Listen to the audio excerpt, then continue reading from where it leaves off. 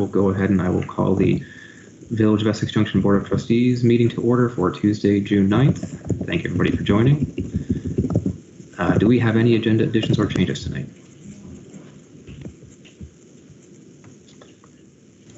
Yes, we do. Sorry, I had to unmute myself. This is Greg, and we have a few additions and changes. An item probably 5H, but it might make sense to speak about it a little bit earlier with the water and sewer billing rates. Posted additional handouts to go with item 5G.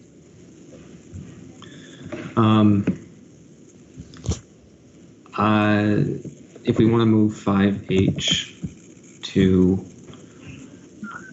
follow 5, let's see, E.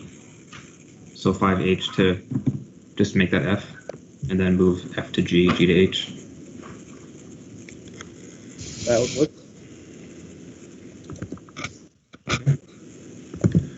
And was that it for the agenda additions? That's it from me. Yep. Okay.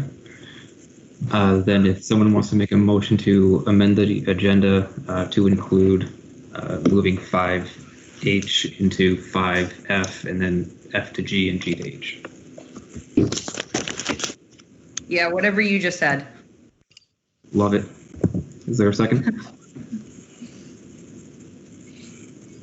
Sure, second. Thank you, Raj. All those in favor, or any further discussion on the motion? All those in favor, please signify by saying aye. Aye. Aye. Anybody opposed? Okay, that passed.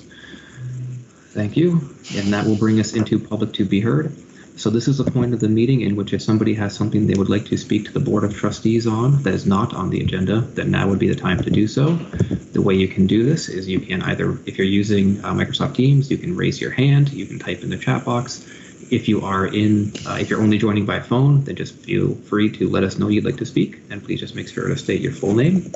And the way that will work is I will take a 30-second pause in case there's anybody who would wish to speak, and that time starts now, so let us know.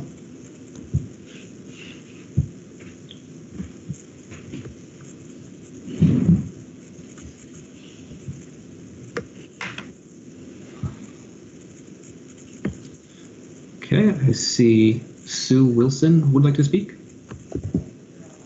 Sue, you may go ahead. Hi, this is Sue Wilson from 212 Sherwood Square. I apologize, I came in a minute late, so I'm not sure if this is on the agenda, and I'll wait if that's the case, but very concerned about the road construction delay on Densmore Drive, as there are hundreds of residents affected down here for quite a very, very long time, and we've not had much communication from the town on that, and it's put us in some financial distress with having to install emergency gate for road access during flooding.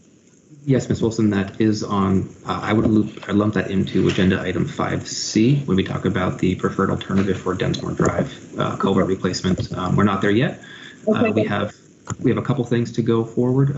When we get to that point, if you don't mind, feel free to raise your hand again, and we'll make sure you have an opportunity to chat with us. Thank you very much. Absolutely, thank you. So again, if there is anybody else from the public who wishes to speak to us about something that is not on the agenda, now would be the time to do so. Kathy has her hand up. Totally by accident. Thank you. Sorry. Appreciate it.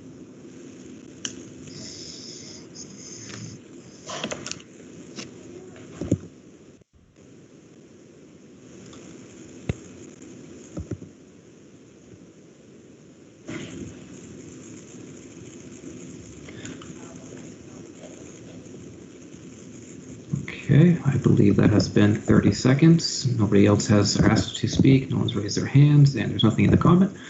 So we will go ahead and move on to business item 5A and an annual review of the ethics policy. Take it away, Evan. This is an annual policy update that the board goes through for the ethics policy. Hopefully everybody's read it. And our ethics policy has not changed. No. there any questions on this? I had emailed earlier. It wasn't included in the packet, and I can't seem to find it from last year, so didn't know if maybe someone could send that out before we have to. I'm sure I don't change my opinion on it from last year, but don't have one. Unless it's online somewhere. Okay. You can Sorry. send it. So, if we haven't read it, if you haven't read it, Raj, I could understand not wanting to. We don't sign off on this yet anyway. This is something we have a physical signature on. This isn't something that requires a motion, I don't believe. Okay. Like I said, I doubt I'm changing my opinion on signing it from last year, so. Right. So we just ask that you acknowledge it, and then we will send you all a copy again, and then you can sign it. But you just should acknowledge it. Would you like a motion acknowledging that the policy exists, acknowledging that? Yes, that'd be fine. Who wants to make an attempt at the motion? I'll make a motion that the trustees will review and sign the ethics policy for this coming year when presented with one. And is there a second? I'll second. Second. I think Amber beat you there, Dan.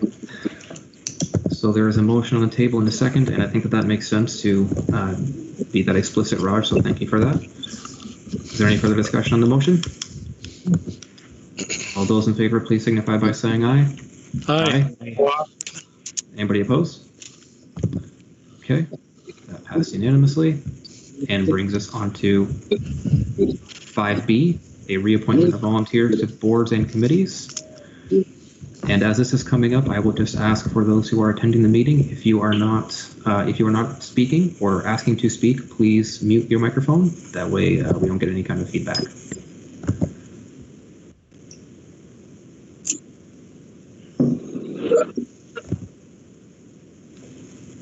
So we have our annual appointments. We can see the appointments on the memo.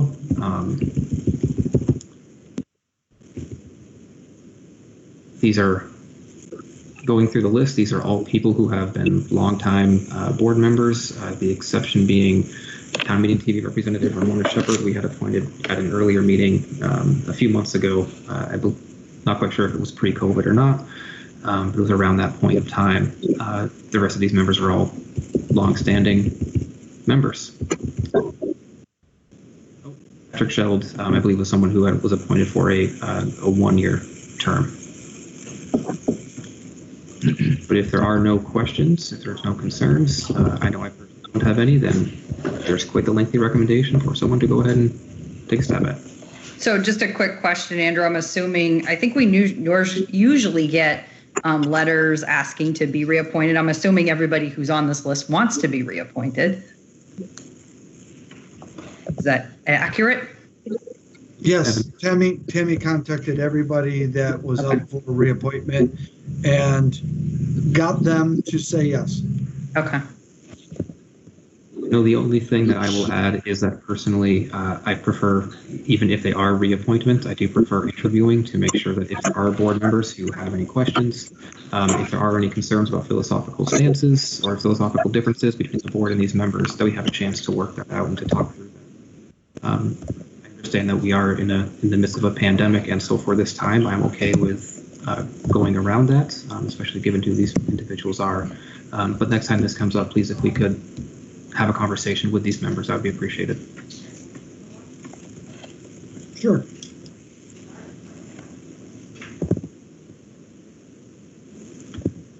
Someone could go ahead and make a motion.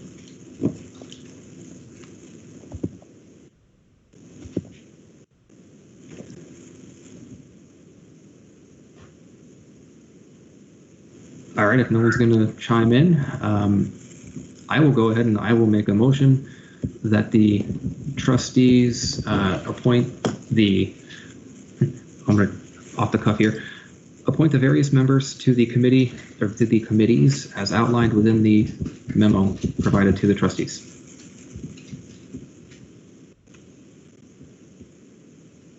I'll second it. Thank you, Amber. Is there any further discussion on that motion?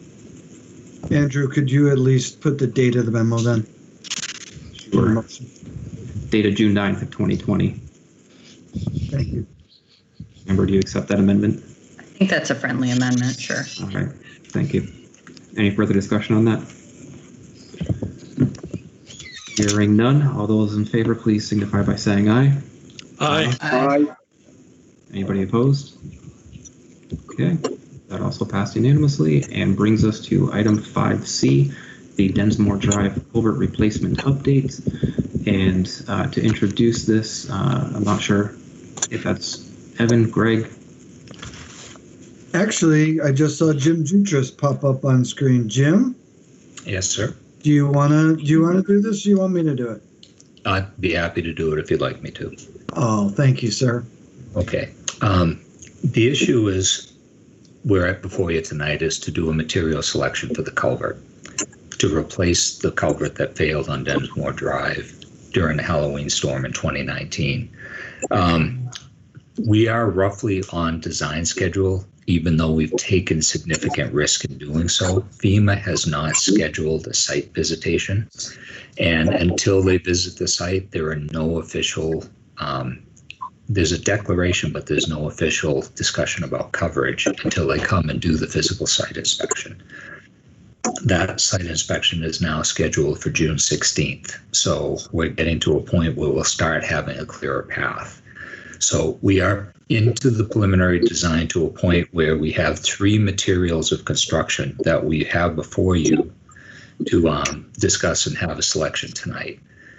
The 3 materials are an aluminum culvert, one single span aluminum culvert similar to what is in place right now, a precast structure, and a cast in place structure. The engineer did an alternatives analysis on all 3. The aluminum culvert is more readily available, but less durable in the long time. The box culvert that's precast is probably the best middle cost option and the longest lifespan.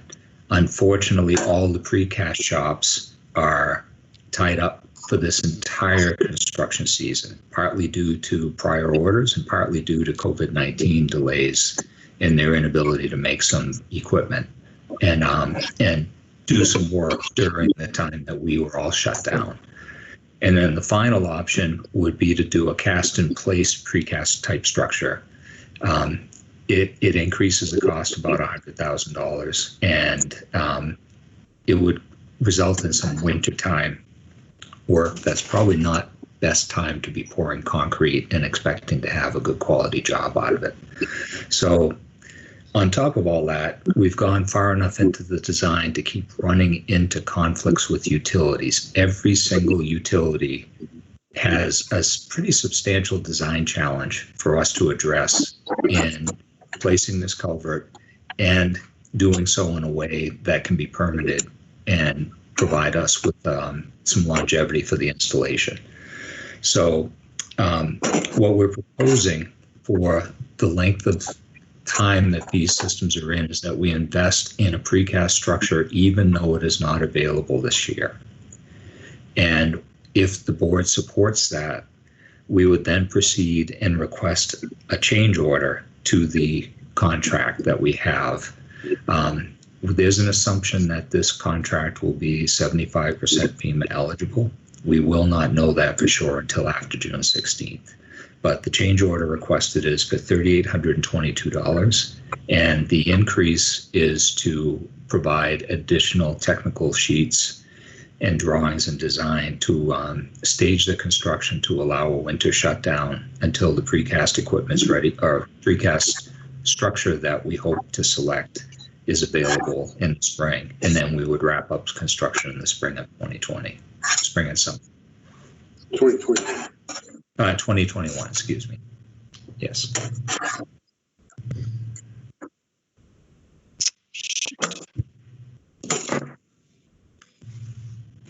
Sorry, I forgot to unmute myself. Evan, I think I saw your hand up. Nope.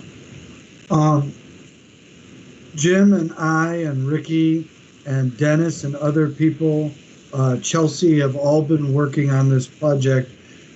We know it is it's next to a lot of residents that use Densmore Drive, plus the medical offices that are right next door. But a significant amount of water comes through that culvert. The village had just done the new bridge at Main Street, both Jim, I believe, precast. There is a significant amount of water, as evidenced by the washout that occurred. As Jim mentioned, there are every utility you could think of that is possible to go through there, including a private sewer line, goes through there, including cable, phone, electric, and gas, all trying to get through that same space. And we would like to make sure that future residents, our police and fire, can get through Densmore without having a washout that's very expensive. And we are fortunate that it is a FEMA event. Otherwise, this project would be in the several $100,000 range to the taxpayers. So I applaud Jim and the staff for going through all of this review, but we do believe that the precast structure is the right way to go for the long term. Thank you, Evan. Raj, I see your hand up. Hey, yeah, Jim and Evan, I guess. So I'm sure that's not going to. I see your point completely. I'm not arguing the longevity part. I'm not really arguing. I guess I'm asking what the impact will be of waiting. What's it like right now for residents with that portion of the road closed? And what can we do, if anything, if we do choose the precast route, to try to mitigate some of that impact? Jim, do you want to? Sure. If you go with the precast, we would have to open up that culvert top and move some of the utilities to allow a clear passage of the stream. The reason for that is to prevent backup and flooding of private property on the upstream side as well.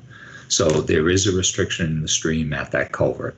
And the plan with this approved change order, if it's approved, would be to provide that winterization and shutdown as part of the specification. And that would basically create a trapezoid across the top of those culverts, remove the top of them to allow the water to flow free and overflow below the road surface if need be. So it's just to stabilize it as a channel throughout the winter and to get the utilities out of the way until the precast material would be available. And as for the residents, they are able to take a right onto Densmore and go up to Brickyard, turn either right or left. They turn right, they get to Mansfield, turn left, they get to Main Street. I think one of the other issues is that makes for a very long walk to get to Main and left. One of the things we have discussed, and that is why we would like to have a public meeting with the residents of that area, is there is a gate that goes out from the square, Sherwood Square, through 81 Main into the 81 Main parking lot. And we would consider allowing pedestrian-only access through that gate to Main Street so that people don't have to walk all the way around just to get to Main Street. There's an area adjacent to our parking lot. Our parking lot is also about 99% of the time, except for overnight, plowed during the winter. So we see that as one way we can help the residents. But as for the road opening from their driveway left to Main Street, that is going to remain closed until this gets repaired. The timing is not good with FEMA and COVID closing things down, but it's really out of our control in that respect.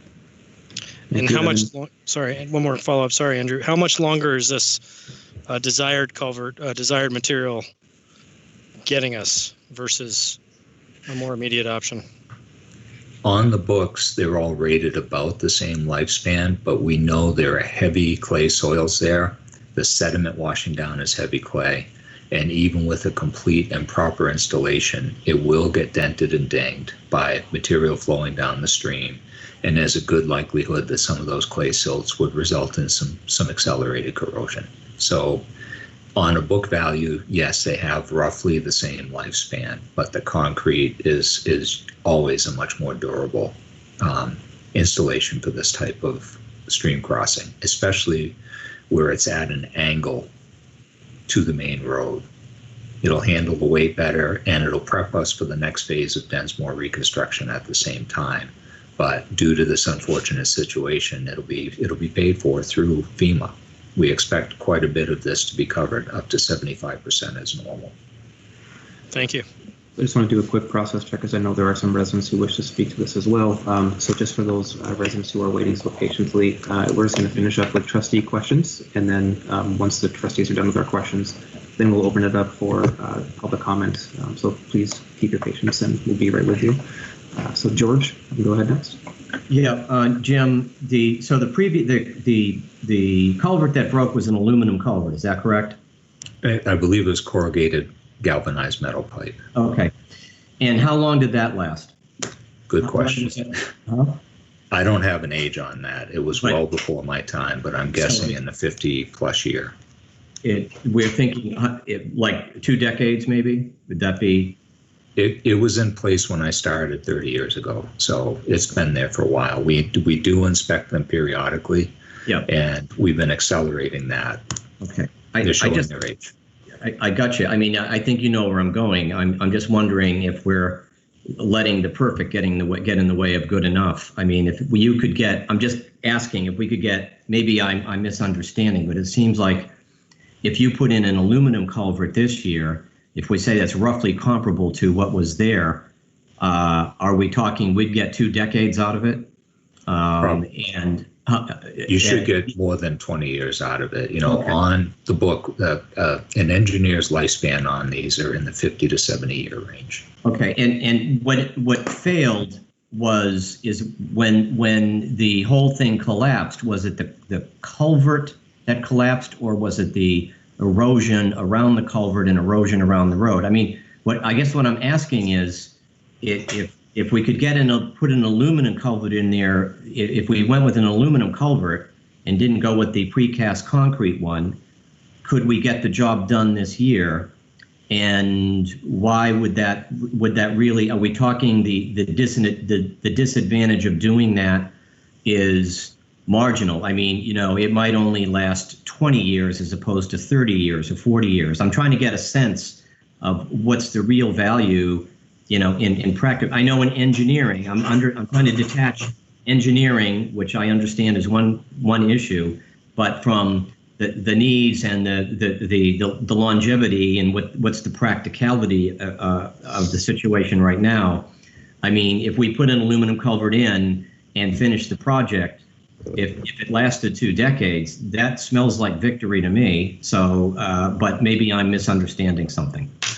That could be done. That's what we're asking the board to consider. Okay. But our experience is the metal pipes are not forever pipes. Concrete is structurally a little more sound. It's a thicker material. It allows us to fit it to the stream profile better than standardized pipes. Gotcha. And yes, it could be done, but it would certainly carry us, because of the COVID delays, it would carry us into the winter and probably into early 2021 at best. Okay. And so George, we would not be picking up that much time.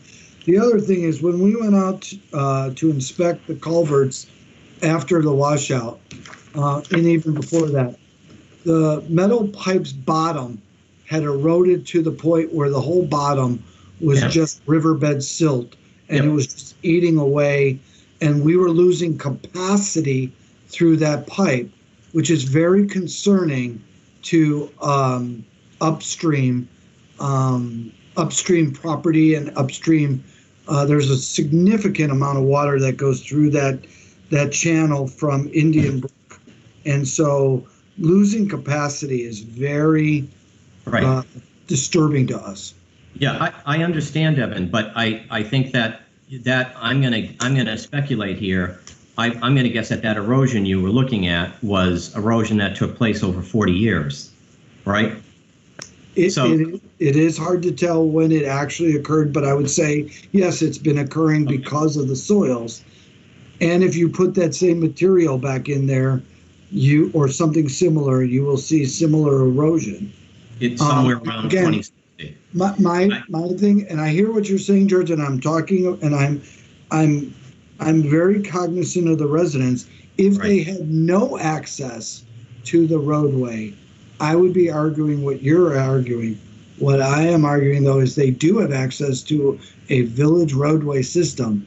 It may not be their direct route, but it is access, and we would work to enhance. I get that, but the other issue I have is that you couldn't get the precast culvert made this year because they're all booked up.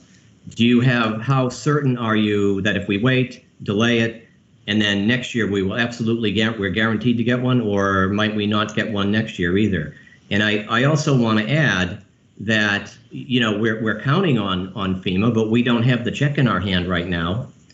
So there's some unknowns, and I mean, there's some value to saying, let's just plow ahead and get this done. I just want to make that case. I'll stop talking and listen to others. But I just wanted to get those points in. Thanks. Thank you, George. Thank you, Evan. If you have finished, no other questions, if you could just take your hands down, that would make my life a little bit easier. Thank you. Any other board member questions before we go to public? Raj, your hand? No? Okay. Hands up. All right. So then we will turn this over to first Sue, and then I see Vincent have your hands up. So Sue, if you'd like to, go right ahead. Hi, thank you for the time. I know there's other residents in our development that want to speak, so I'd like to focus specifically on some safety items for the development. The first is last year when that flood occurred and blocks were put up, then the town left. And we had to build the gate that you're referring to. That's not your gate. We built that. And we put that in because the town wasn't responding, and we had no access, and we didn't have safe access for emergency vehicles for a couple of days of the flood.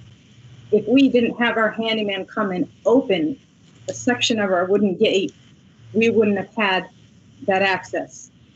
So I understand we have some access now, but we had to create our own access for a while. That cost us, between labor and the gate and installing it, $2,800. And I do believe that the town should reimburse us for that because we were left without access.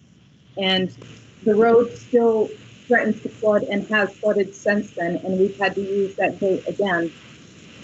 So I just need to put that out there that we really are owed that reimbursement for the gate. These residents here, these are not $1 million condos, so these folks don't have the means to keep paying increased fees for something not of their own making. The second piece that I would like to remind you about is that that blocked roadway is very tight at the entrance. It's very tight. So when cars come in and out, if they're crossing each other, it's a little dangerous. We are actually now having to order children that play slow down signs for our entrance to warn our residents and guests and delivery trucks that they really have to slow down because there's no stop sign there, of course. And it's very tight to get the cars to pass each other safely. So we're having yet another expense. And thirdly, based on what you've said about your winterization plan, please keep in mind, again, there are children here. If you have an open culvert and we have no pedestrian access through, as you and I know, people tend to try and walk through areas even when they're not supposed to. Please be very mindful of how you set up that winterization to maintain the safety for some of the kids here that might not understand what's going on. I have to say, I'll let somebody else speak about the road in general and the long-term plan, but this is a long, long time to have to divert ourselves all the way around. And now in the winter, we won't even be able to walk to town anymore unless we go completely around in the back way. And for some of our residents, some of whom who no longer have cars, that's going to become an issue. So that's my piece. Thank you, Sue. Two quick things I want to follow up on. With regards to any kinds of payment or reimbursement, I would ask that discussion happen at another point in time. One, for the fact that the board members to be caught up to speed on it. I know I received an email about it, I think, a day or two ago. And frankly, I haven't had the time to really look into or explore that, and I'm assuming the rest of our trustees haven't. So with that, if you and if any other members want to speak to that, I would just ask if we can hold off on that for another time. I hear it. I want you to know I hear it. It's just if we can hold off on that for another time. The children's signs, Evan, correct me if I'm wrong, but the Drive 25, Keep Kids Alive, something like that, our Public Works Department used to supply those. Do they still have those and have the capability to help get those out? I believe so. I could certainly check with Ricky, see what's in stock. If not, we could certainly order one or two of them. That would be very helpful to have at our entrance. Great. Evan, if you could have Ricky follow back up with the residents, I'd be greatly appreciated. Thank you, Sue. Thank you. And so next, I see Vincent has his hand up. Hi, I'm Vincent Westfall. I joined Sue on the Homeowners Association board for Sherwood Square, the closest set of condominiums to the flooding. I just briefly, while I appreciate listening to, it's great to get all this information, I would like to comment that it would be great if there was a better way to disseminate this information to residents on an affected road as it happens, because I've only been finding out through little bits and pieces of us communicating as a board, and there just hasn't been, it's not like I've gotten a letter from the town or anything like that kind of explaining what's going on with this road that flooded and then closed.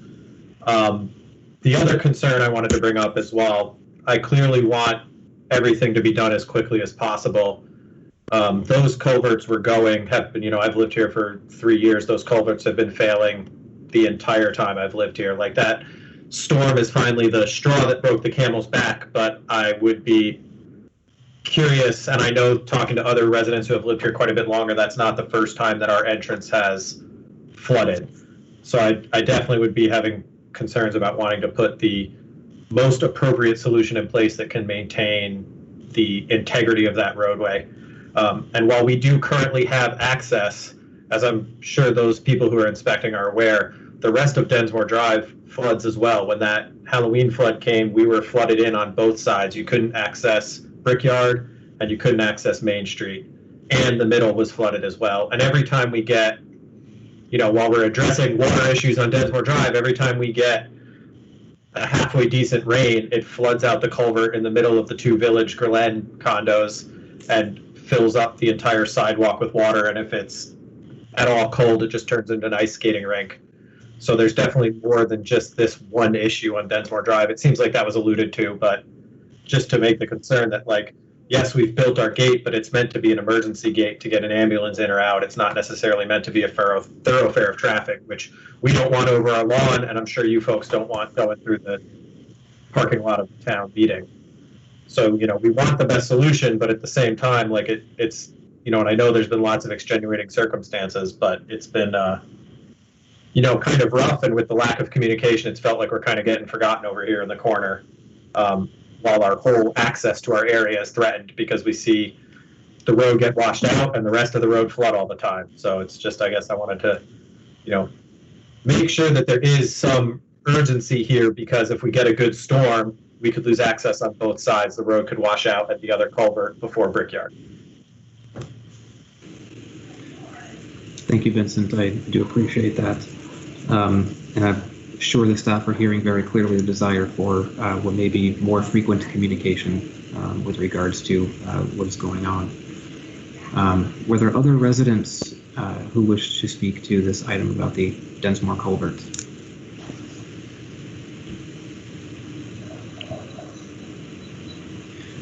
If I may ask the residents who had already spoken or those who haven't yet, I would have a question. As you heard the brief conversation about the two culverts. In that conversation, I know George raised about the possible delay of another 2, 3, 4 months to get a box culvert, which may be more rugged and last longer as compared to something that would be done 2 to 3 months sooner, but isn't as rugged. From that conversation, did you have any preferences or concerns? I can speak, or at least I can voice my opinion on it. To me, I think of two things. While, yes, I'm in favor of getting done as soon as possible, it sounds like, and correct me if I'm wrong, with the aluminum culvert, we're still looking at the very real potential that it doesn't get done before winter, entering another winter without our road access. And two, I wonder that some of the issues. Vincent, I'm having a really hard time hearing you. You cut out after waiting until at least another winter. Is that better? Am I coming through clear now? Let's give it a try. Okay, sorry about that. I worry that going with aluminum, while it may be a little bit sooner, it doesn't sound like it necessarily guarantees us access through the winter. And on top of that, I wonder if restricted flow at that choke point is not what causes some of the upstream issues. And so it sounds like we get better flow in the long term from the boxed culvert. So I guess, if there's no humanly possible way to guarantee that we're open for winter, I'd rather have the solution that potentially helps upstream and is better long term. Thank you, Vincent. I appreciate that. And Sue, I saw you come back up. Yeah, I mean, it doesn't sound like we have a viable long-term option until the spring, which is very disappointing. I wish that this work had started a lot sooner. As Vincent mentioned, the culvert issue has actually been going on for a few years. The board member president prior to the one we had now had certainly mentioned that, but we can't go in the back in the past to correct that. So, yeah, the aluminum doesn't seem to be able to handle the flow of the water there. So if we're stuck with spring, as I'm sure surely aware, I don't know how much we're going to be able to depend on FEMA and the federal government. I hope that we can. I think the town should start looking at a contingency plan if it doesn't get that money, because we can't put this off for years. So we might want to start thinking of some backup plans if that doesn't come through, so we have a road. Thank you, Sue. I appreciate that. Evan and Dan, I see both of your hands up. Evan, I think you had yours up first. Oh, please take Dan first, and then I'll jump in. The gentleman. Go right ahead, Dan, if you're ready. Yeah, I was just going to say maybe Jim Jutras could speak to this, but when we're talking about comparing the box culvert to the aluminum culvert option, as far as the capacity is all relative to the diameter, and I assume you can get different diameter aluminum culvert to suffice possibly to handle the capacity that we're talking about for the flood. So I don't see that as being a delaying point or a reason not to move forward per se, but maybe Jim could answer better. All of the culvert options meet the flow criteria that the state requires for stream and river management, regardless of the size. We started on this work as the board approved it. We started on this work during the COVID time. We're essential employees. We did that. We started this immediately. And we're finding just how, this is one of the most complex projects I've been involved with because of the location of existing utilities. And it's going to present that challenge all the way through. And we'll have to discuss a slight change as we go to motion as well. But right now, that whole floodplain, the restriction is actually further downstream beyond Educational Drive. That causes a lot of that backup through there. It's a natural floodplain, and that's where the water ends up. The winterization would allow better passage through the Densmore Drive area where the failed culvert is. There's absolutely no question about that. But the entire watershed is being considered. And this has been on our radar for many years. And we've been getting pre-design, did the preliminary scoping that actually postured us beautifully to meet all the FEMA requirements and better ensure that we will get coverage for this. Thank you, Jim. Evan, did you want to, and then Raj? Yeah, so just quickly, I believe when I was first getting here, the reason why the village did Main Street first is because of the bridge and the culvert and the way it works. Second, the capacity is diminished when the aluminum or the corrugated started sinking into the mud. And third, we jumped on this as quickly as we can. We're willing to work with the neighbors as best we can through this. And it is mainly, Jim, how long have we been waiting for FEMA to actually come out and do a site visit? It's been quite a while because FEMA has been under federal mandate to put all their resources into COVID-19. They were only released, we got the email yesterday, and they scheduled the date the 16th. So, thank you, Evan. Raj? Thanks, Andrew. Jim, can you just, I'm unclear, just quickly, difference in timing. So between the options. So we wait for the concrete or we go with the other option.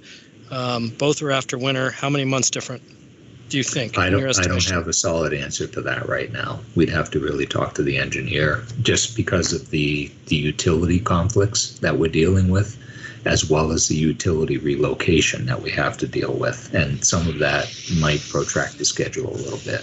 So I don't have a clear answer to that right now. Okay. Okay. I guess that's it. Okay. Thank you, Raj. Evan, you still had your hand up. Is that leftover?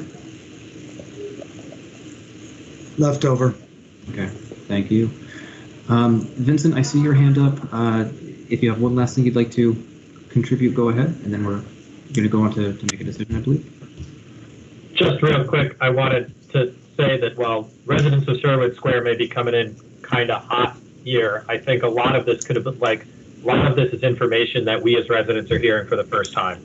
So I think just wanted to reiterate that better communication and letting us know that this was already being planned, that the holdups are coming from FEMA, the holdups are coming from utility struggles and that kind of thing would really go a long way in making me feel better, and as a member of my board, allowing us to, make our residents feel better that, the town is on this. Because from our perspective, without communication, it just looks like dirt got thrown on it, concrete blocks got thrown up, and then that's it. So I just wanted to reiterate again how important I believe that communication piece is. I appreciate that, Vincent. Sounds similar to what I hear at home. Don't bring me in at decision time, bring me in as a part of the decision making. Probably more than anybody needs to know, but now you know it. So, along those lines, let us go to trustees. Is there anything else before we move forward with the decision?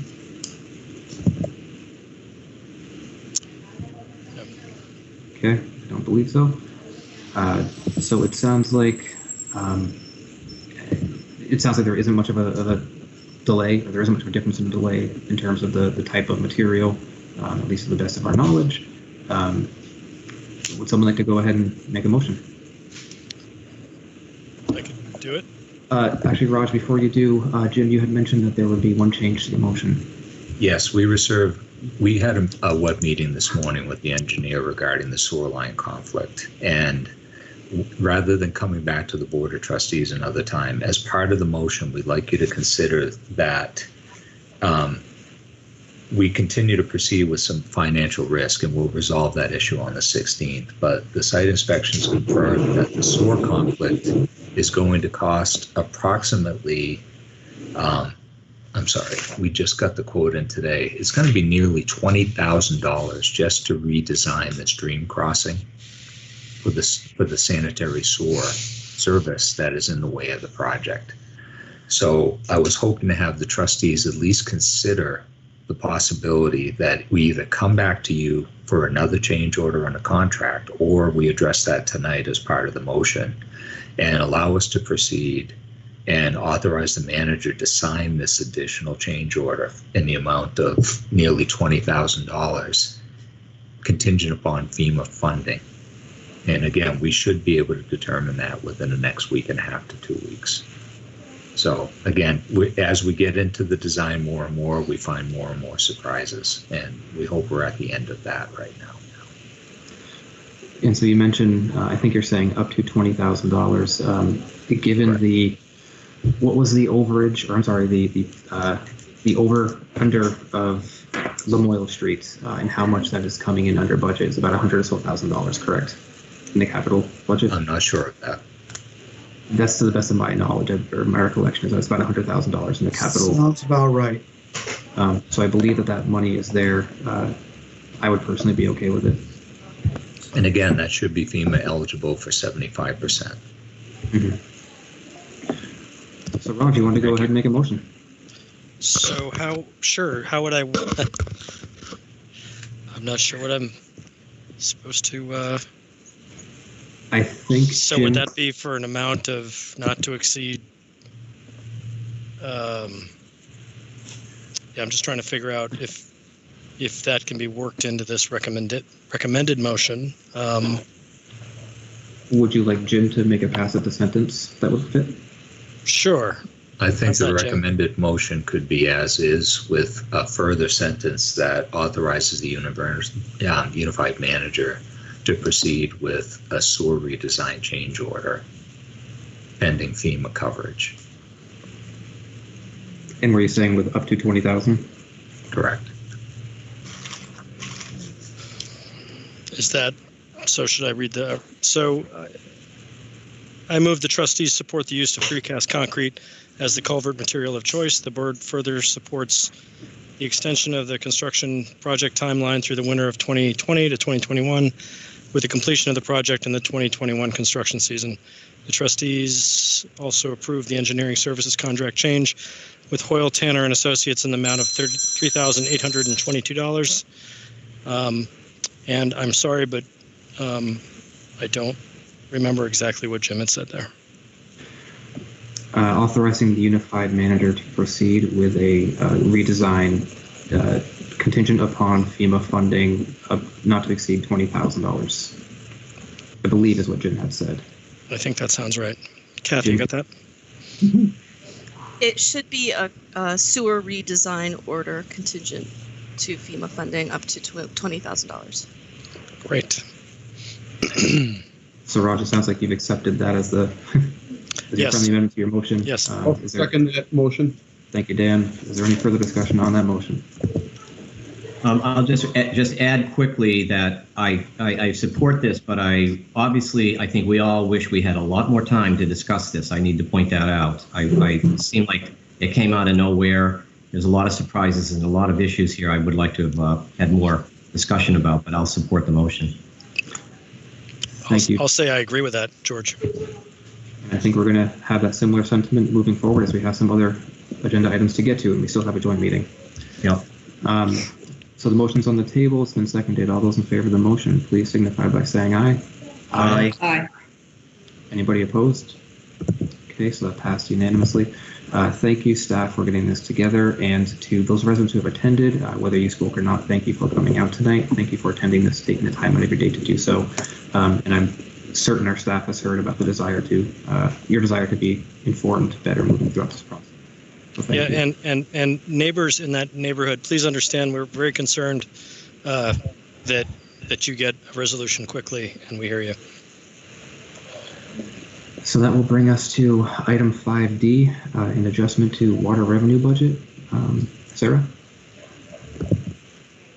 Thanks, Andrew. So this first item is really just a housekeeping item. When we're doing the enterprise fund budget, we enter an estimated large user water sales number based on the prior year. And then at the end of the fiscal year, we do a reconciliation on actual usage figures and then revise that to an actual based on that reconciliation.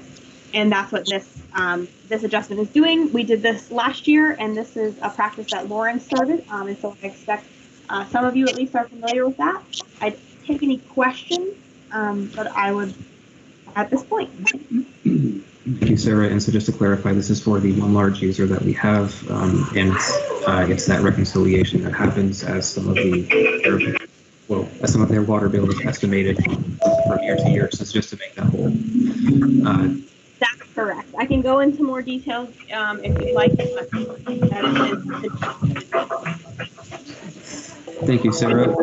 Point of order. Can whoever is just joined, if you could make sure your microphone is mute if you are not speaking. Thank you. Really appreciate that. George, I see your hand up. Yeah, I was going to make a quick motion unless someone has questions. I'd like to make a motion and then maybe we can ask questions if the motion is seconded. Would that be okay?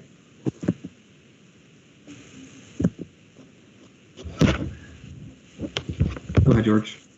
Okay, I'll make a motion that the trustees amend the FY21 water fund revenue budget to increase revenues from water sales large users from $95,000 to $5,837 and decrease revenues from sale of water residential from $1,171,588 to $1,135,751. Thank you, George. Is there a second to that motion? Second. Okay, thank you, Amber. Is there any discussion on the motion? This includes asking Sarah questions. Raj, is that hand up left over? Sorry, leave my hand down.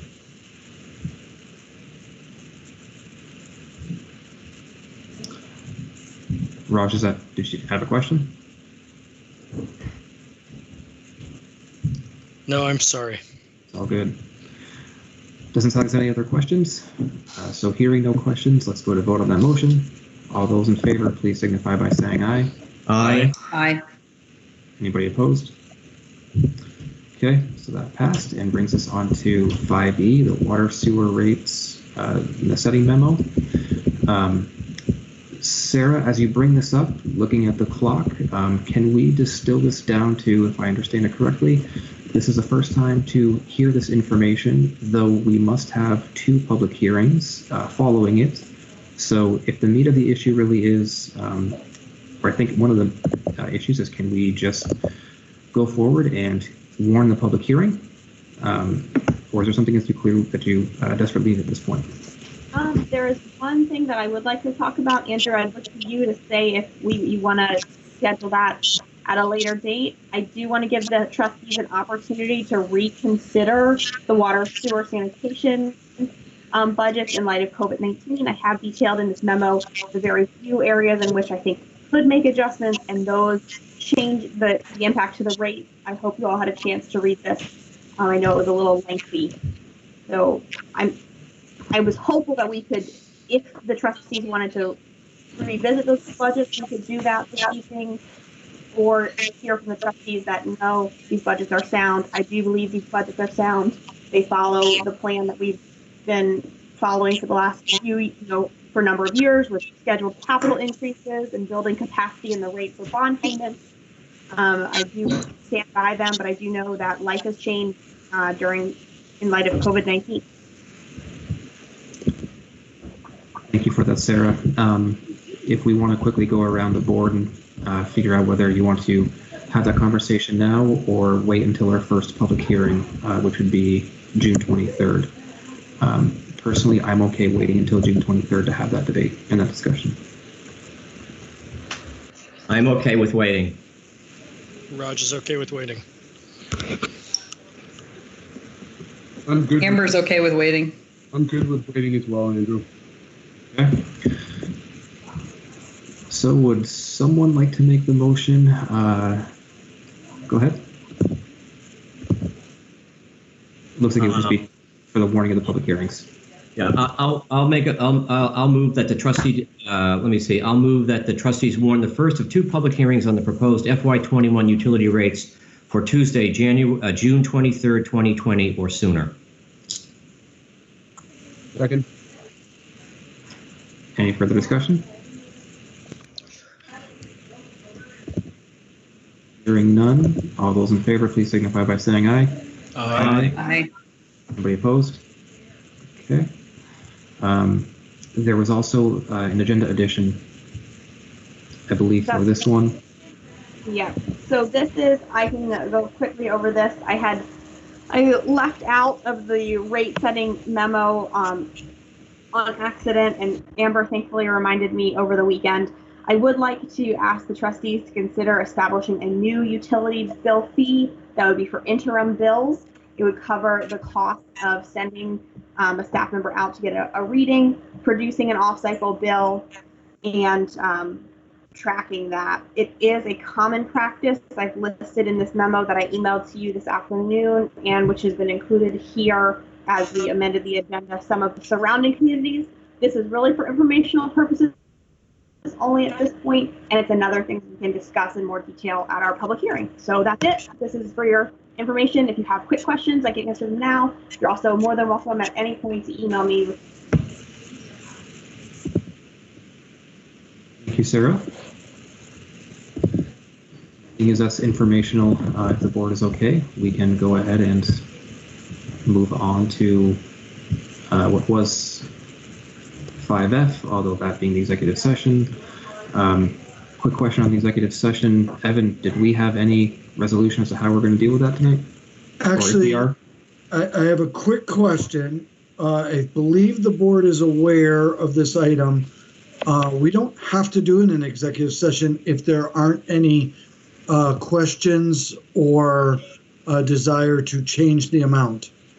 So if you guys gave our village attorney a power to negotiate on behalf, she did. This is for approval. So if you're ready to vote on it without change, that's great. If not, we can move the executive session to another night. Okay, so the question being, are there any changes? And if there are, not to get into it, but just if there are, we'll have this conversation at another point in time. I personally have no changes to recommend. George, did you? I do not. I'm ready to vote on it right now. Okay, Amber? Raj, sorry. Okay, Raj? No changes. So I would just ask that you authorize the manager to sign the agreement. Okay, before we get to that, Dan, were there any changes that you wanted to make? No, I'll go with it. I don't have the language up for the motion, so I can't make that right now. Somebody else? Yeah, I can't see it. Anyone else have it? I don't know if this is going to work. I'll make a motion that the trustees authorize the manager to sign the settlement agreement with Fairpoint Communications. Is there a second on that motion? Is it consolidated? No, it's Fairpoint. It is Fairpoint. Okay. It's Fairpoint. Sorry. Second. Okay. So there's a motion on the table. And as far as this discussion, Evan, are you sure you have what you need with that? I do. For the people listening, this is for a construction issue that occurred on Main Street, Pearl, during the reconstruction that cost the village money, and we went after Fairpoint to recover that money. Yep. Evan, that will be disclosed to the public after this meeting anyways, right? That's correct. Yeah. And it couldn't be disclosed given the litigation process and given that it is an open lawsuit. But I personally appreciate Claudine's time, your time, Evan. So please thank Claudine. And if there's no further discussion, all those in favor of the motion, please signify by saying aye. Aye. Aye. Anybody opposed? Thank you. Thank you. Last but not least, Andrew, I'd like to suggest that we table this since I'm the principal on it. I'd like to suggest that we table this until our next meeting, or we can deal with it. At the next time we can deal with it, and if we have a joint meeting next week or trustee meeting. But this is kind of a discussion item more than anything. But I'm happy to go with it, but we're running late, so I'll leave it up to you. I'll leave it up to the chair. Second George's motion. I think he was agreeing with you. I think Dan was agreeing with what you were saying, George. What I would say is this is another item that we're pushing back, that we're looking to move out. I would ask the board's permission, if you will, where if we can, or availability to have a special meeting either later this week or next week.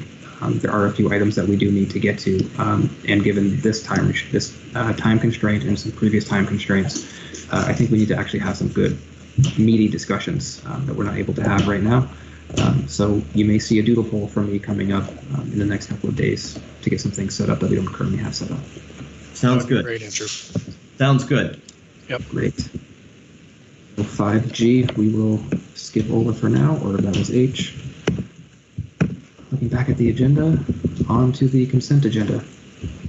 I'll move that we accept the consent agenda. Any further discussion? Or, I'm sorry, is there a second? I second it. Thank you, Dan. Any further discussion on the consent agenda? Hearing none, all those in favor, please signify by saying aye. Aye. Aye. Anybody opposed? Thank you, that passed unanimously. Going into the reading file, the only thing I wanted to point out is the unfortunate resignation of the Capital Committee's chair, Kevin Collins. It is unfortunate that he has resigned. I completely understand. Thank him for his years of service on the committee. He has been invaluable to that. I will also note that Amber, as the vice chair of that committee, welcome or congratulations, maybe. Hey, what? Regardless, there is an opening on the Capital Committee. If anyone is interested, please feel free to reach out to either myself or Amber. It's fantastic. It's a great time. Are there any... So is Amber now chair? I don't believe Amber was ever vice chair. Did you check on that? Well, what I would say is when someone is vice chair of a committee and there is no longer a chair, then you are de facto now chair until someone... Wow, I don't know that that's the law, but we'll look into that. Based on my 3 minutes of law school, I think it'll work. Mm-hmm. So, any... More than I had. Wow. Any other board member comments for tonight before we go into the joint meeting? Okay. Hearing none, we will take a brief moment to allow for the select board who has been patiently waiting. Thank you, select board, for your patience. Thank you, public, for your patience. To those who will be or who are on the agenda later, thank you for your patience. Thank you, Andrew. We're happy to wait for you while you conduct your business.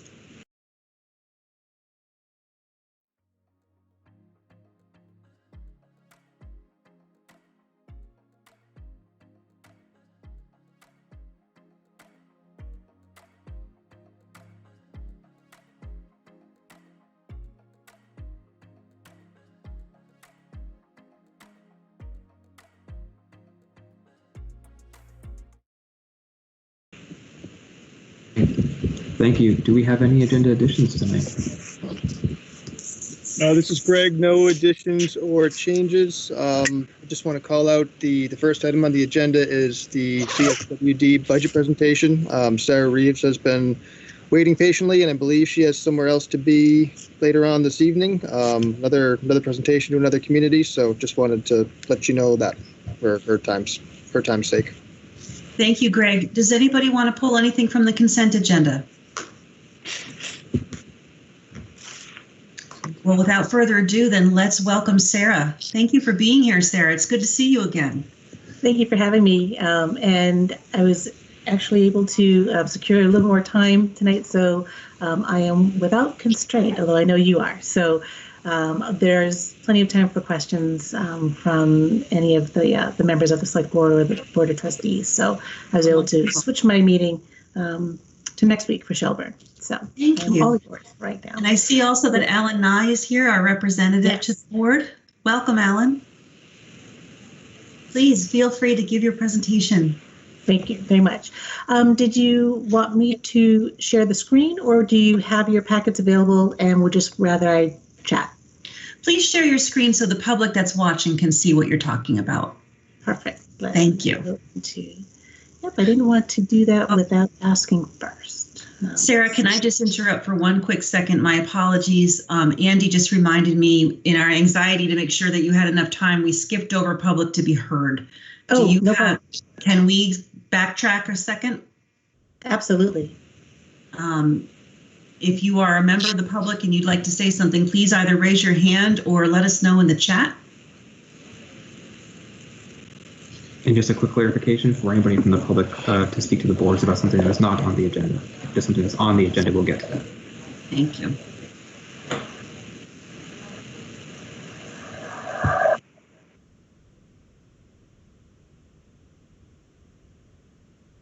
I'm not seeing any indication.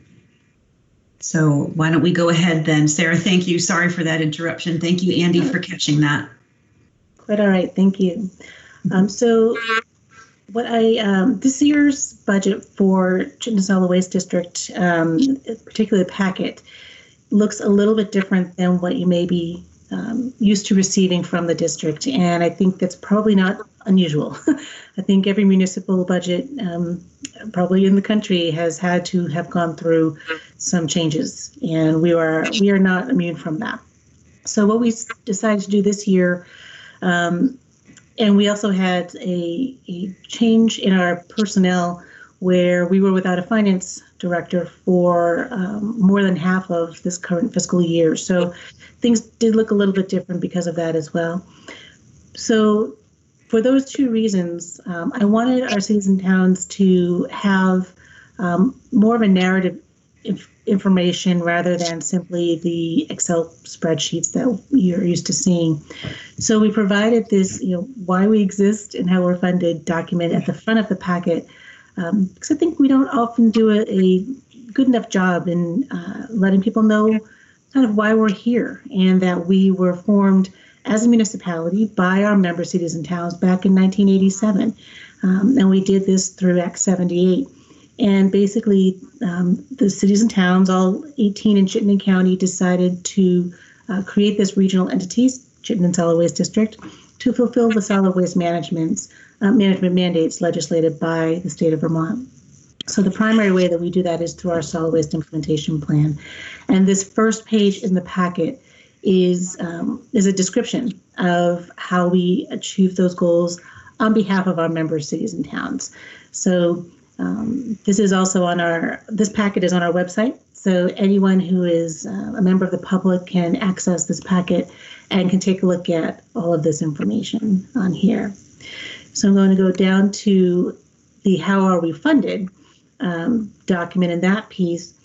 And this is more obviously the nuts and bolts of why we're here tonight. So one of the first things that I always like to make sure that the members of the public and any new members of any of the select boards or city councils understand is that CSWD does not receive any tax funding from any of our member towns or cities. So there is no line item for CSWD in your budgets. And so we receive our revenue through different ways, through our user fees, our tipping fees at our facilities, through the sale of the materials that we produce or sell, and through our solid waste management fee, and a small amount from grants as well. But we don't charge any per capita fee to our cities and towns. We don't charge any assessments, and we do not receive any property tax, and nor do we receive any tax funding from the state. So you can see in this blue chart, this pie chart for this. This was for this year, our projection. Normally, our funding sources are a third, a third, a third. And that has changed over the past 2 years, as I've been talking to you all about. The sale of recycling has been very low for the past year and a half, 2 years. That's actually starting to climb up, which is interesting. But it has meant that our third has shifted. But we are projecting that our material sales will be about 16% of our overall revenue. And you can see this is where that revenue comes from. Our user fees are our tip fees that we receive from our customers that go directly to the materials recovery facility or to our drop-off centers or to the environmental depot. And the solid waste management fee here is that what we call tax on trash. That is the $27 a ton that is charged to haulers. And that's where we focused a lot of our analysis this year going into our budget. So the solid waste management fee, that $27 per ton of trash disposed in the landfill, that fee has not changed in at least 5 years. It may be even longer than that, possibly 6 or 7. But it's been at least 5 years since that fee was raised.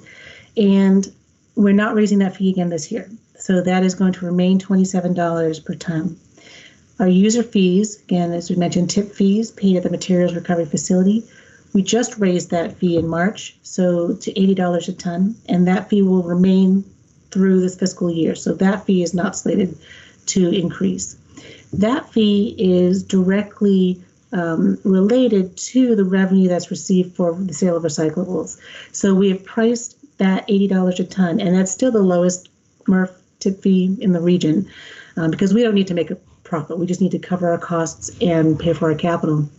But that fee is paired with our share of the revenue from the sale of recycling. And as long as that revenue from the sale of recycling goes no lower than about $35 a ton for an extended period of time, that $80 a ton will cover the operational needs and the capital needs.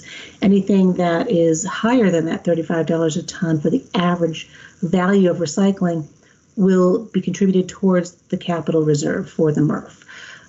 But we've structured it so 35 is the floor, so we can keep that $80 as the sweet spot. The another tip fee, that user fee, is the tip fee at the compost facility, Green Mountain Compost, and that tip fee is also being held this year.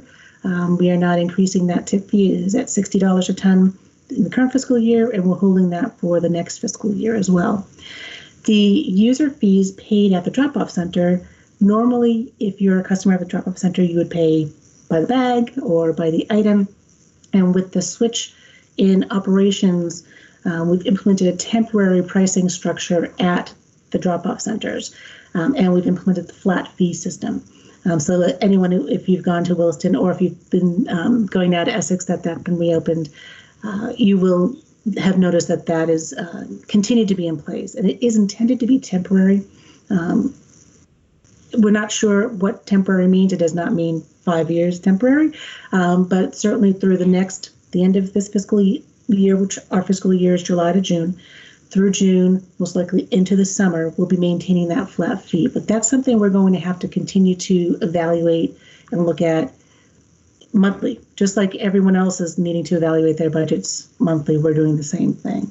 But for right now, that has been the best way that we have found to be able to reduce the need to make change, to handle coinage, to continue to maintain that physical distancing that we need to do to help continue to provide safety to both our operators and to the public. And it was also to incentivize our customers to, when they could, consolidate their trips so that they weren't just coming every Saturday and instead maybe coming every other Saturday or maybe once a month instead of twice a month or 4 times a month. And when they did that, customers found that they were saving money because that's how we price the flat fee. So we continue to hear good feedback on that. It's made a very smooth process for our customers through the facilities, keeping everyone safe, and that really is the goal. So that will stay for probably through the first quarter, but we will again continue to. We're going to be monitoring every bit of this budget as we go forward, as everyone will. So the next page on that packet is just a recap of in Chittenden County how we're doing. And again, this information is on our website and is both this information and additional information on how Chittenden County businesses and residents are doing, but this packet is also there. So I won't spend lots of time here. But this was again from 2018, calendar 2018. So we are still crunching numbers from calendar 2019. So I'll go through here and people can review this at their pleasure and at their leisure. And thank you for bearing with me here. So the memo that you see here is the exact information that was brought to our Board of Commissioners for their information. And we felt that it was important for the cities and towns to have an understanding of the rationale behind our budget. And again, this is our best understanding of where our numbers are now and for the next foreseeable near future, meaning the first quarter. So we've gone over our sources of revenue. And our assumptions on the budget, we feel are conservative.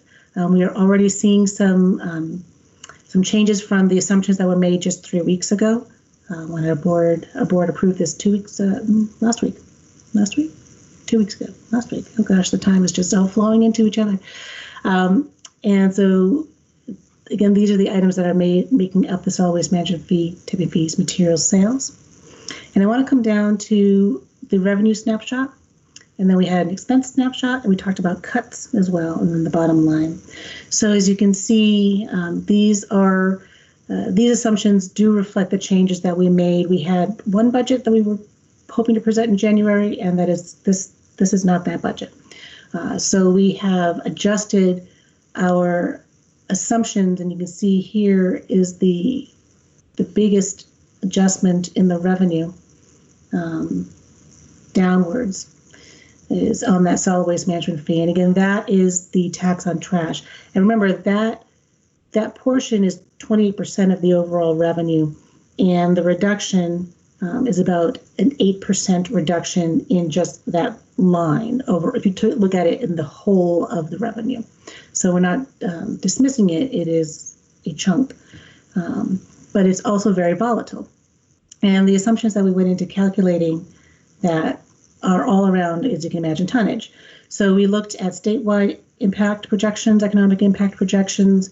We looked at projections specific to Chittenden County.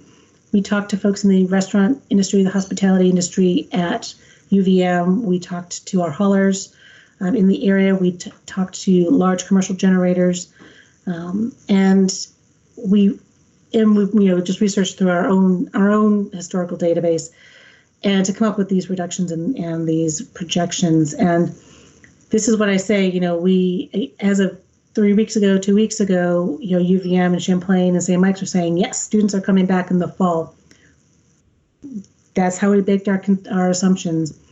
As we learn more and decisions are made, we will continue to revise our assumptions accordingly. So if they don't come back in the fall, what does that mean? That means probably that other colleges as well are not having their students come back. So we may not have some come back and stay on campus, but then we have others who won't leave. They will still be at home with their parents. So we're going to have to do a lot of data analysis as we go through. So we are, again, one of our assumptions is also around the medical center. We were assuming 3 weeks ago, normal quote activity should resume by August. We're starting to see more of that already resuming. Construction projects were also a very large number of tons that we managed and have responsibility, to track. The major projects will most likely and have resumed. Some of the ones that hadn't started, we are not sure that they will, and they may not know yet. So that's the iffy part. And then again, the restaurants and hospitality is a huge component in Chittenden County. And we started off our assumption that 40% of the restaurants would not reopen at full capacity. And again, that is what we're seeing now. And then another 10, maybe 15%, perhaps not reopening at all.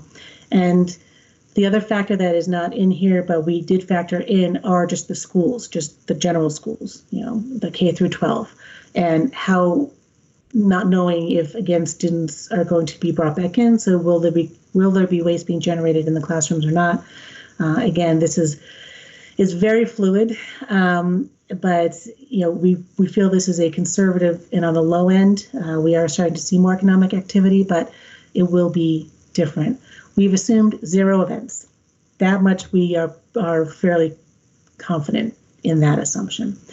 We are also looking historically back at other recessions and kind of how consumer habits occurred there. And people still made trash, and they still made recycling, and they're still going to eat, and they're still going to generate food scraps. What they don't necessarily do is buy new furniture, a new mattress, a new car, a new television. So we'll see some of that special, and the bulky waste generation should slow. But there will still be the need for people to move in and move out. There will still be clean outs of properties that have to occur. So again, this is a weekly analysis of the tons, and And we're going to be reporting regularly, even more so, to our board about what we're seeing. As far as, again, the revenues on the tip fees, that number is projected to go up, but that is directly related, again, to the increase that we've already made at the materials recovery facility in March. And we're not anticipating, again, needing to raise that. We're looking at a strong recycling revenue rate right now, as strong as it's been in about a year and a half.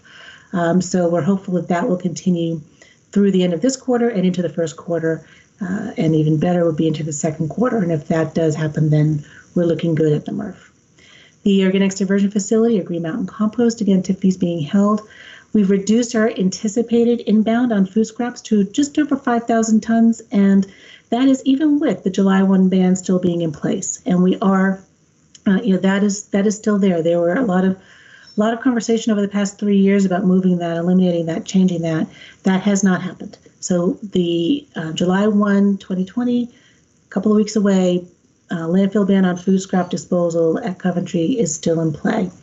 So we were anticipating quite a bit more coming in with that. However, we've backed that off due to the commercial sector unknowns. We are seeing an increase of food scraps being brought to our drop-off centers, and we anticipate continuing to see that sector rise. But it's the commercial generators and the education generators that will most likely be off. And we are continuing to make our 3 products. We made that switch in the process for this current fiscal year. And holy cow, we are now officially out of compost. We do still have some topsoil and some garden mix available. But the switch to wholesale was exactly the right move to make. And our sales, our bulk sales, have been through the roof. We've surpassed our budgeted amounts by 50%. So people are gardening, they're building their victory gardens, they're digging their hands into the soil more, and that's across the country. We're not alone. So we're seeing that increase in revenue this year, and we're not sure that it will hold for next year. So again, we've been conservative in our revenue estimates for next year as well. A little bit higher than the budgeted year for this year, but not at to the sales amount that we're seeing this year, because we know there'll be a backing off. And again, the DOC user fees that I talked about, that flat fee, probably certainly into the first quarter, and then we'll be reevaluating. We were anticipating some increases in bulky waste at the all-cycle transfer station. That's a little bit in flux now as well, and fluid. So again, we'll just continue to be monitoring that and adjusting our projections as needed. And then I realize I'm going through this quickly, so please, let me know if there's a need to go more slowly, or to ask questions. I'm happy to do it, whatever suits your pleasure. So I will keep on going. I was seeing a nod, so I'm going to keep on going. So our expenses snapshot again. So we're looking at revenues just over 12 million, and we're anticipating expenses of just under 12 million. So just about a flat budget, and that is a little scary. I think we all want to make sure that we're coming, I think, farther under than we had hoped, but we do have made some cuts, and we can additionally probably put off some projects if we needed to. This does not, the cuts that I will show you below are not inclusive of the cuts we made to capital, so I can talk about that as well. But compared to our fiscal 20 budget, many of the expenses in 21 have decreased if you look at them one-to-one. There are some costs that are not in our control, like benefits, that seem to keep going up. One item that we did not want to have to budget for, but knew we absolutely had to budget for, was an increase in materials management. And when we talk about materials management, we're talking about us paying haulers to take materials either for disposal or to market. And the single largest increase in this budget, kind of year to year, is in that line item. It's for $300,000, and that $300,000 increase is to move glass and processed glass aggregate to market, and that is the result of we generally had two reliable outlets, one local quarry, and then we have one up in Canada, and the Canadian outlet became unavailable to us. They had some concerns in Quebec, and it was nothing to do with anything that we had any control over, but it did force us to need to move the glass that we didn't want to get to the quarry to another outlet, and that's in Massachusetts. And it's extremely expensive to transport heavy material like glass 200 miles away, 250 miles away. So unfortunately, we are planning conservatively to not be able to rely on the Canadian outlet. So we're hopeful that we can, and we're looking at ways to even further improve our process to, be able to get this material to other markets aside from just the two that we were using and now the three. But that is a huge hit to that budget, and it's an area we're going to be focusing on for sure. So that I just wanted to, highlight that as potentially an opportunity for us to work locally on that. And as you can imagine, everyone's budget has had to have gone back and taken a look at and make cuts, and we have done the same.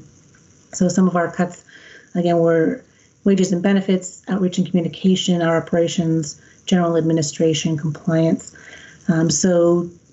We're not filling vacancies. We have evaluated the need for seasonal staff and have eliminated significant amount of seasonal staff. Positions that we were hoping to add on, we're not, as far as new positions. And then anytime that there is, if there is another vacancy this year, always what we do is we evaluate the need to fill that just in general. So we take a look at the job duties and see if they can't be done either by existing capacity that we already have in-house, or would it be less expensive to have an outside firm do whatever the duty is. So we'll be looking for additional opportunities there as they arise.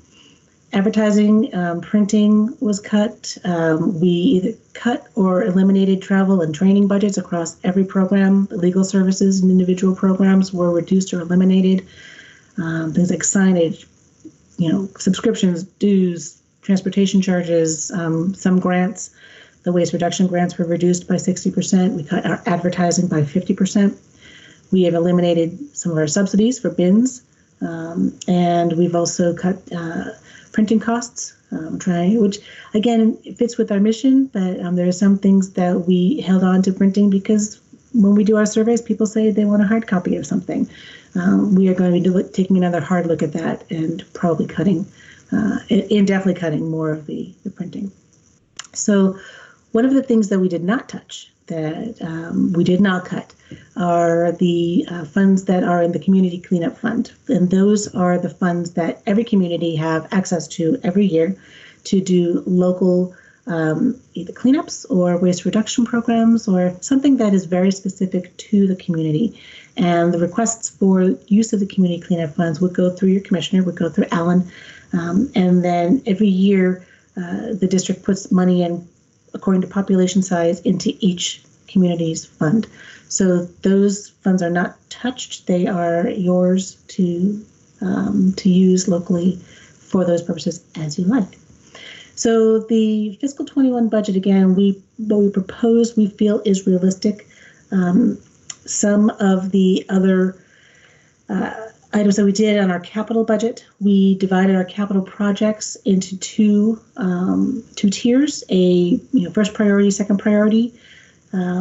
So there are some items that we've deemed quite necessary, and the biggest priority for us this year right now is making sure that the compost facility improvements are completed and accomplished this year. Again, this law is going into effect in 2 weeks, so we know, and we've been planning for that for 3 years, And we have a grant from A&R to help us with that. So that is a top priority for capital this year as well. One of the priorities that we had been hoping to get to for several years, I've been talking to you about, is changes to the materials recovery facility. And we've been gearing up to come to our communities with a bond proposal for a bond vote for a new facility. And now I feel is not the time to do that. So it doesn't mean that there's not still a need, there is. But we need to, it's my opinion, get through much more of this current crisis. And then we can see how best to recover and how best to move forward on the MRF. There are some things that we will need to address. But right now is not the time for me to be coming to you with that potential bond vote. So we will go from there. We do, however, know that there are some additional things that we want to do to our drop-off center system and to continue to improve the efficiency there. And we've learned a lot, as you can imagine, through this process. And I think there are things that we can carry over and to make the drop-off center system even better. So we'll be focusing first on compost and then working on our drop-off center system and then coming back to the MRF. And that is my recommendation to our board. And just like you, every year as a municipality, we need to get to zero as our bottom line.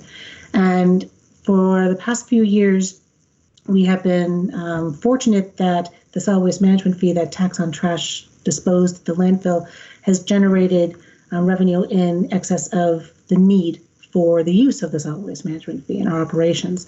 So we had set aside any of that excess into the solid waste management fee rate stabilization fund. So we had put the excess there so that we could, again, weather storms and not have to unnecessarily raise the tax on trash if it was something where there's a small shortfall and we could cover that. And we are anticipating in this budget a very small shortfall of 0.7% of the overall budget, so just over $80,000. And I proposed to our board that coverage, that little shortfall be covered by the solid waste management fee, because that bit is related to operations and administration of the district. So our bottom line here, and you can see got to zero. And this was going through the revenue. This cost of goods sold, this is basically an offset to our revenue, and that's mostly the compost program. So that anything that is needed to add into the compost to make topsoil, to make garden mix, that is part of the cost of goods sold, as our bins, carts, etc. And you can see the income from operations down to 252. And then so we had capital. The only program making a capital contribution this year is the MRF. And then we've also have this contribution to overhead. And what that is, we've struggled for years with how to kind of allocate the different overhead. And this was what we landed on this year. Most of our programs are in some way supported by the solid waste management fee as a fee used to cover operational expenses. The MRF, biosolids program, and the closed landfill have their own way to balance their budgets. So there's no need for them to use the solid waste management fee to support their programs. However, they all do use some administrative support. So this year we looked at those three programs and determined a very modest level of contribution to overhead, and that is solely coming from those three budgets. So you see, this is that again, the overhead offset is exactly coming out of one, going into the other. And then this is also kind of a pass-through. This is short for landfill post-closure reserve. So we have to make sure that we're adequately monitoring the closed landfills that we're responsible for, and then any expenses directly related to that activity just come out of that reserve. So that is the reimbursement there. And then this is that transfer from the rate stabilization fund, getting us to zero. So those are the details for this year. And again, I don't normally go into these details, but it is such an odd year that I want to make sure everyone had understanding of how we got here. Sarah, thank you. Your presentations are always extremely thorough and informative. I really appreciate it. I'm sorry to see that you had to put off improvements to the month. Same, yeah, and we will continue to. There are still some improvements that we will make. It just won't be a brand new building. That's okay. There's still quite a bit that we can do, and we're always looking to do things better anyway. But it just I think it's just not the right time. I appreciate your forbearance on that. It wouldn't be a good time for us either. Right. Well, exactly. And we need to be sensitive to that. And, we are here because of you. So it's, haven't heard the last of it, but probably this year you've heard the last of it. So does anyone from this, does anyone any questions? Questions for Sarah? Questions from the select board? Alan, we'd like to thank you for representing us so well. Do you have anything you want to share?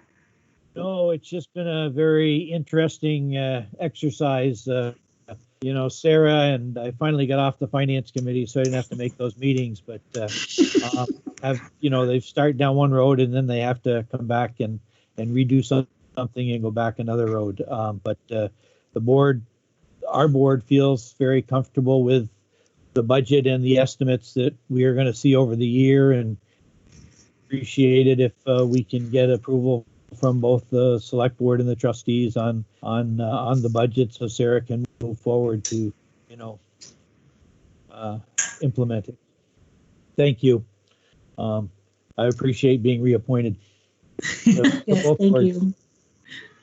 We appreciate you. Andrew? I think I see that Andy had his hand up. Oh, there it is. Oh, now I see it. Andy, please go ahead. Yep. Okay. Thanks. So Sarah, a couple of questions. I think you answered one of them. Was right now what you can drop off at a drop-off center is limited, and I think you said that it would be at least another quarter that would be in place. Is that what I heard? So for the flat fees would be in place for at least the next quarter. We are adding additional materials to the drop-off centers actually Thursday. So again, as we kind of learned how we can flow materials through, we've make sure that we have our staff is available to kind of swap and deliver different materials to where they need to go, that there's availability for the vendors that we work with to come and collect different materials on a regular basis. That's all been part of how we decide, what can we accept and when and how frequently. So we are going to start accepting this weekend, actually on Thursday, in addition to the trash, recycling, food scraps, leaf and yard and clean wood, we'll be accepting oil filters, batteries, mercury containing devices, so mercury lamps, things of that nature. So we're going to start taking some of those special waste, and recognizing that some things you can kind of hang on for a longer amount of time, and some things you just don't want to do that. Mm-hmm. And our environmental depot, which I forgot to mention, has reopened. So anything that is hazardous in nature, or you just pesticides, fertilizers that you want to get rid of, they are open, and they're open by appointment for residents. And it's super easy. You can go on our website, you fill out a quick form, you select your time, and then you go. And it's pretty personalized service. It's in and out.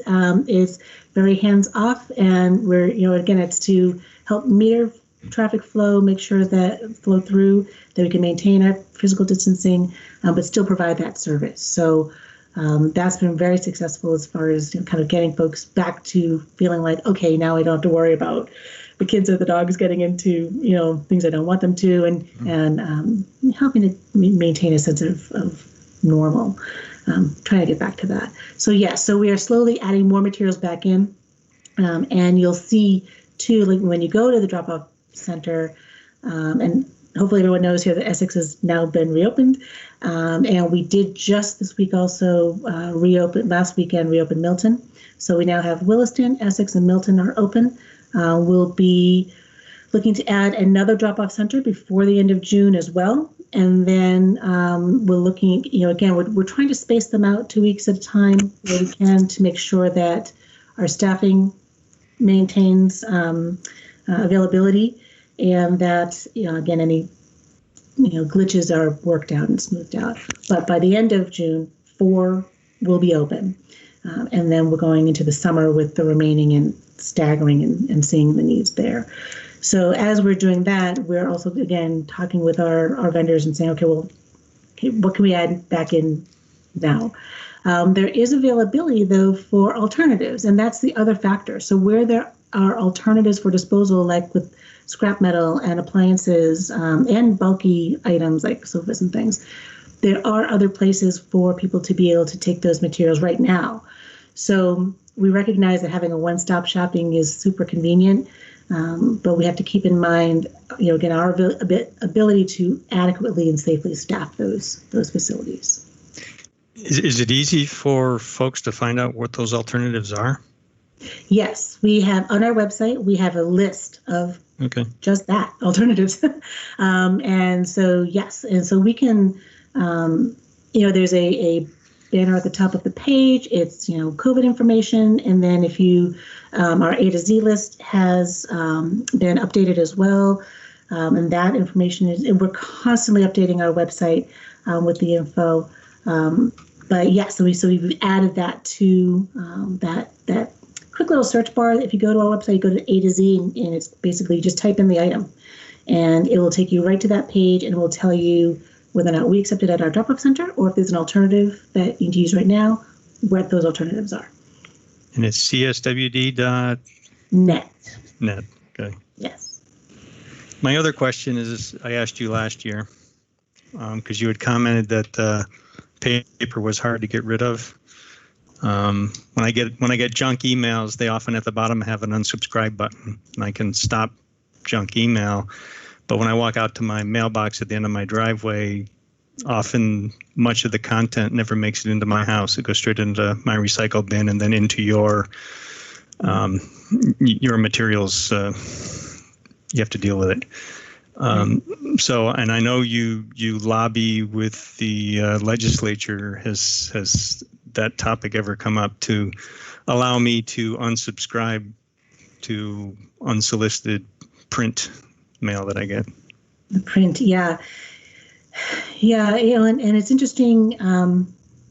There's been a greater demand for that kind of paper now, junk mail. Not that I'm saying we want to continue this practice, but if you didn't know, toilet paper is made from junk mail and that kind of paper. So there has been an increased demand for those materials.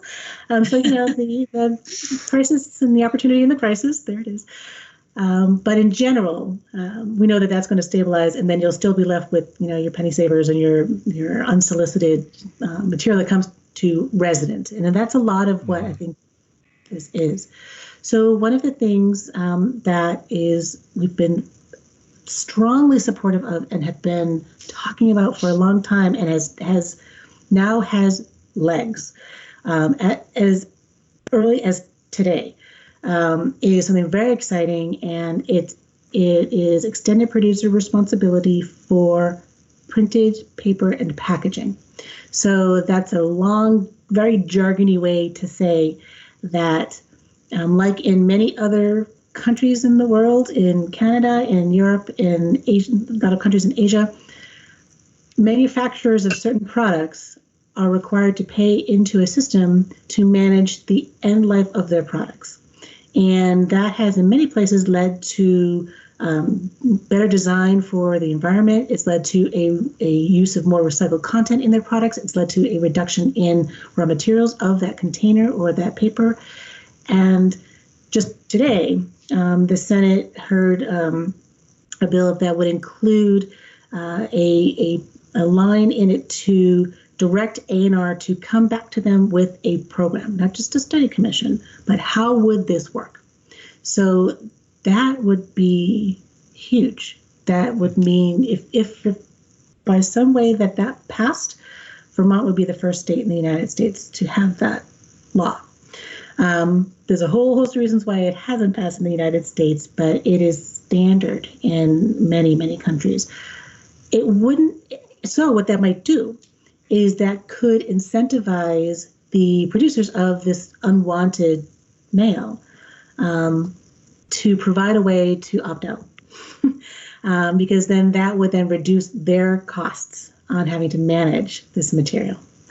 So that's where we're going to be focusing a lot of energy in this next session. So the current biennium ends at some point this year, and then getting into a new cycle is when A&R is going to be asked to bring that to the legislature for debate.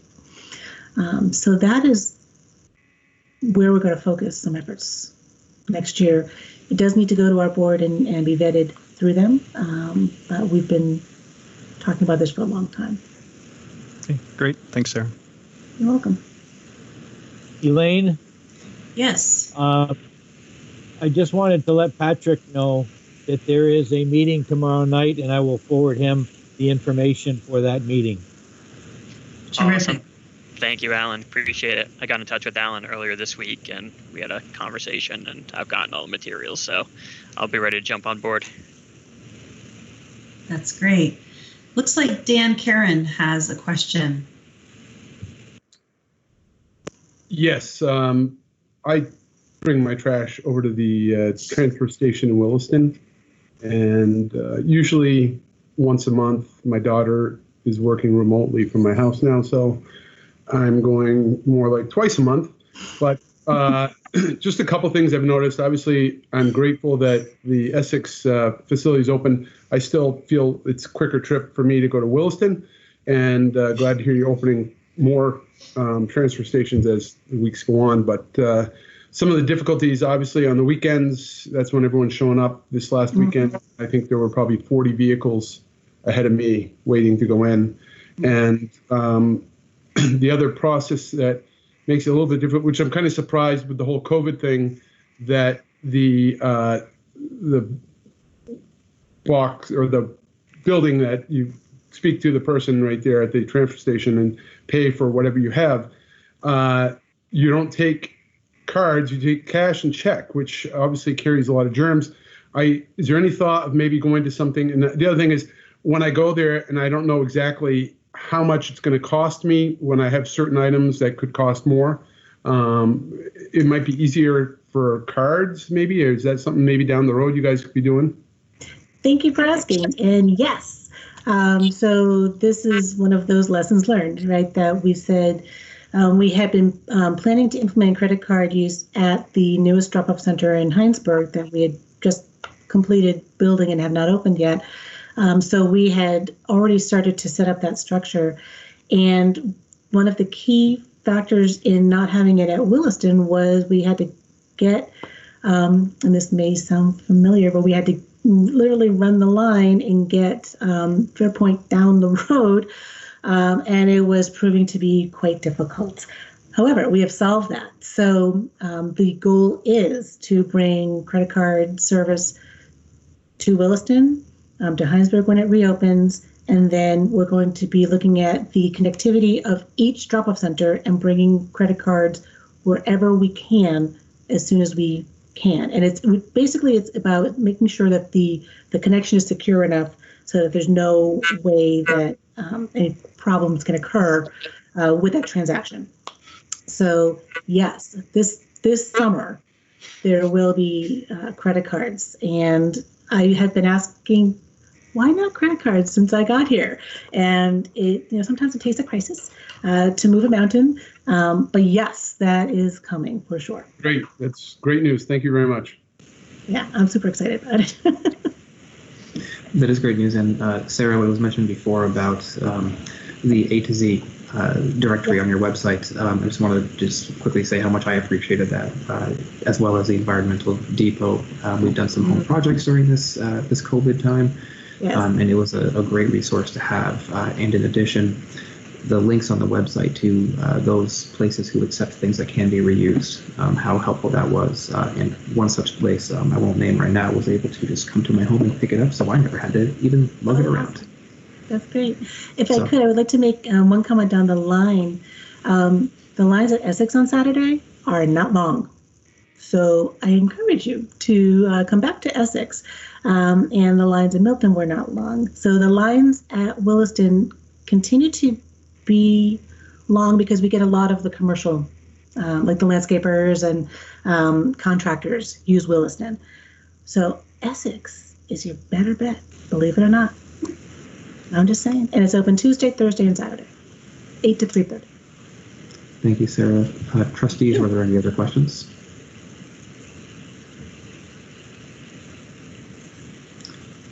Does not seem there are from the trustees' end. Nope, I'm good. So I think each board needs to approve. But before we do that, we should probably open it to the public. So I'm going to set my timer. If anyone from the public wishes to ask a question regarding Chittenden Solid Waste, please do so.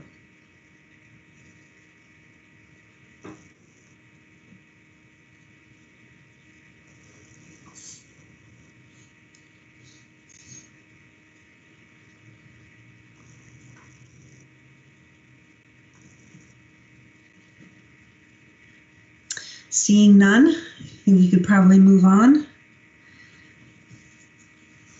Would anyone from the select board like to make a motion? Andy?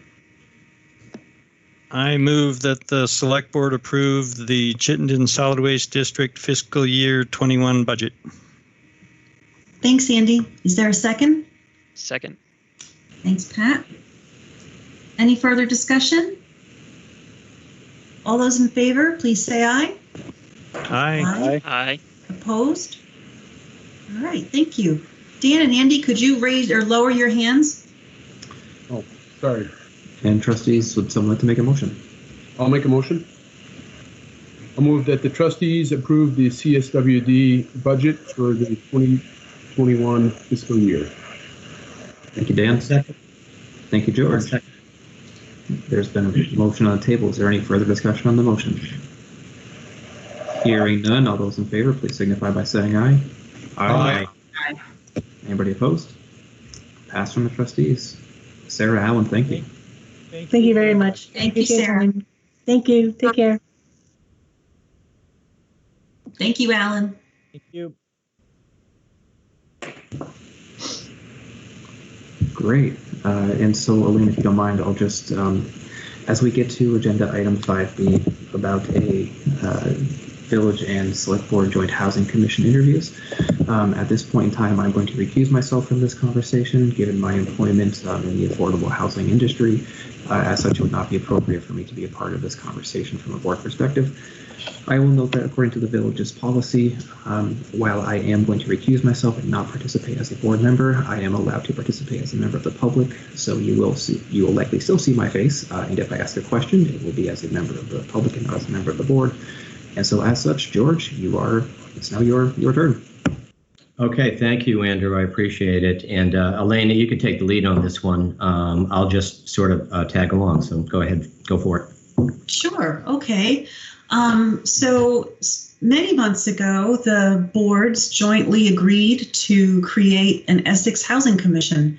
And I'm personally thrilled that we have gotten to the stage now where we're going to be putting members of that commission together and enabling them to start their work. This is a great thing for Essex. So we did a call for applications. We have 8 people who are interested in being a part of the commission.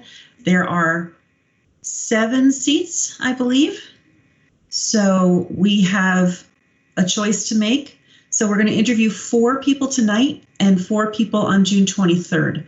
Our applicants tonight are Mia Watson, Will Town, Mark Redman, and Gabrielle Smith. So Evan or Greg, unless you have anything further to add, we should probably, I think we should go maybe in alphabetical order and have our first person come up. Can I add one thing, Elaine? Of course. We do have the option, if we wanted to, if the candidates wanted to do the interviews in executive session. And we would only do that if the candidates felt that they might have personal information about themselves that they didn't want to reveal to the public or something like that. So I would like to hold that option out for any of the candidates. They can let us know and we can try to accommodate them in executive session now or maybe at some other time. But I just wanted to point that out. Right. And maybe it'd be good to ask Mia and Will and Mark and Gabrielle if they would like executive session or do they feel comfortable having their interviews in public? Sure.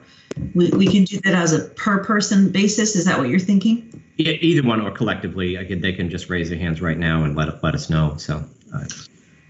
Okay. Well, let's try to do that so that we can have that taken care of. So Mia, Will, Mark, and Gabrielle, can you let us know if you would prefer to be interviewed via executive session? Feel free to speak up. Raise your hands. I have no preference. Doesn't matter to me. Thank you, Mark. Gabrielle? I feel the same as Mark. Thank I you. can prefer not to wait to executive session. I think that's at the end of the meeting, isn't it? It is. Yep. Agreed. Will and Mia? Yes, I agree as well. That's a public one is fine. Yeah, public is fine with me as well. Okay, good. Just wanted to check. Thanks. Thank you. So I'm assuming what we'll do, George, is have each candidate give a very brief introduction to themselves, and then each board can ask questions and then move on to the next candidate. Sounds good. Okay. Then Mark Redman, come on down.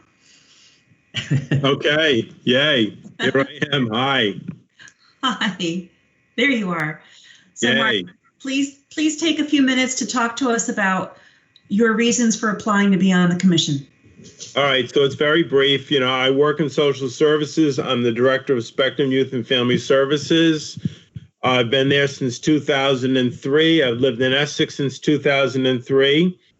Some of the work that we do has to do with housing and low-income housing. So I'm very familiar with that field. I've worked for 39 years in this field, much of it in the field of housing, housing policy, state funding, federal funding. And really, it's out of a sense of I heard about task force of the commission and was interested. I've never really served my town in any way other than to vote. So I really felt like with my background, it is a way that I would like to offer my services to Essex, so in Essex Junction. So that's really what it is. It's my offering my experience and expertise in this area. Okay, thank you. Members of the select board, do you have questions for Mark?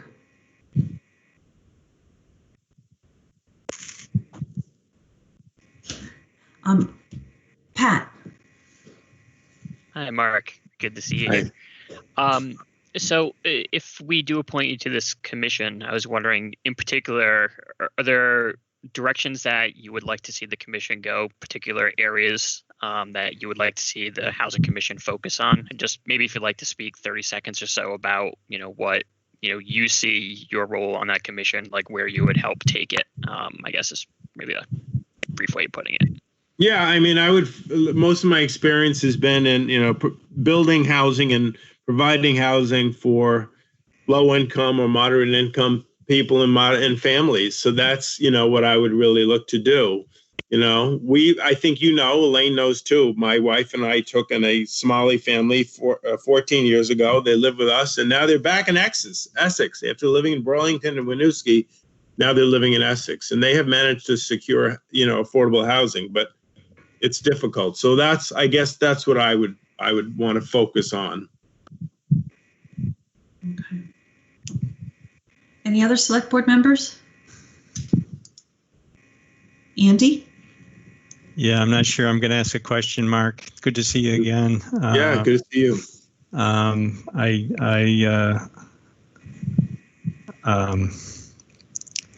think you've already asked my question. I guess what you think you could bring to the table was what Patrick asked there. And thank you for your comments about serving Essex. I think it's I appreciate it. Great. You're welcome. Thank you. Thanks for the opportunity. Vince, do you have any questions? Oh, excuse me. Sorry. No, go ahead, Elaine. Just checking to see if Vince has anything. Nope, I'm all set. Thank you. Okay, thank you. Mark, what would you consider to be one of the more pressing issues that the commission should address? How do we make housing in our area affordable for those, who are making or slightly above minimum wage, It's been amazing to me to see house prices go up even since I've been here. Mm-hmm. That works for some people, but how do we make it work for more people, so they don't have to pick between, do they buy food or pay the rent, But that's really, generally, that's why I'm interested. Okay. George. Trustees, any questions from any of the trustees?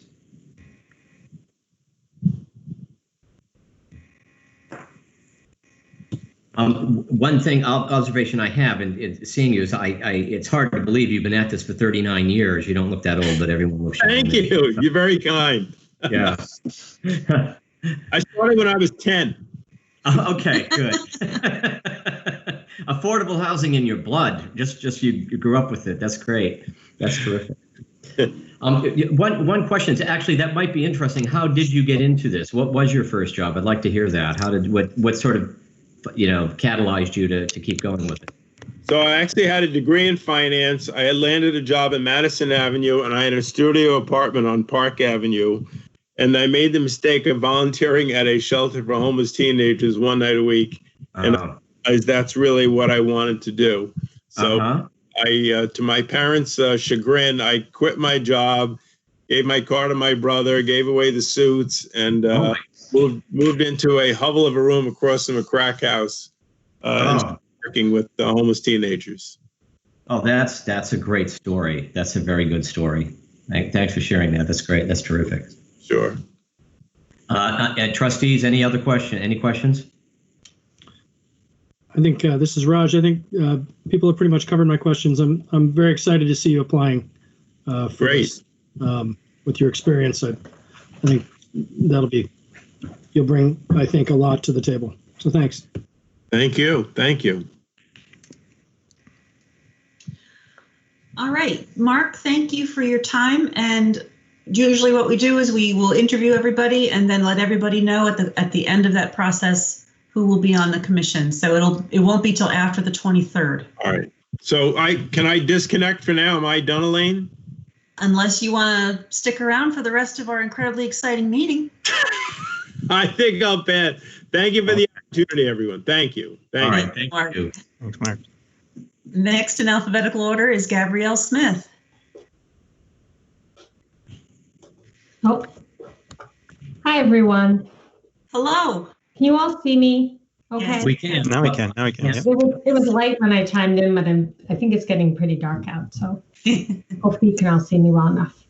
Good to see you, Gabrielle, and thank you for stepping up for this to apply. Select Board, do you have any questions for Gabrielle? Or do you want me to just? I think Gabrielle has to give us a little bit of her background first. Oh, Yes. right. Sorry. I know we know each other, Elaine, but not everybody. Hi, everyone. My name is Gabrielle Smith. I live in Countryside neighborhood in the town inside the village. I've lived here with my family since 2006. Mark's a hard act to follow, right? I don't know how to beat that story. So I'm not here with any particular expertise in housing. What inspired me to apply, I've wanted to serve the town in some way, but I just haven't been called. Like, I haven't really felt like, oh, that's what I want to do. And when I saw the Housing Commission opportunity, that really spoke to me. I've been really lucky. I went from living in safe rental housing when I lived in Wisconsin to buying my first home, never needing private mortgage insurance. Now I have a bigger, a house with my family. And my passion is that Essex be a place where people can have an opportunity to rent if they choose in an affordable way, but also to have an opportunity to buy a home. I think we all know the opening, the housing market for even a, starter home here it feels awfully unrealistic. And I just feel like I want this to be a place where, I have so many friends who are living in Fairfax in Georgia, and they're not living here. I want Essex to be a really vibrant place where people feel that this is an opportunity for them to call home. And I was just really excited. I read over the purpose of the group and the commitment of members, and it just felt like a really great fit. Awesome. Thank you. Terrific. Thank you. Questions for Gabrielle? How should we do the questions? I mean, I can come up with different ones, but I'm just wondering if we should give her the same ones that we gave Mark to make it fair, or should I just go off the cuff? No, I see agree. both head shakes and I see nods from all the different people. I'm okay with either way in terms of feeling like I think you're in charge of that, Pat. Go ahead. Just go. I would make your own decision there. Sure. All right. Then I will mix it up a little bit, Gabrielle, since I also think you're awesome and pretty sure you can handle any question I lob your way. So affordable housing crisis is obviously not just low-income families, but I would say that in Essex, it is also very much solidly middle-class families as well. Essex in general is getting itself to the point where, you need to be upper middle class realistically to afford to purchase a home here. Do you think that's something that you see within the role of being on the Housing Commission, working to not just bring affordability to low income, but also to working families as well? And would you like to talk a little bit about how you would see, kind of dividing up that responsibility? So, I see the responsibility of the commission about the whole stock of housing in Essex. So it's all levels of that. And I see them being really interactive in a lot of ways. A lot of people rent until they can own. That's what my husband and I did. We're saving money. And that's where I really, that's one of the areas that I find I can't even imagine trying to save 5% or, in my day, it was 20% down on a house. How does one do that on a $200,000 house? Like, it would take forever, especially with the rental rates, right? So where people are paying in rent, I don't know how one saves for a down payment. So I see this role as being one that's for everyone, from mobile homes in our community to affordable housing to Section 8 housing to people who want to move up through the housing stock in different ways to access the kind of housing that meets their need at different points in their lives, whether you're a retiring senior or a young family or a single person.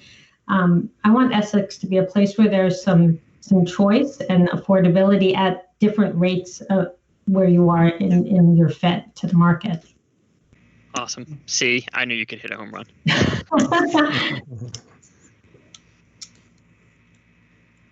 Anyone else from Select Board? You covered my topic, Gabrielle, so I'm going to let it go to the trustees. Okay, trustees, any questions for Gabrielle? Sure. Quick question, just to get a sense, you've been here since 03, I think you said? 06. 06, okay. There's been some development in the past 14 years in the village and the town as a whole.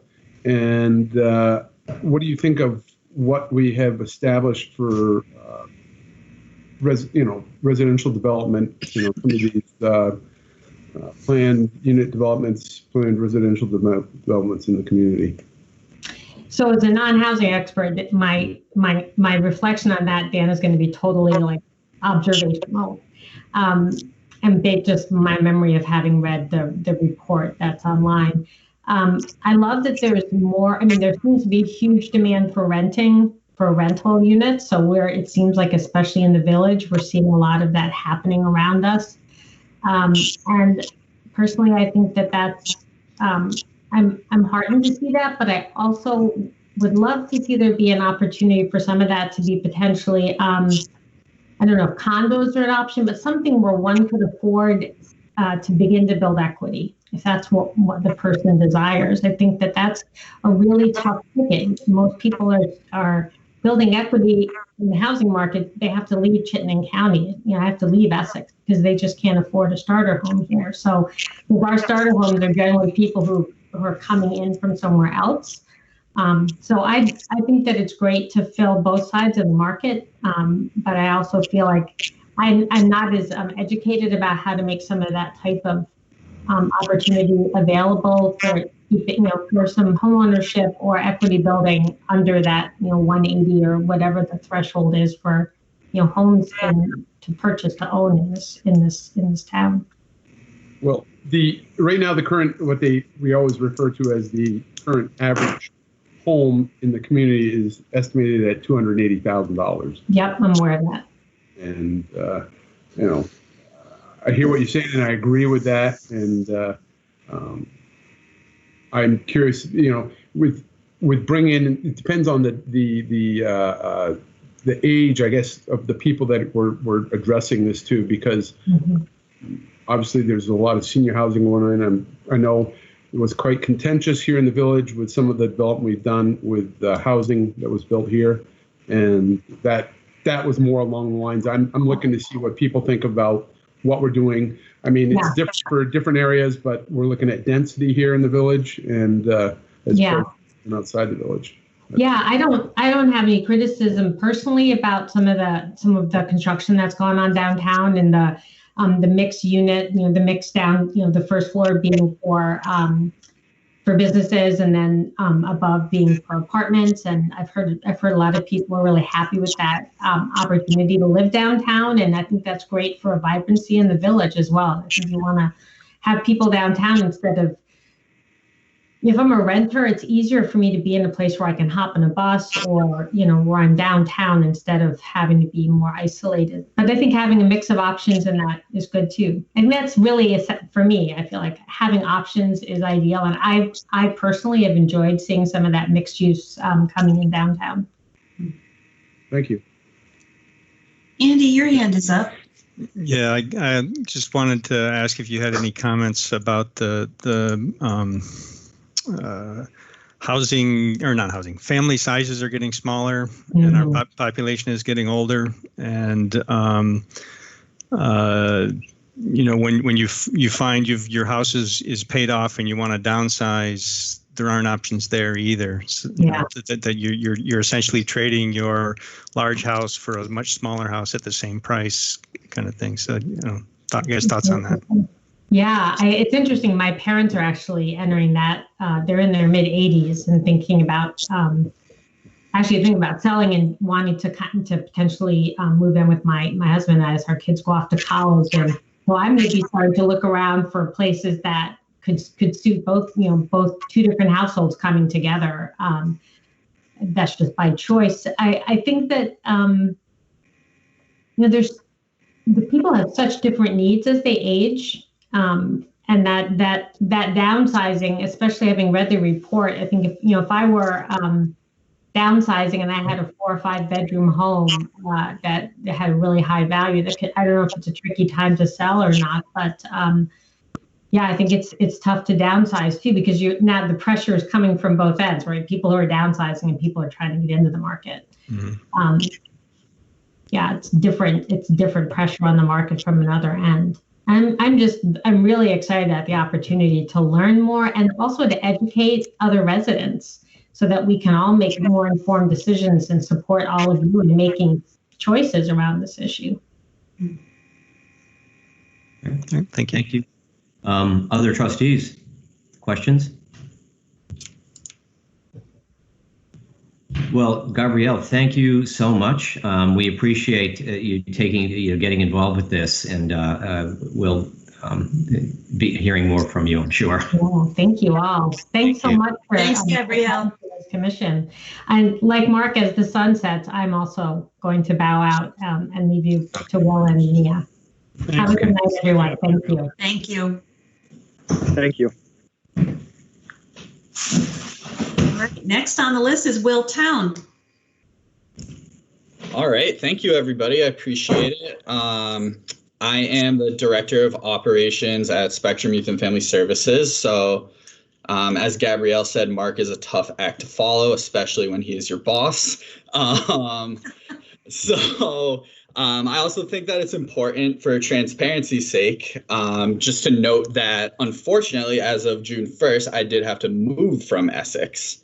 So, I was thinking about it kind of as, would it still be beneficial to move forward in this process? And, it was something that I felt really strongly about. And I also felt like, maybe I could add some perspective to the conversation, because I lived with my friend and his girlfriend and my girlfriend in Essex, and that's because the cost of living is so high. And the reason for having to leave Essex was because the housing stock wasn't what we could do at the time. And, it's something that we definitely need to address as a community in Essex and Chittenden County as a whole. So a little bit more on me. I sit on the steering committee for the Chittenden County Homeless Alliance. So I saw that in the assessment and action plan, there was the point in time count was noted referencing homelessness. And I think there's just a lot of data out there that we could definitely use to our advantage to make informed decisions. So, Will, your experience being a resident of Essex, then, is that suitable and affordable housing for young professionals is a problem. Yeah, absolutely. I think Gabrielle also mentioned the high demand for rental properties, and I genuinely believe that that's because it's not affordable to purchase a home. Mm-hmm. I know the median rate was $280,000 or something, and the amount that you get for that price is pretty low. So I think that, the young professionals, and I know there's been a discussion in Chittenden County as a whole also of people exiting, going to other areas because of the affordability factor. And I think that, that can be addressed. I think, there's a lot of good development going up. Another red flag for me was just that the housing stock has increased pretty drastically in the community, but the vacancy rate hasn't changed, which is very interesting because that just means that there's a lot of people that are living together and the population isn't necessarily going up either. So I don't know. It's just, it's an interesting thing to look at for sure.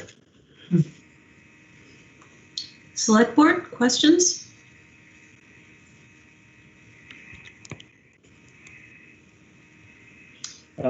Yeah, this is Vince Franco. Where did you get your start in this kind of work?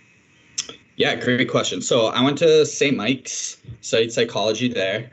And then for my senior practicum class, we did a full year internship and I was placed at Rock. It was also eye-opening to see that kids from any background, it didn't matter, how much money their family had. It didn't matter where they came from, even in Vermont or the country, that, hard times can fall on anybody and you could end up in a really bad situation. And then from there, started working at Spectrum, started as an overnight staff actually, and have just, kept working and got to where I am now. Thank you. And Andy.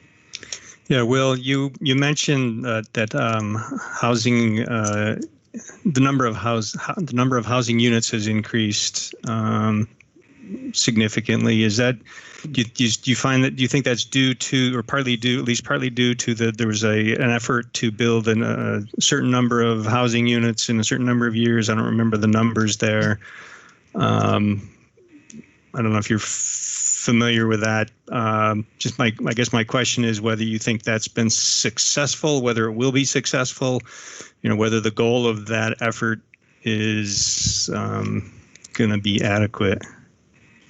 I mean, I think it definitely will bear fruit. I don't know if it will be adequate necessarily with what is being developed right now. I think it's important to address a number of different needs when you are building housing. I think making it accessible, diverse, and also equitable are very important keys for adding housing stock. And one size doesn't fit all in housing, whether you're working with the homeless population or the general population. So being able to add different types of housing, making it accessible for people of different walks of life, and focusing on kind of creating those opportunities is definitely very important.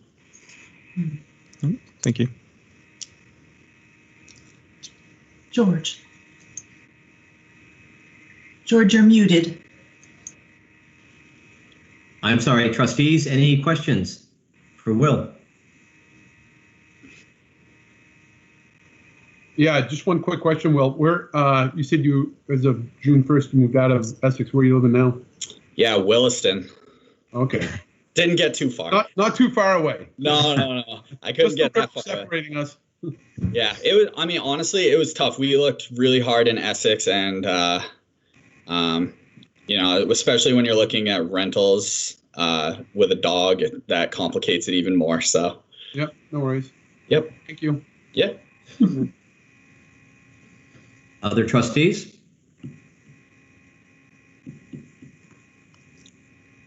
We good? Will, you went to St. Mike's. I'm just curious. Where are you? Maybe you said this, but are you a native Vermonter, or did you move here from somewhere else? I am from Plymouth, New Hampshire, originally. Ah, okay. Yeah. All right.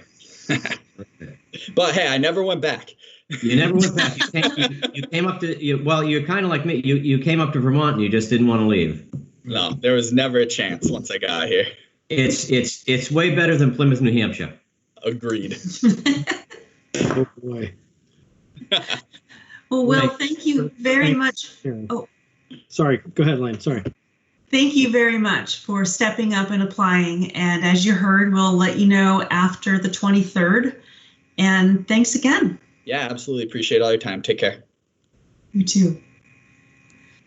And Mia Watson, thank you so much for waiting all this time. That's okay. Thanks for having me.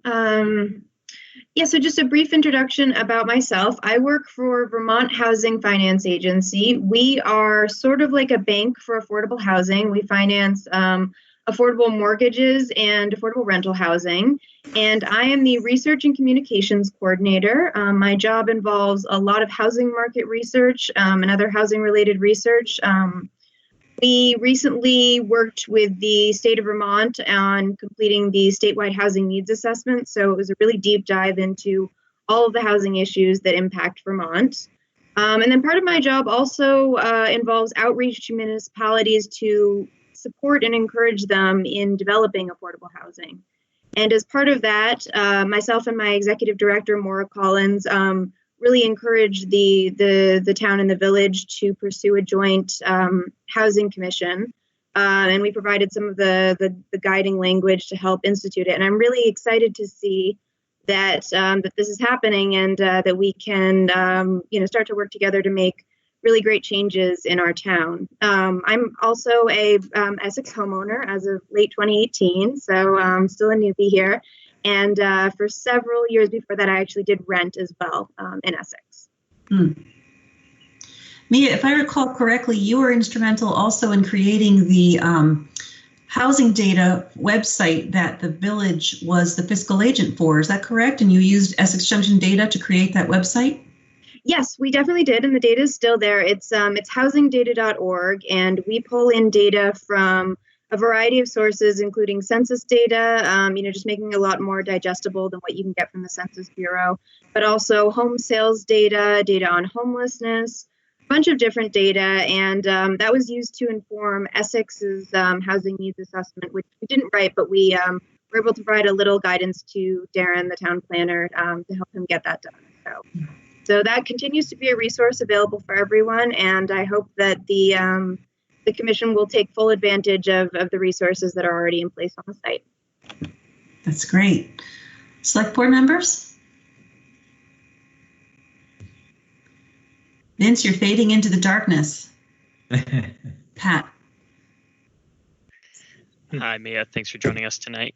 Your work and the resume you submitted was very impressive. I think that if we end up appointing you to this committee, that it looks like you'll probably be, or at least you'll be looked towards providing a lot of that data. Is that a responsibility that you're willing to take on, or at least that you would be accepting of? Because we have people who worked in social services quite a bit, but it looks like, and certainly correct me if I'm wrong, but it looks like you're more kind of like hard numbers and looking at the rates of the census numbers, and you talked about the housing sales. So I'm just wondering if that's something that you think is going to be a strength that you can provide, or are you looking to also leverage some other portion of your substantial resume? Well, yeah, I'm certainly willing and able to provide data support. I should have mentioned my boss is actually a member of the South Burlington and Winooski Housing Commission, so she has a lot of experience that I can draw on in terms of what data that we have is directly relevant at the municipal level. So I'm definitely looking forward to picking her brain and taking all the resources that we have available. So I'm definitely willing to do that. I also have I think more familiarity than maybe some other people in terms of what financing programs are available and sort of what carrots and sticks you can bring to the development of affordable housing. My work, at VHFA is mostly on the research side, but I am familiar with a lot of the major programs that run through HUD and the Treasury that towns are able to leverage for affordable housing. Awesome, that's fantastic. Great, thank you. Andy. Yeah, I had asked Gabrielle about family sizes getting smaller, and Will commented on the fact that groups of people are finding they have to have roommates in order to afford to rent or whatever. I guess my question is along the lines of the housing stock that's available. Are there other, the type of living unit that's available? Does that need to change, or do you have any thoughts on that? Well, I think generally the thought is a mix of housing options is really good for a lot of reasons. One, you can accommodate both smaller and larger families, and the more options you have available at different price ranges, the easier it is for people to move as soon as their current housing doesn't fit their needs anymore, like downsizing or upsizing if you have a larger family than you had when you first moved in. So I think that's really important. I think in terms of new development, I think in the affordable housing community, a lot of emphasis is placed on having smaller units, for people who don't necessarily want to have roommates, just because the cost of development can be so much lower. But obviously, that's not to say that we should exclude, all types of development. And I think a lot of the general consensus is, we definitely want affordable housing, but being open to all types of growth, as long as it's really thoughtfully done, can filter down housing so that people can move into whatever housing works for them and aren't stuck in a certain position if they don't want to be anymore. Okay, thank you. George. Yeah, trustees, any questions? Hi, Mia, this is Raj, one of the trustees, and I just want to, as a public health data nerd, I'm really into your housingdata.org website. Oh, thanks. I think that's a real treasure for us, and I think that will bring a lot of useful information to the conversation. So thanks for stepping up. I know it's getting late. I appreciate the answers you've given so far, but appreciate you stepping forward and doing all the work on the early end while this commission was being discussed. Well, thanks. I see, I'll ask other trustees, but I see Vince, I think Vince has a question. Vince, so I can switch back over to you. Vince, go ahead. You're getting very dark, so I think, yeah. Sorry, I love being outside, but yes, Okay. it was, sorry, maybe I can move it. No, all right. Well, That's all right. So how would you use data-driven approaches to help with the housing situation in Essex? Like, how would you, like, how does your experience using and compiling all that data help you stand out from all the other applicants? Well, I think one thing that we'd want to take a look at is, in terms of the demographics of different renters and different homeowners, and see, is there a need in certain groups to expand? What size are different households, and what sizes are the existing housing stock? How old is Essex housing stock, and are there signs that maybe we need reinvestment in certain areas? I think there's a lot of different data that I'd like to take a look at. I think one thing we noticed when we worked with Darren on the initial housing needs assessment a little bit was that that Essex is actually really diverse in comparison to a lot of different parts of Vermont, and I think that's great. But how can we also support not only, say, diverse renters, but diverse homeowners? So I think really, it's difficult to say, because I think you can really bring in data to absolutely any discussion. So yeah, I think that's definitely something to look out for. Well, thank you. I appreciate that. Any other questions for Mia? Well, Mia, thank you very much for stepping up and applying for the commission, and for the work you've already done for our community on housing. We already have ample evidence of the good work that you do. So thank you so much. And we will be in touch after June 23rd. Thanks for having me. Thank you, Mia. Thanks. So we will be tabling that conversation now, and then waiting for June 23rd for the other 4 candidates to be interviewed. Welcome back, Andrew. Thank you. Andrew, I'm going to let you take 5C. Absolutely. Thank you. Sorry, I took advantage to grab a little snack and throat was a little clogged there for a moment. That's okay. Here we are into the resolution as far as encouraging the use of face coverings during the COVID state of emergency. We talked about this at an earlier meeting. The draft that you have in front of you, for one, is that it is a draft, and it was compiled from the notes that I took from the last conversation that we had. A few things I wanted to note. One being is that there were a few portions where there wasn't a unanimous consensus, and so there were some points and times when I had to just make a judgment call and put something in to get this conversation started. I also, in creating this, used the models that have already passed communities in Montpelier, in South Burlington, in Wilmington, in Stowe, in Bennington, and in Brattleboro. All of those communities have passed similar resolutions. This is what has already been created. There were a few notes from our conversation that I added in here which were not a part of any other resolution.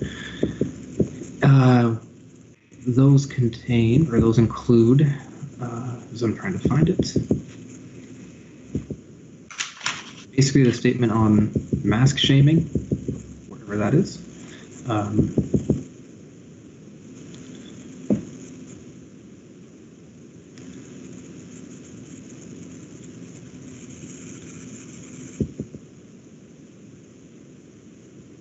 There it is. So that last whereas in terms of the first page, that was one in which I had put in based on the conversation that we had in terms of how do we help to make sure that should we pass this and or a different version of this, that we do not encourage mask shaming, as that is not the intention,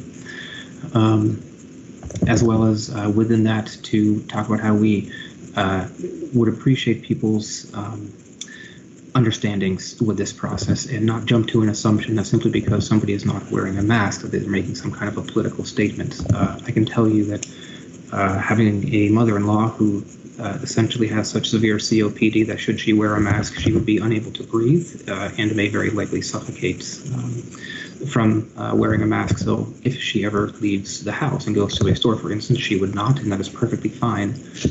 As it states earlier in this resolution, that if somebody has health concerns that may prevent them from being able to breathe with a mask on, as well as if they are under a specific age, that they should not wear a mask either.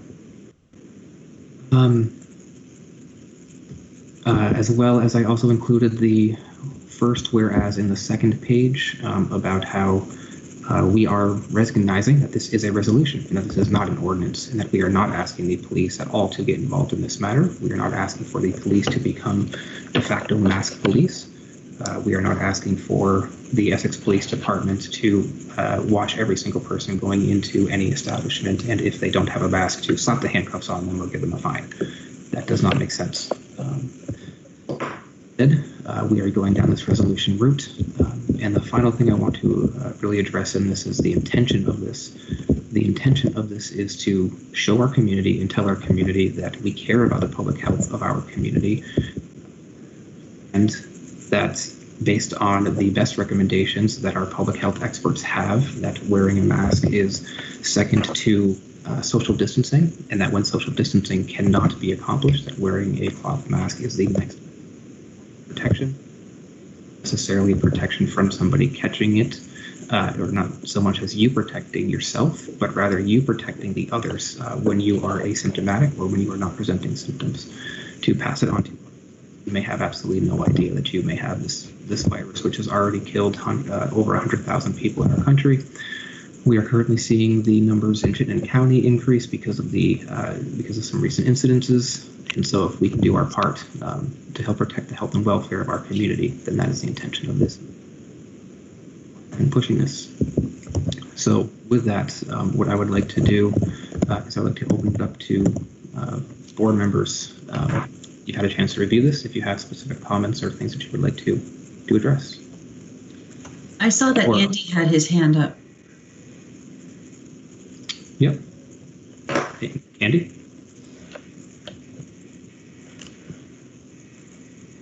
Residual from before. I didn't. I'm sorry. Oh. But I can go ahead. I can go ahead if you want. Okay. My memory of what we discussed was that we were going to recommend and not require the wearing of face masks.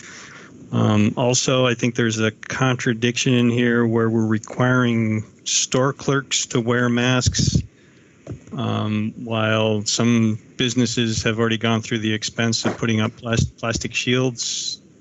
So if they've already gone through the expense of putting up the plastic shields so their employees don't have to wear masks, and now we're requiring them to have masks, I think that's a conflict.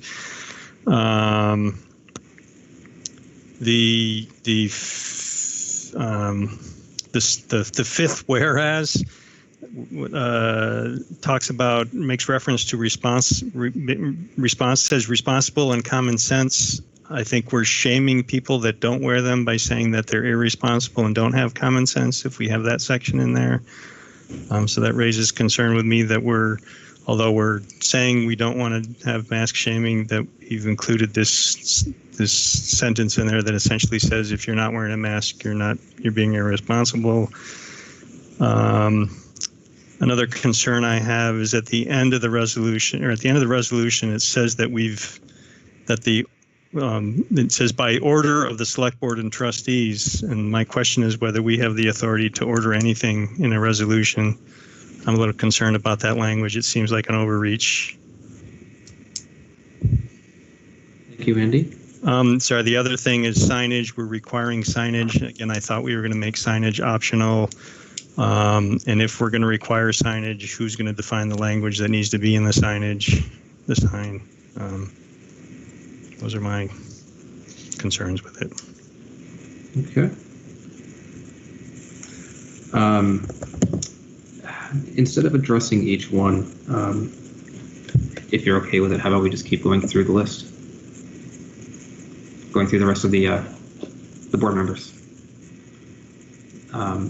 So how about Dan? I think I had your hand up. Yes, Andy addressed much of what I was concerned about. The language where we don't want mass shaming to the public, but then come out later and say that, as he said, that it's irresponsible if you're not, and then also that you shall be required, not may. I mean, when you look at legal language, in my background in law enforcement, there's may and shall is order. That's an enforceable thing. Well, at least in terms of statute, when you look, you may do something, you shall do something. There's no wavering on shall, so I don't really care for that language.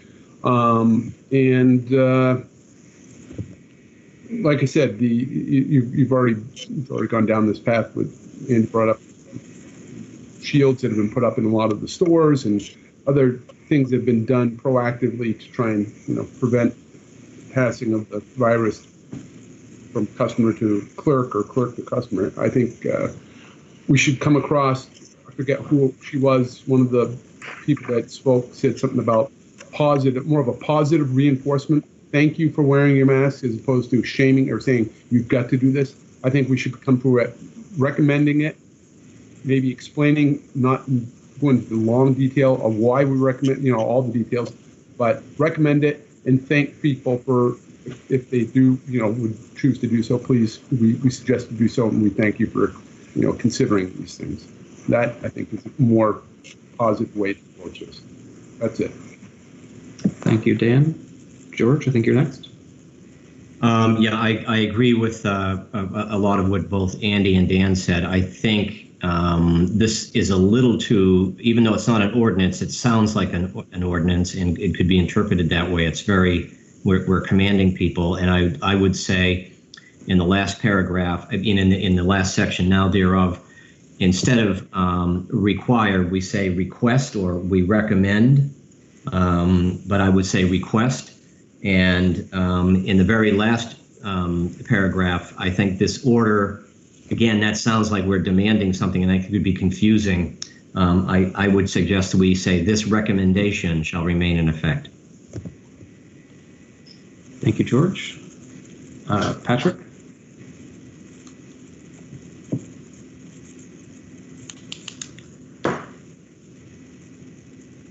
And Patrick, take your hand down. Sorry, I was muted and talking. Oh. As our usual protocol, I will simply say that I agree with George. He hit on the items. You don't have to do that, Pat. You can totally disagree with me. I know. I could go off. I feel strongly that this recommendation is the right thing to do, but I do agree that the language feels like it's more of an ordinance language than it is a recommendation. So I think with some changes that it's definitely workable. But yeah, the require and the order, I think, just need to be adjusted in it. Elaine? Thanks, Andrew. I wanted to address, I think Andy asked about signage. The Agency of Commerce has provided multiple templates for all stores and all businesses that they can download from the ACCD website. We're seeing them all across the state. So there are resources available for businesses to post signs. So we wouldn't need to craft some of our own.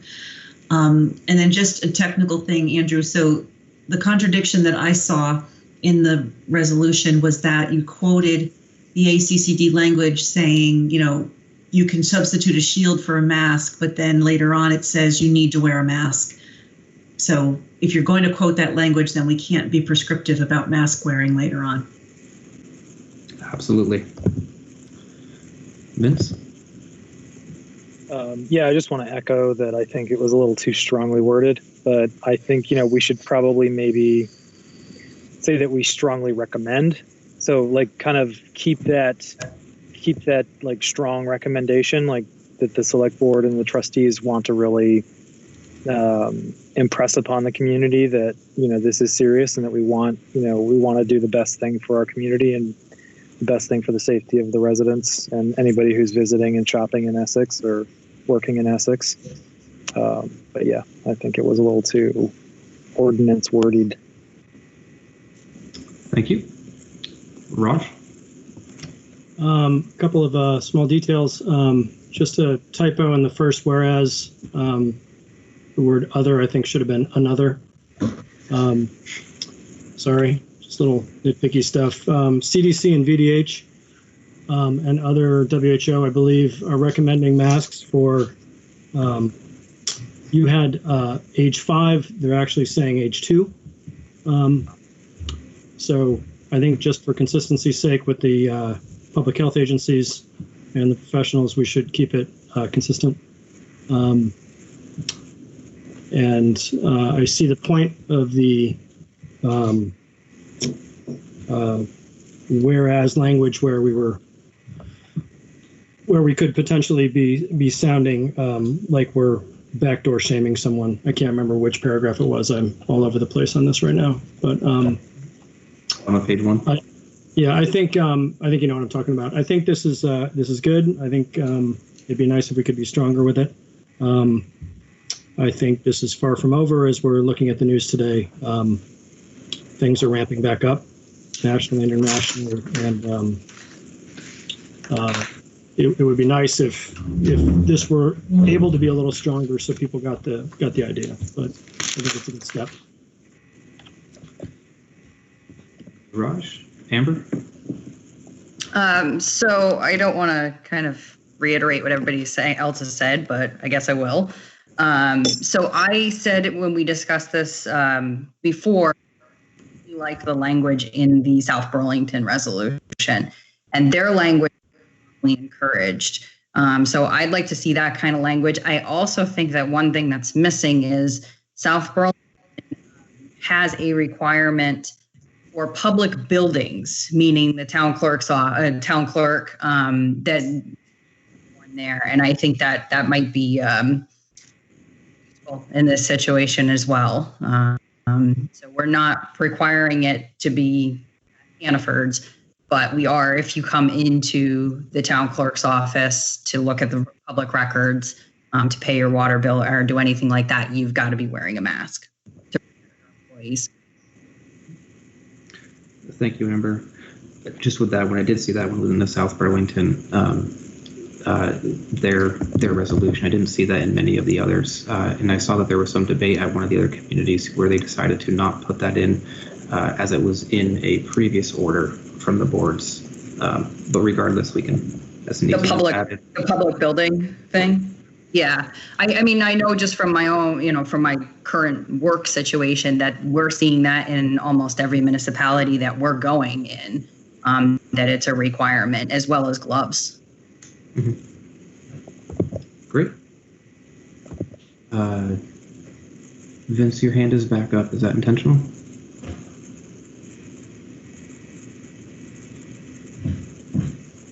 And you're muted. No, sorry about that. That was residual. No worries. So I am definitely hearing a very strong voice about getting rid of require. There was a little bit of a recommend versus strongly recommend. At that point, frankly, I don't know if it matters. Whether it's strongly recommend or recommend. Either one. Dealer's choice, Andrew. Yes. The employee mask requirement, you are absolutely correct. Thank you for pointing that out. That is we don't want to be contradictory. Removing the common sense, absolutely. That makes a lot of common sense to not be backdoor mask shaming. The by order, and why is that in here? I have no idea. I'm not going to lie. It was within all of the other resolutions from the other communities I had previously mentioned. I don't have any skin in the game in terms of having it state by order. To ordinance like, we can certainly take that out. Let's see. The require signage in terms of who, what, where, when, why, how, all that type of thing. again, if we want to make that to align with the strongly recommend or recommend, we can go ahead and do that. Andy, that was something you brought up, and I see your hand up. Yeah. The discussion we had around that was, I had asked if we could make it optional for the business owner to decide whether they're going to require masks in their business. And I know there are some people who have said, I will not shop at any place that requires me to wear a mask. And I think there are store owners who are on both sides of that as well, where they will choose not to serve anybody who doesn't have a mask, and some will not put up a sign because they want to allow people that want to make either way to come in. So I don't want to impact anyone's business by or force anybody to. I don't know where is it are you shaming somebody who doesn't put a sign up in their business? I don't know. It's a tough one. But anyway, I had thought that it would be better to make the posting of signs optional for a business in case they want to serve people who don't want to wear a mask. I don't know. What do you think about if instead of saying require, that businesses put it in? And I'm not seeing that exact whereas here, so I'm going to butcher that language. But instead of saying require, just say strongly recommend or recommend, because if we recommend it, it's not required, and the business can so choose to do with it as they see fit. Yeah. That's good. Yep. Okay. Change that.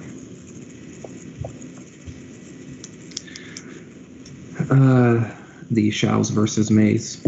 Dan, you are absolutely right. There is a significant difference. One is require, one is recommend. I can go ahead and change shalls to mays wherever those are.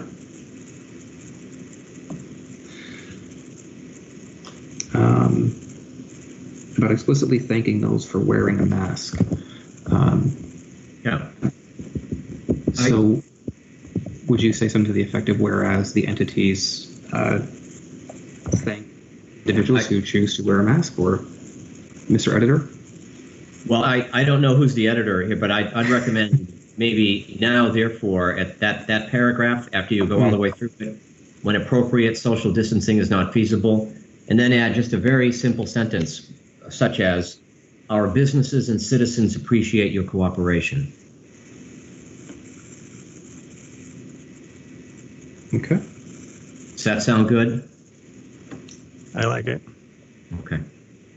Yeah, I don't know if we can speak for them, George. I think maybe we. Sure we can. Why not? I think we should speak as community leaders, saying we as the town and village appreciate your compliance or your following these recommendations. And well, I mean, because to put words in the mouths of the store owners, I just think it's because, like Andy said, they may not necessarily agree with this, and I don't know. That's just my opinion. So how about the now therefore we as the town select board village trustees appreciate all individuals, businesses, all individuals and businesses who follow the recommendations or follow these recommendations. Sure. Except that implies we don't appreciate those who don't. So. I was going to say that. Well, the implication from this resolution would be that we're asking them to. So if they don't want to comply, yikes. I'm not sending a rose, not to be crass. I'm just, this is what we're asking them to do, and it's for very good reason. I don't think you can always take the reverse definition of something like that. But yeah, I don't know that in saying our businesses and citizens appreciate your cooperation, we're necessarily putting words in anyone's mouth. Are we saying that if we don't say that, or we shouldn't say that because some businesses don't appreciate, they want to have people come in without masks on, I think that's a stretch. I don't think that's true. I think we can make that assumption. I feel comfortable making that. I don't know. I think it's pretty safe. I think we're pretty safe there. Whatever the majority wants, I'm fine with. From the sounds of it, I'm hearing that we want to thank someone, and that we can thank. We want to thank those who are following recommendations. If we aren't going to go forward with recommendations, and we want to thank somebody, then it would make sense to thank them for doing what we're asking. Right. So. Yeah, I agree. I mean, if I give a present to my mother on her birthday and my brother shows up and doesn't, and she thanks me, it doesn't mean she doesn't hate my brother. That's right. Just means she's thanking me for the present. I thought you were going to say to thank your brother for not giving you a present. Raj, you mentioned a couple of typos, and I know you had sent me an email. Are those typos in there? In the email I sent you? Yes. Yes. Okay, then if you're okay with it, I'll just go off of that. Yep. Oh, Andy, I see your hands up. And then like magic, it disappears.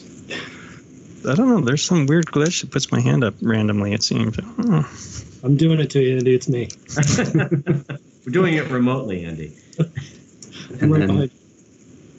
And so, Raj, you mentioned that the CDC and World Health Organization recommend 2 and not 5. CDC and Vermont Department of Health both list masks should not be worn on children 2 and under, not 5 and under. 5, I couldn't find a recommendation for 5. That seemed random. So just for consistency's sake, with guidelines that are out there in the medical community and public health community, I thought we should be using the same number. That makes sense. Those were conflicting in some of the ordinances, and I thought as a parent, I thought of my child as a 3, 4, 5-year-old, and frankly, I erred on that side. But you're absolutely right. So that can be changed to 2, and then I would assume that I could work with Greg about having some kind of a whereas or now therefore about the public buildings, and we can just put in some kind of language that's already exists. Sure, I'd be happy to do that. Yep. Greg, I really appreciate that, and I also want to say, Greg, I appreciate your editing that you have done on this already from my first version. So thank you. I think I got everything from the boards. And I did see that there was a question that came in about when we're thanking people, do we want to thank residents or do we want to thank citizens? I think we want to thank people. It doesn't matter who you are. If you're a person, we can thank people who live here, people who don't live here. We just thank those who follow the recommendation.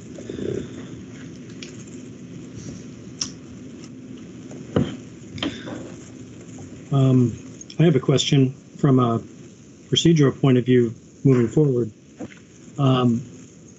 We don't meet again for 2 weeks together. Looks like the select board is going to meet next week primarily or only to interview select board members. And the village trustees may get together to have a conversation about something else prior to our next regularly scheduled meeting. So I'm wondering if Andrew submits another draft, and only if the boards are happy with that draft, can we move this along, or do we need to wait 2 more weeks to come together again? Do you get my question? I do, and what I was going to suggest is if the board would be okay, we could have a motion to approve the resolution as long as they include the comments that were made tonight, and at a subsequent meeting, if something had come up between now and then, happy to bring that back up. And that would only be in terms of getting something approved of sooner rather than later. If the boards are not okay and want to have this brought back up at another joint meeting, we can go ahead and do that. Those are the 2 options I see. I'd like to see the language before approving it. I'm just concerned that by the time, if we take too long, the pandemic's going to be over by the time we get the thing out of the gate. Well, that won't be bad news then. Well, I know, but I think, you know, if we're trying to, what is it we're trying to do? Are we trying to create the perfectly worded document, or are we trying to, you know, encourage people to wear masks in businesses? I think if it's the latter, then we got to try to get this out tonight, because I mean, waiting another month in order to have it absolutely grammatically correct and perfect with 9 people and potentially 10 people, I can tell you that's going to be a really difficult thing to do. So these are separate resolutions from each board, right? So the trustees, my view is the trustees can do what they want, and the select board can do what we want. So if you want to do it, you want to pass one tonight, you can do that. What I would say is the intention of this is to have one resolution from something, barring future knowing full well that future information was going to change and or future details were going to come available. What I would say is, Andy, if you are going to approve this at the next meeting, and if there were no additional changes that you would like to propose, then what would be the harm in approving it tonight with the changes that have been discussed? And if you see something, you let me know, and nobody signs it. I'm just one vote, right? Yep. I'm not in favor of approving it without seeing the final language. And so, but everybody else can go forward if they want. On that note, unless there are any other comments, would anyone from the select board like to approve the amended resolution? Are we there yet, Andrew? I think we may be.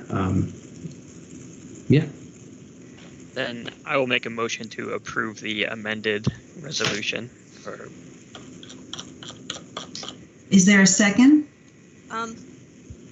Excuse me, point of order. There was a note that there were public comments that people were interested in making. Thank you, Kathy. You're quite right. Would anyone who wishes to speak on the topic raise your hand or let us know in a comment in the chat?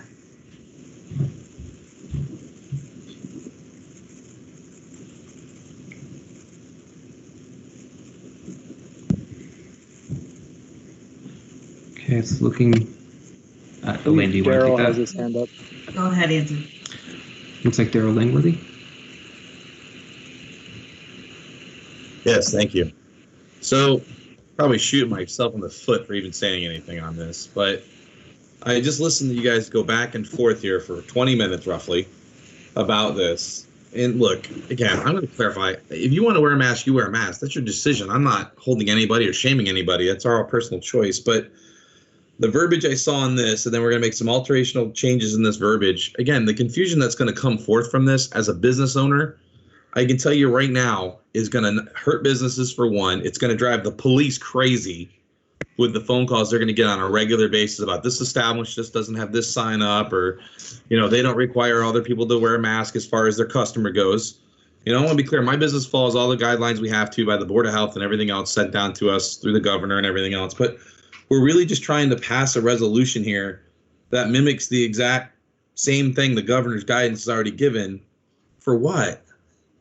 Like, businesses already have the choice to decide if they want to have someone wear a mask to come in there. People already have the choice to wear one if they choose to. You're setting something up to start having businesses get shamed no matter how you word this. I see 400 customers on a Saturday alone right now, and I can tell you it's half and half on who wears masks and who doesn't. So it's feel-good legislation. It's going to make you feel good to pass this, but in the end, it's going to hurt more than you will achieve, because the guidelines you want out there are already something that are in place. So I just don't understand the time and effort you're putting into this that could be put elsewhere, in my opinion. But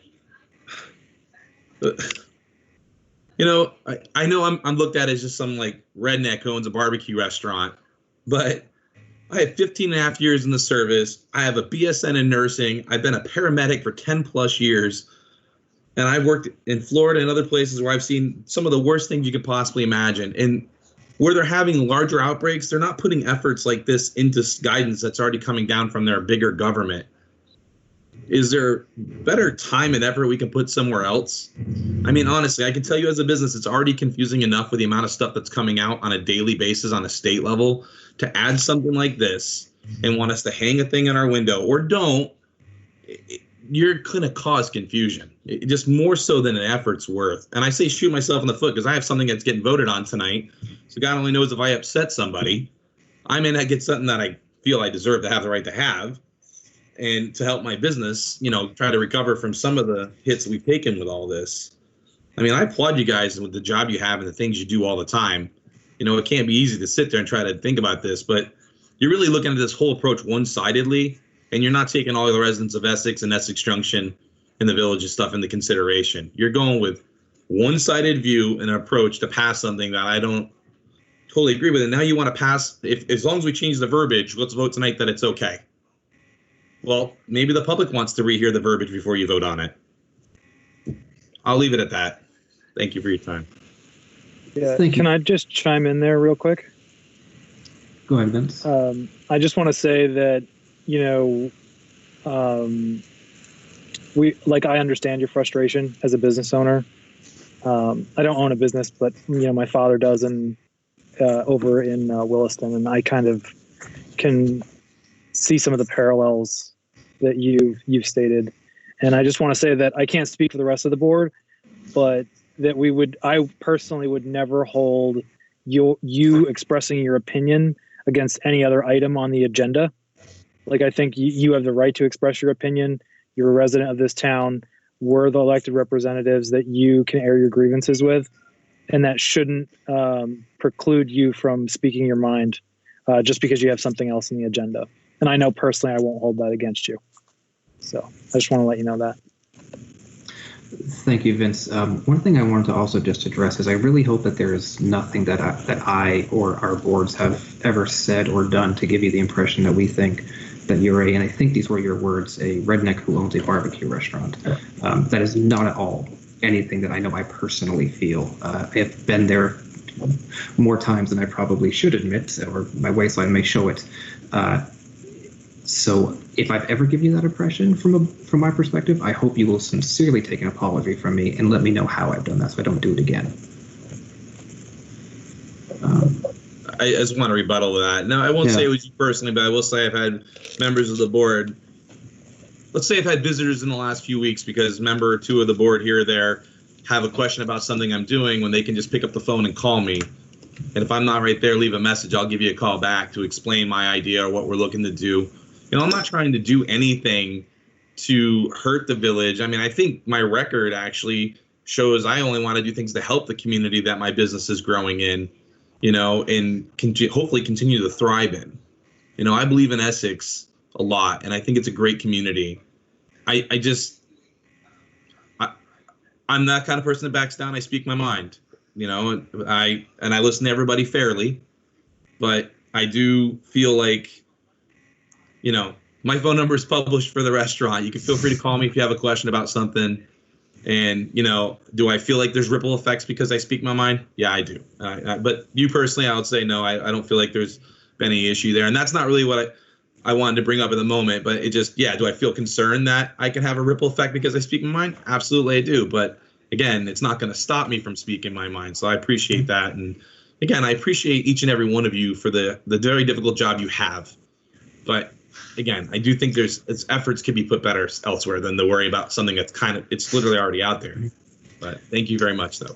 Thank you, Daryl. This is Raj from the Trustees. I wouldn't worry about any future actions. I mean, I think we've been trying to reach out to you and other restaurant and business owners pretty heavily and pretty energetically to see what ideas you guys have and what we can do to help businesses survive right now. We don't have to agree on every effort, but I certainly appreciate you waiting as long as you've waited tonight to share your opinion. And so I believe I saw Patrick and then Dan's hand. And Patrick, you're muted still. Okay. No, I got it eventually. To be clear, Daryl, I'm going to assume, correct me if I'm wrong, that those comments are directed towards me. I'm not sure where they came from.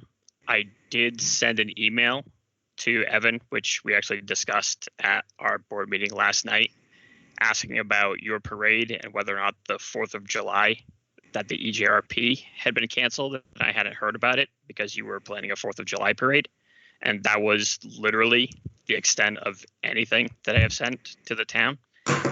So my apologies personally if you've heard anything else. I literally was just asking about whether or not the EJRP 4th of July parade was ongoing or not. Again, if you've heard anything else, I'm not sure where it came from, but I don't want you or anyone else to ever come before this board, the select board, or the trustees to think that anyone has anything against you. We take our ethics, I think, very seriously here. I would never, ever vote against anybody because of a political disagreement or any sort of even personal grudge that they may have against me. So again, my apologies if you've heard anything. Again, my number is listed as well. So if you ever want to chat with me, then feel free to reach out. Okay, Dan? Yeah, just after hearing Daryl speak, I'm leaning more in line with Andy and wanting to see final language on it. I think it's such a touchy issue right now, and I've no problem with in the public buildings, meaning the town office, village offices, requiring the mask in the language that we have for those. As far as the other, You're kind of cutting in and out. I didn't hear half of what you said there. I'm just saying that I support what Andy said about not approving. I will not vote to approve it now, sight unseen, the final version of this. Okay. After listening to Daryl speak, Daryl's comments also made me feel more strongly that way.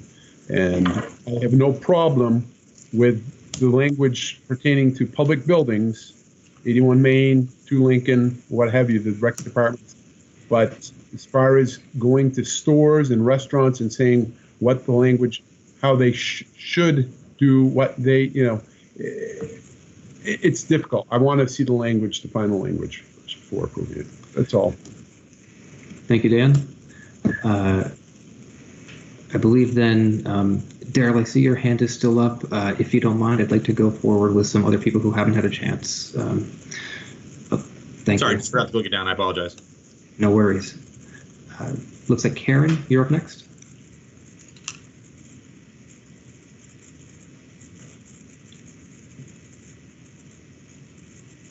Karen, you have your hand up. If you would like to address the boards, now is a good time to do so.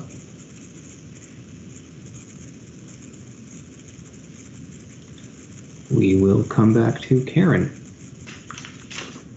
Ken, looks like you're next. I'll try to be brief. I'm disappointed that the guidance given at the last meeting does not seem to have been taken into account. And as a result, a tremendous amount of time has been expended tonight. And I would encourage you to require another draft. Thank you. Was there anybody else from the public who wished to speak?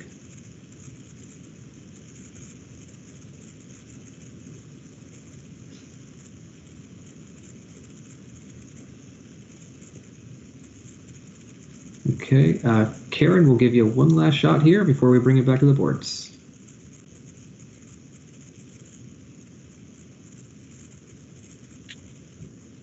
Yeah, Karen, maybe if you want to type your comment out, if it's brief.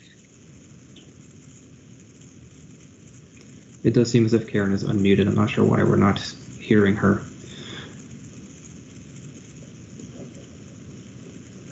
Well, maybe while she's working on that, I don't see any other hands. There was nobody else who had mentioned that they wanted to speak. So I believe that, Elaine, was there a motion on the table from the select board? You're muted. There was a motion, but it was not seconded. Okay. So we are at that point where we can, let's figure out whether we want to go forward tonight or not. Andrew, I think in light of the conversation, it might be best if we all voted to table until a new version could come back. Oh, God. I know, George. I know. Okay. Or do you want to make a resolution and just have the trustees move forward? That's fine. Andrew, is that sure? I just don't want to keep. Whatever we do, I would like to get it done. I don't think, if the collective will of the boards generally is to kind of say we encourage people to wear masks when they go into businesses. We're not going to pass an ordinance requiring it, but we would really like to see that happen. Then I think we should do it tonight. Get it out the door. I think our last meeting. Our trustee meeting, we tabled a whole bunch of things, and now we've been spending an hour on this. And I'm sorry, I'm getting a little frustrated, but I think we should either, fish or cut bait, get it out the door or drop it. But I think we should get it out the door tonight, and trust, our Greg and staff to take the changes that we said and polish it up. I don't think they'll do anything horrible. I don't think they'll violate any principles or laws. And just get it out the door. That's my feeling. I saw Patrick's hand, then Amber, then Dan. Yeah, I mean, I agree completely with George. We are as fortunate as we are living in Vermont, where we have managed to keep the rates down, because I think that our governor and our government has done a relatively good job of this. But as we've seen over this last weekend, these numbers can jump dramatically over a very short period of time. We are in a pandemic that has killed more Americans than I believe World War I did already. And we are probably, I'll concede to the public health experts, the experts that we have on this board and we should be using as a resource, that we are a year more from the end of it. It's just, this is a recommendation. While I feel for business owners who may have some confusion over it, I think that the end result is don't put it up. We are not requiring anyone to do it.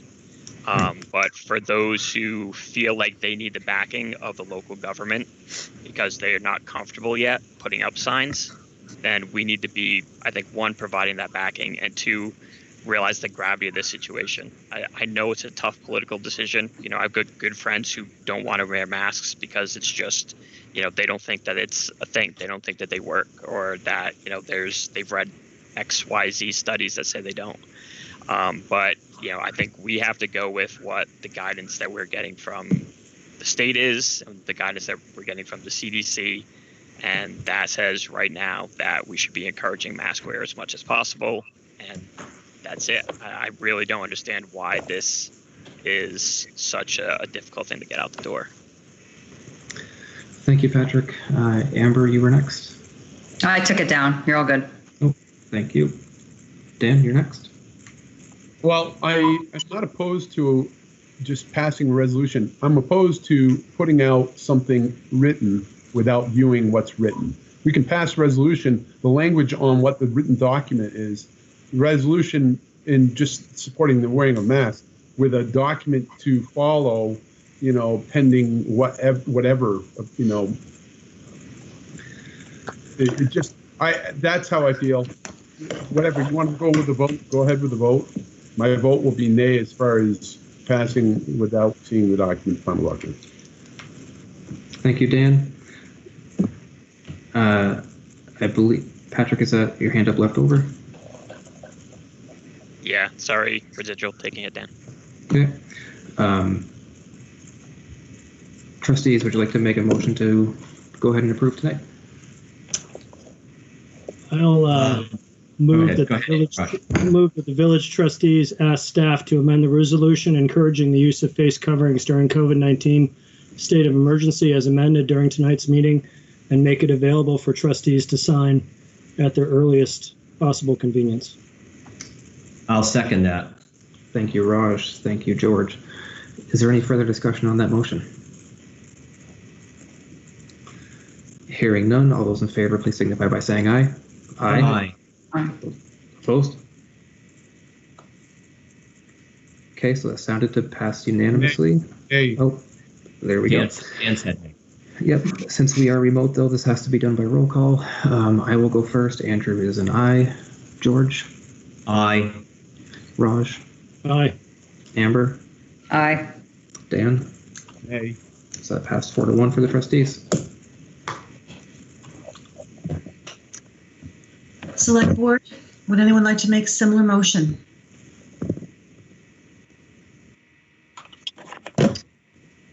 Pat, would you like to do the honors?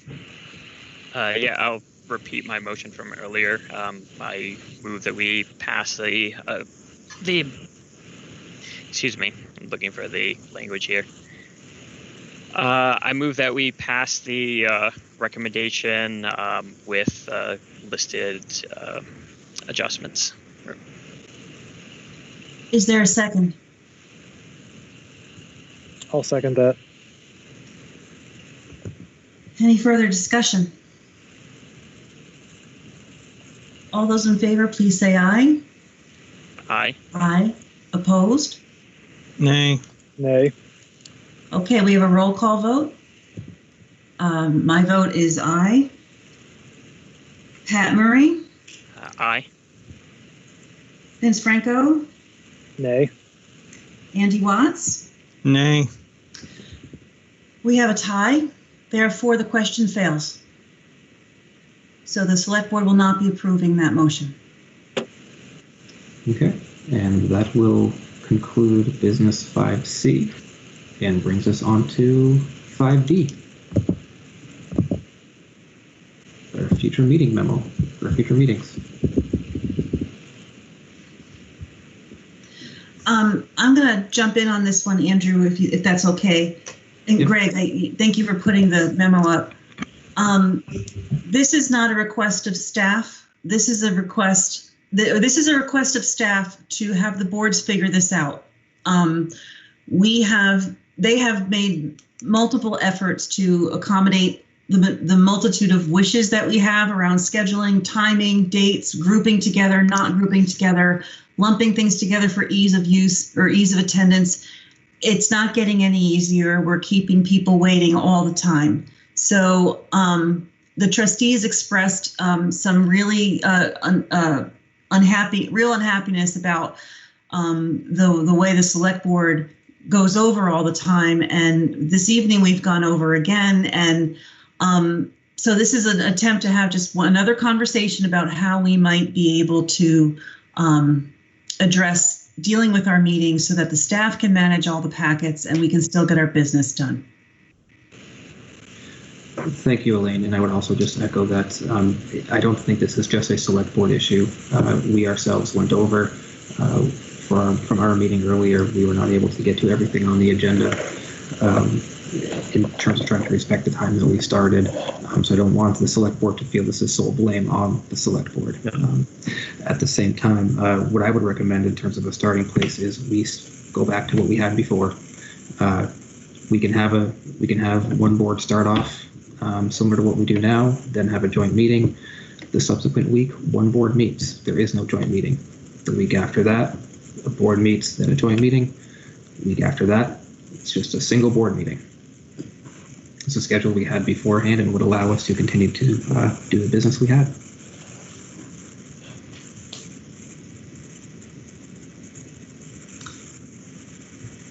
I have no complaints about that idea other than the concern of timeliness of decisions needing to be made. If there's fewer meetings and there's something timely, particularly, for example, a hearing that has to happen or a decision that has to be made, and we have to wait that extra week, which is a problem we have every week anyway. Well, what I'm suggesting is actually it would be more meetings. I believe it's 3 meetings a month for each board. So there would be, like, let's say, a trustee meeting, and then it's a trustee and a joint, or it's a trustee meeting, then it's a joint meeting that same day. The week after could be a Select Board meeting. The week after that, you have a Select Board, then a joint meeting in one day. The one after that. I see. Okay. So it's, I believe what we had done before, and I believe that's 3 meetings for each board. A month. I think that's a good idea, Andrew. I'd support that. I mean, I'd like to get the comments from staff to see what they think. What we prefer and what they that might be horrible for them. So I don't know from their perspective. Another thing might be just I don't think we're going to fix anything like it tonight, but just for us to think about, is there something about the way we meet? Is there something about the way we conduct business? Are there radical changes that we could do in terms of the kinds of things that get onto our agenda and when we deal with them? I mean, we have some items that, are pretty much boilerplate. Maybe they require some discussion, but they tend to cruise right through. And there are other items we know, like should we wear a mask in the mask resolution, which we could debate endlessly. Is there some way long term we think about? We have some meetings that where we get these efficient things out of the way that we have to meet over, and the public has to be involved. And then could we have have a kind of a varied meeting schedule where if we know one board is going to be or the joint boards are going to be having this long, complicated discussion that gets a separate meeting. I'm not. This is just kind of gobbledygook at this point, but I'm just wondering if changing the way we meet maybe would help. May I suggest taking advantage of the remote aspect of our work and considering lunch hour for the more boilerplate stuff? The obstacle is that the public has to be involved, and then right. I don't know if you run into trouble. So lunch hour would be good for us, maybe, and maybe for staff, but I don't know if you'd get public complaints that they couldn't be present at the meeting. So that's a great idea. I mean, that's the kind of thing I'm talking about, Elaine. Some innovative thing where we have discussion sessions, once or twice a month over lunch. I mean, that's a great idea. I like that. I mean, it's something to consider. I don't get lunch, just so everybody knows, but. Okay. Well, then. Skip the workout. What is lunch? Yeah. All right. I don't know. Just a thought. It's a good one. Having a meeting is better than going late a couple times a month. Yeah. I think right now, what are we, right? The last couple of months, we've been twice a month, right? Yeah. I'm trying to remember. Everything's such a blur. And I'm just trying to decide also for staff, because, when we were talking about merger last night, Evan was talking about how many nights a month. I know I'm one of the ones that is frustrated with how late the meetings go, and it's nobody's fault. These topics have to be decided, but I am, as George said, I'd love to hear what staff thinks about it, because it's either sounds to me like it's either good for us and bad for them, or I don't know, so I don't know what the right answer is. Greg, Evan? Well, this is going to sound odd, but I'd hate to advocate for less meetings based upon last night's discussion about trying to decide whether you're going to be on the ballot in November or not, and all the work that needs to get done and all the decisions that need to get done before that deadline. I will tell you that it is a simple equation. Extra meetings equal extra agendas, which require packets. And staff struggles to get those out based upon our other workloads. It's just, and we're short-staffed. We have an open position that we've been holding because of economics. Maybe that's I don't think it's short-sighted. I just think maybe it's just something we need to do, get it filled, and move on from that. But also, we've had discussions. Is it better to have a slightly longer night and one less night? We haven't found the right formula yet, I guess is what I would also say. And we can't tell if something is going to be a 5-minute discussion or a 45-minute discussion anymore.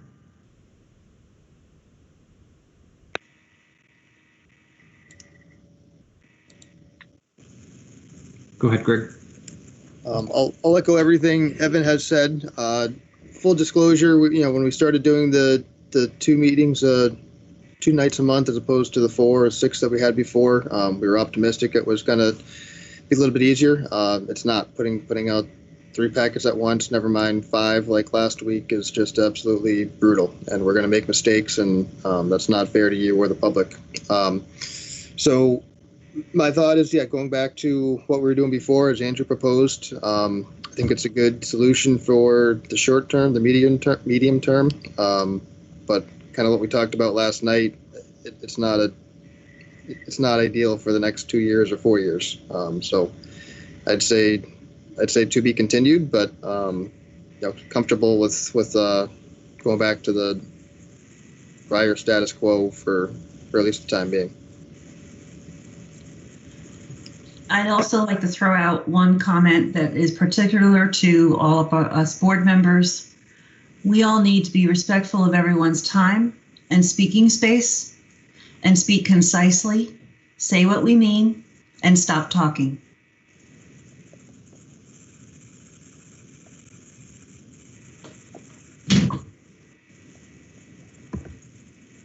So along those lines, are there any other recommendations, or do we want to go forward back to the previous schedule that we had before COVID?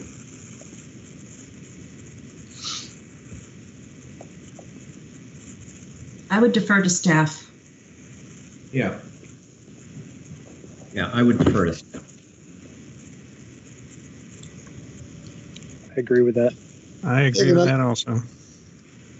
I'm comfortable with it. Evan, I want to hear your thoughts, and I guess we'd ask you to be really careful about adding extra meetings. And we were doing the governance subcommittee once or twice a month. That was adding a lot of work, not just for staff, but for some of you as well. So just being careful about putting extra meetings onto those 4 that we have to put together.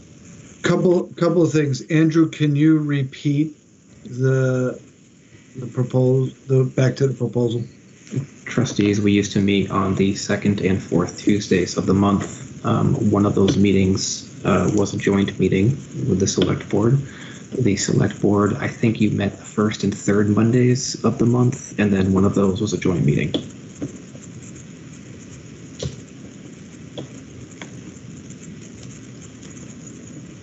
Okay. We can make that work. Couple things. When the agenda is set, it is very difficult to add things. Again, last minute.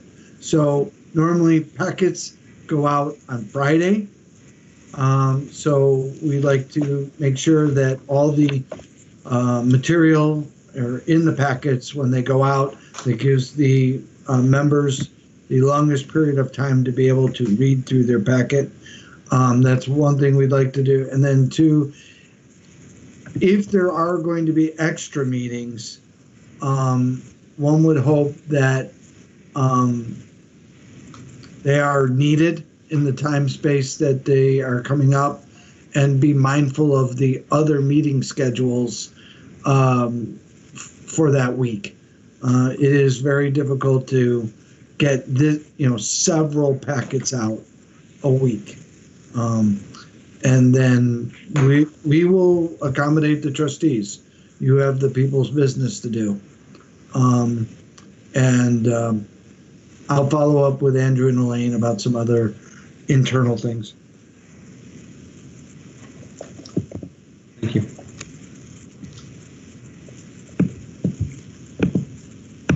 Sounds like, are we ready to move on to the consent agenda? Yes.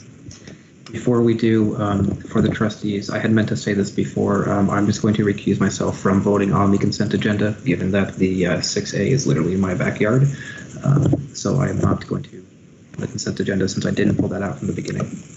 Okay. So George, you'll need to run that part. Yeah, so trustees, do I hear a motion to approve the consent agenda with changes? Yeah, whatever. You know what I meant to say. So moved. Okay. Second. And are there any changes to the consent agenda, trustees?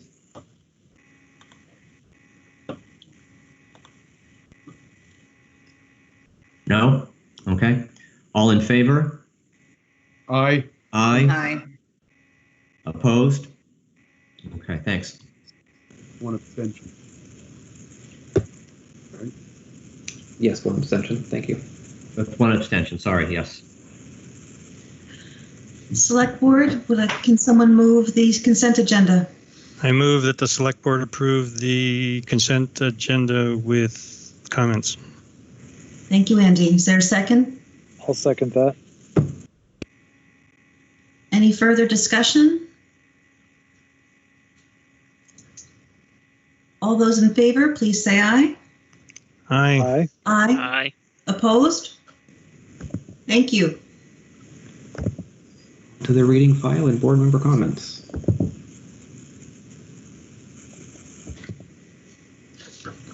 Anything, trustees, you wish to discuss tonight? That we haven't already talked about. Sounds like we're good.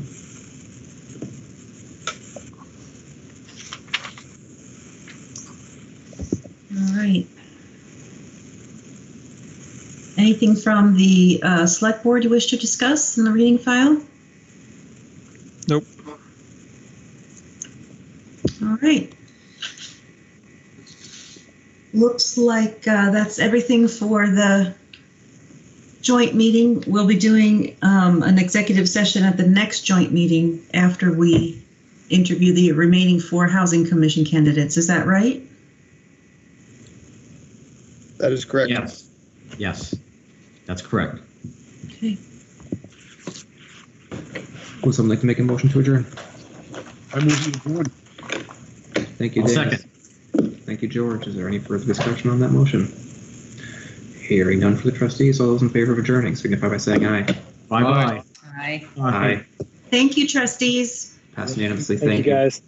Good night, Have a good, everybody. have a good night. Amber. And Select Board will continue on for the Select Board meeting for the evening. I'm going to wait while Greg stops recording the joint meeting and then begins recording. And there's the recording. Okay. So I will call the June 9th, 2020 Select Board meeting to order. Are there any additions to the agenda or changes? There are, just let me get settled for a moment, please. Take your time, Greg.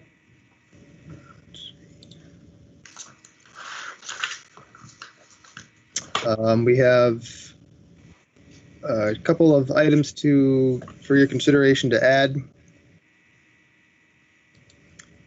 First is a request for a temporary outside consumption permit from First Republic Brewing Company. It's a temporary thing in response to COVID restrictions. We're trying to help them out and expedite things and move things quickly. So that's why it's before you tonight. We just received it yesterday, as opposed to waiting to the next meeting. That would adjust some of the other numbers if we wanted to handle that first with the other liquor license application that's on the agenda. And then lastly, should have been on the agenda, just slipped my mind putting things together. An option to discuss the process for interviewing candidates for the open select board seat, which is scheduled for next Monday, the 15th. Thank you, Greg. Is there anything anyone wants to pull from the consent agenda? Okay. I'd like to receive a motion to approve the agenda as amended. I move that the select board approves the agenda as amended. Thank you, Vince. Is there a second? Second. Thank you, Pat. Any further discussion? All those in favor of amending the agenda, please say aye. Aye. Aye. Opposed? All right, thank you. Now we are at the portion of the agenda for public to be heard. If you wish to speak to the board on items that are not on the agenda, please indicate either by raising your hand or by making a comment in the chat. And I see Margaret Smith would like to make a comment. Go ahead, Margaret.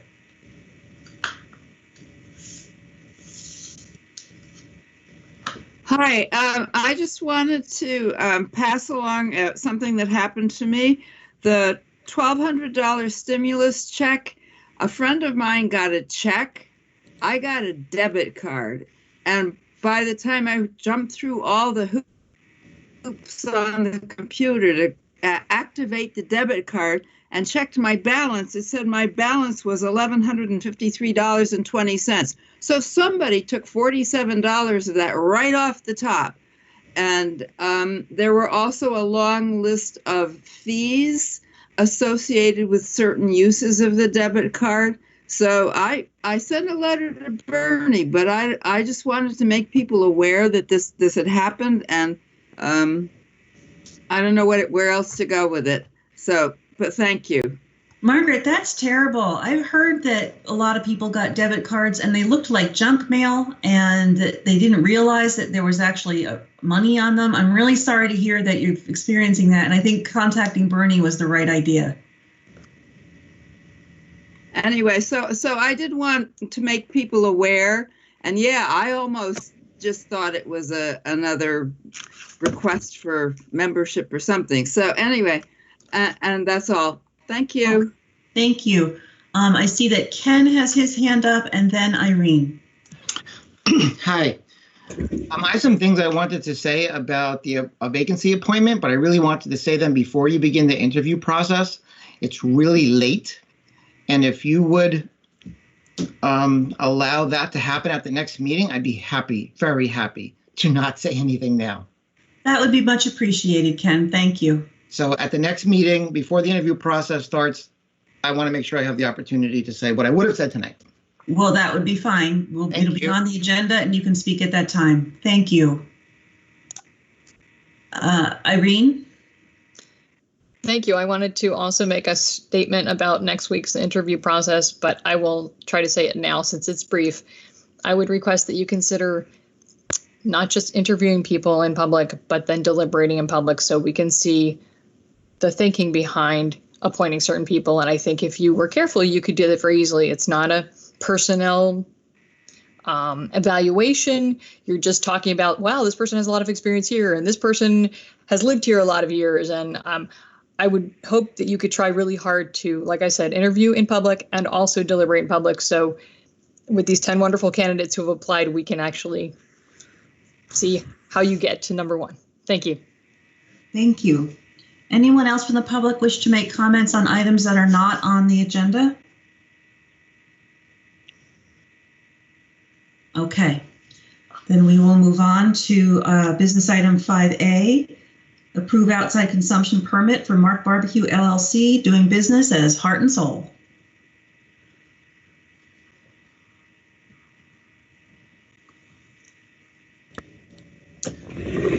Yes, we have an application for a revised outside consumption permit for Mark Barbecue doing business as Heart and Soul. It's a temporary consumption permit, outdoor consumption permit. Would be applicable for Saturdays during July.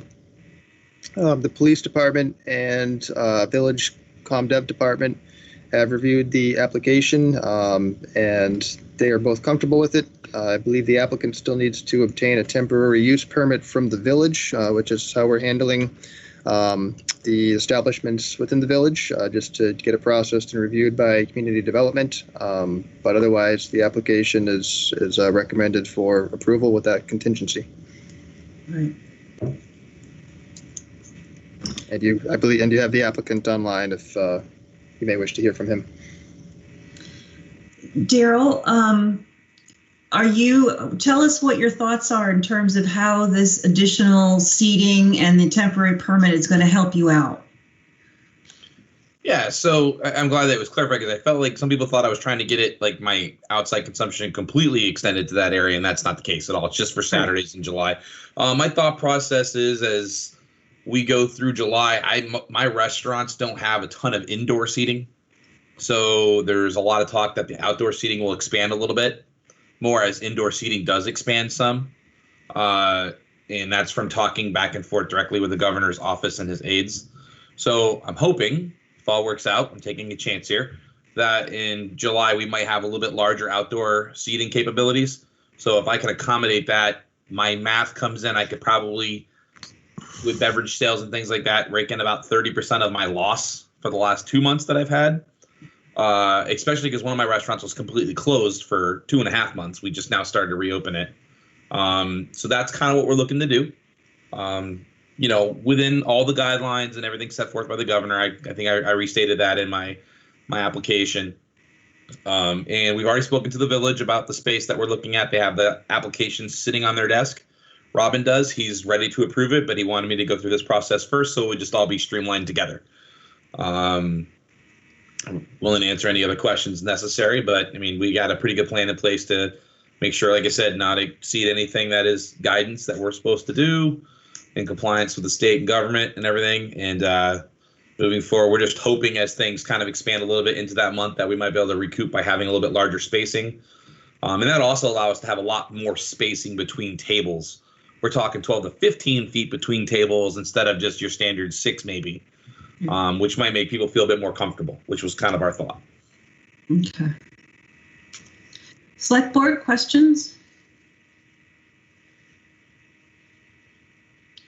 Well, it's Pat. This is actually a question. I don't know if you have the answer, Daryl, or maybe Elaine, you might, but it's something that came up and I was wondering about it. I know like outdoor seating areas are kind of limited by now I'm not going to get this exactly right. It's either up to 25 right now, or is it a capacity of the restaurant size? I'm not sure which we're at right now, but it's probably whatever is smaller. Is that correct? My understanding of that is that outdoor seating is allowed to cap at 50 people, assuming that the safety and health mandatory guidelines are followed, spacing and distancing, but that indoor seating is capped at 25% of your allotted capacity by the fire marshal. Is that right, Daryl? That is 100% correct at this time. It's a 50 max in your outdoor area. And if you've seen our deck, there's no way we could do that with our little deck. So that's why we wanted to have the space to be able to accommodate that. It is 25% of your indoor seating area. And I don't foresee us seeing a huge change in that size until maybe July. Just by, looking at how they've kind of rolled things back when we first started and how they've kind of rolled things out again. We're following the steps backwards. So I assume to see larger group gatherings by this week or next week, believe it or not. I don't think that's going to change with what we've had happen in Winooski based on how they're kind of the verbiage they've been using on that the last couple times I've watched and read on it. But I don't see super large numbers, but I think they're going to expand. So if there's a likelihood they're going to expand something, it's going to be outdoor seating where there's the ability to space people more. And like I said, we're trying to do it in a way where we can give optimal spacing between tables to make people feel comfortable. I mean, with that large space we have, we could put tables 25 feet away from each other to make people, especially if it's a larger group, to make people feel more comfortable about being out for dinner. Of course, this is all weather permitting. If it rains every Saturday in July, well, kind of out of luck. Yeah, that's actually kind of why I was wondering about the question, because something that came up when I was talking to some business owners, specifically in the town outside the village, which is where I'm working right now, talking to some of the restaurant owners out there. They were wondering about whether or not the number of people you can fit would be adjustable or maybe increase more if you could separate them out more or not. Like if you had, say, for example, 50 people in one tent and then 50 people in another tent, would that allow you to then have 100 people as long as they were adequately spaced or not? I'm not sure if you've heard anything about that or not, Daryl. Honestly, it's why I'm asking you, because mentioning that you've been talking to the governor about it. I wasn't sure if it was an avenue that you might be able to explore. The only loophole I see in that, and I say loophole, is food trucks. So if you had food trucks in an area and you could space them far enough apart, theoretically, you wouldn't be violating the order by the way it's written. And this is from talking to my lawyer about reading it, the verbiage that's been put out. So again, the guidance is there. It's somewhat vague in some areas and then very black and white in others. And I think that's kind of intentional, unfortunately.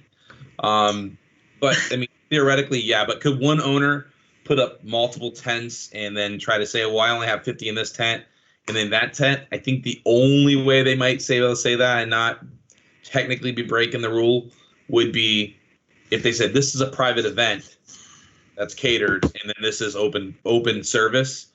That might be your only chance, unless it was food trucks, which I think get the fine.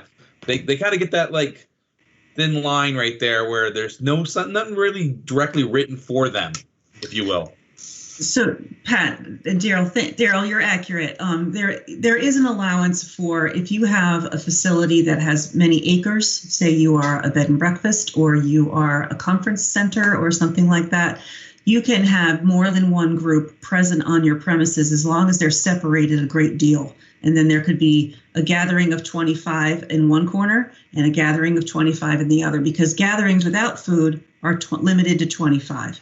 The dining is indoor dining at 25% of your capacity and 50 people on that special temporary spacing out in the front of your premises.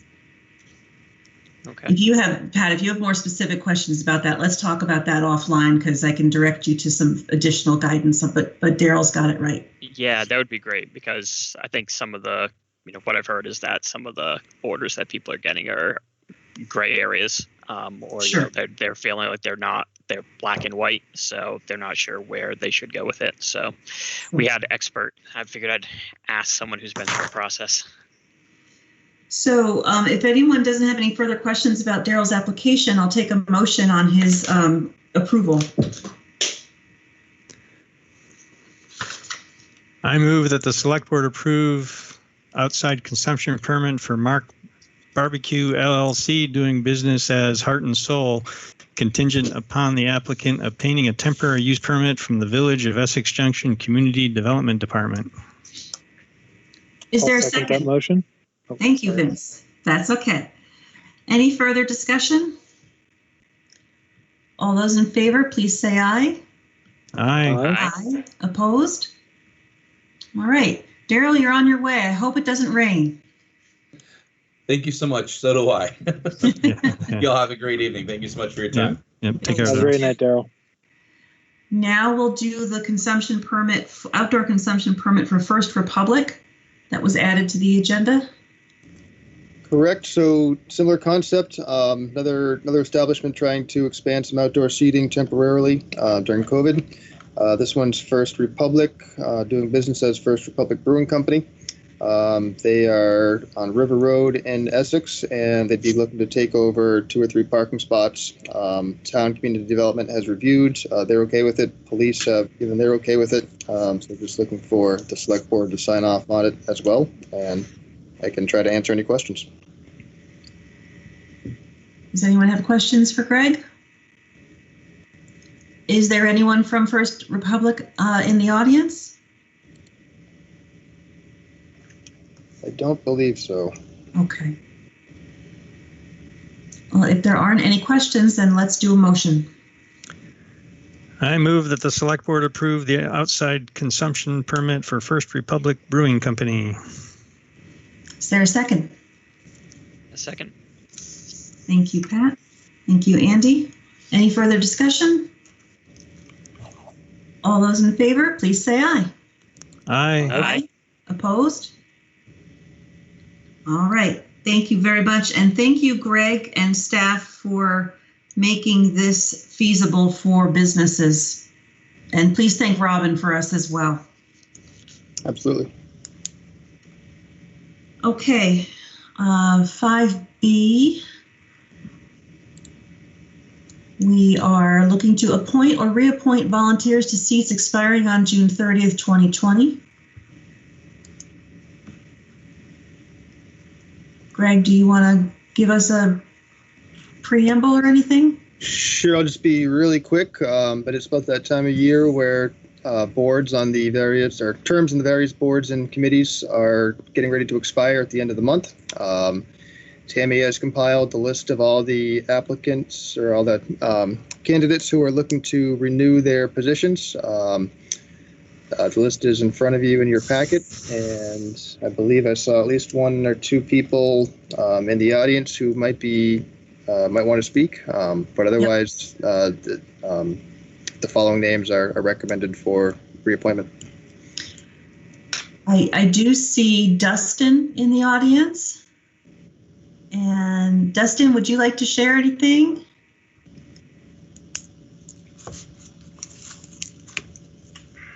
Can you hear me? Yes, we can. Good, thank you. I'm just speaking, obviously, at this point for David Raphael. I'm the planning commissioner. David's commitment to the commission, his track record, his experience, and his knowledge is very valuable to the commission, and I would strongly support his reappointment. Thank you, Dustin. And thank you also for stepping forward for reappointment. Your service is much appreciated as well. Thank you. Are there any other folks who are on committees up for reappointment that are in the audience and would like to speak?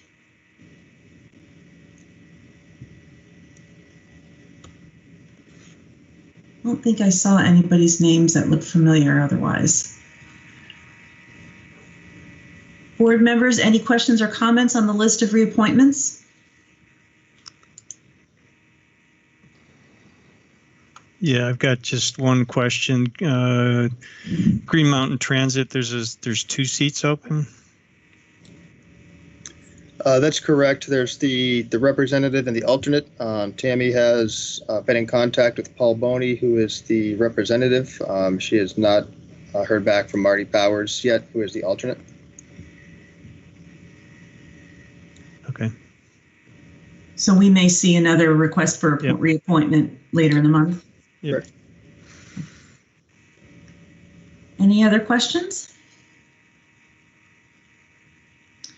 If not, I'll take a motion to approve the slate of reappointments.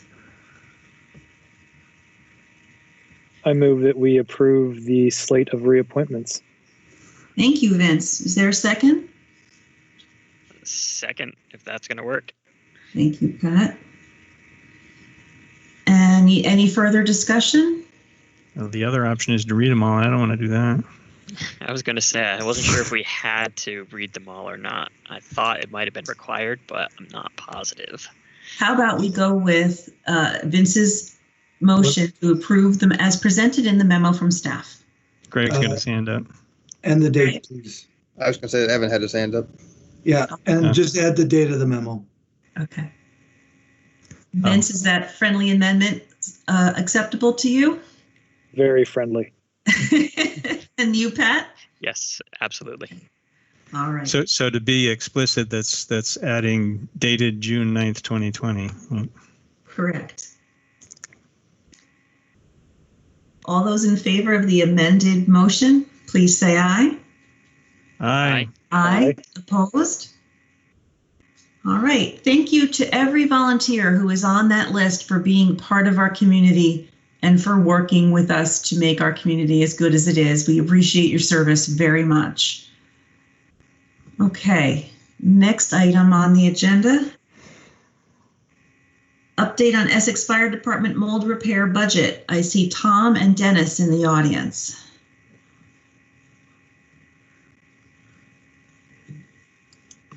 Just here to answer questions. Okay, so Greg or Evan? We had been asked by a member of the select board to do an update on where we are with the mold remediation at the Essex Fire Station. You have a memo in front of you. I think, Tom, we're waiting on some bids or quotes for some stuff that's coming in. Correct. Bids are coming in on Friday. What have you guys accomplished so far, and what's left? So phase one, which is the apparatus bay, phase, I should say, of the mold remediation is complete. There was a test done last week, and we passed on there was no more mold in the apparatus bay area. So we are going to begin moving all of our stuff that is in the meeting rooms and offices out to the apparatus bay to get ready for phase 2 for next week.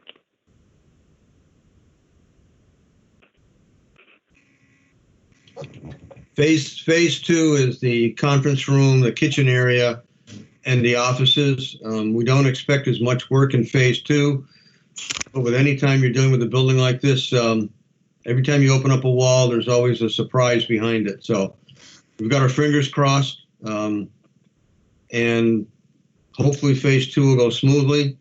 The 2 bids that are out are the bids for rehabilitating the building, basically putting it back and putting it back in a manner that we won't have mold accumulating on the walls. So there's some dollars to be spent there. And Tom did look at, in a simple sense, the roof has leaks in it. It's an old roof. It's about 20 years old. The original plan was to basically do what we did, which is take off the insulation on the inside. And the original plan was to replace that. The bid that we've got out is to look at not doing that, but putting insulation over the existing roof and putting a new roof on top. We bid that out once. The prices came in too high.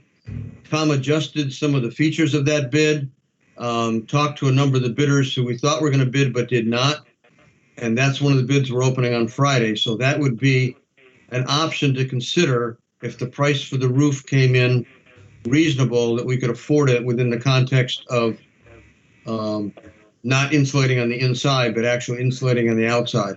You get the same insulating factor, but you get rid of a 20-year-old roof and you end up with a roof that's got more life to it going forward. So it's a good, smart move on Tom's part. We've got to wait for the costs to come in so we can see what the total price tag is, and then our intent is to come back to the board and indicate what those dollars will be. It will probably be more than our original estimate. The original estimate we told the board was around $80,000. The bid for phase 1 and phase 2, just the mold removal and basically repairs, I just looked at it again today, is around 52 and change. So to put the fire station back and do what's right, it's probably going to cost us more than the 80. Can't tell you what the number is till we got those bids in. Dennis and Tom, thank you very much for that update. Board members, do you have any questions?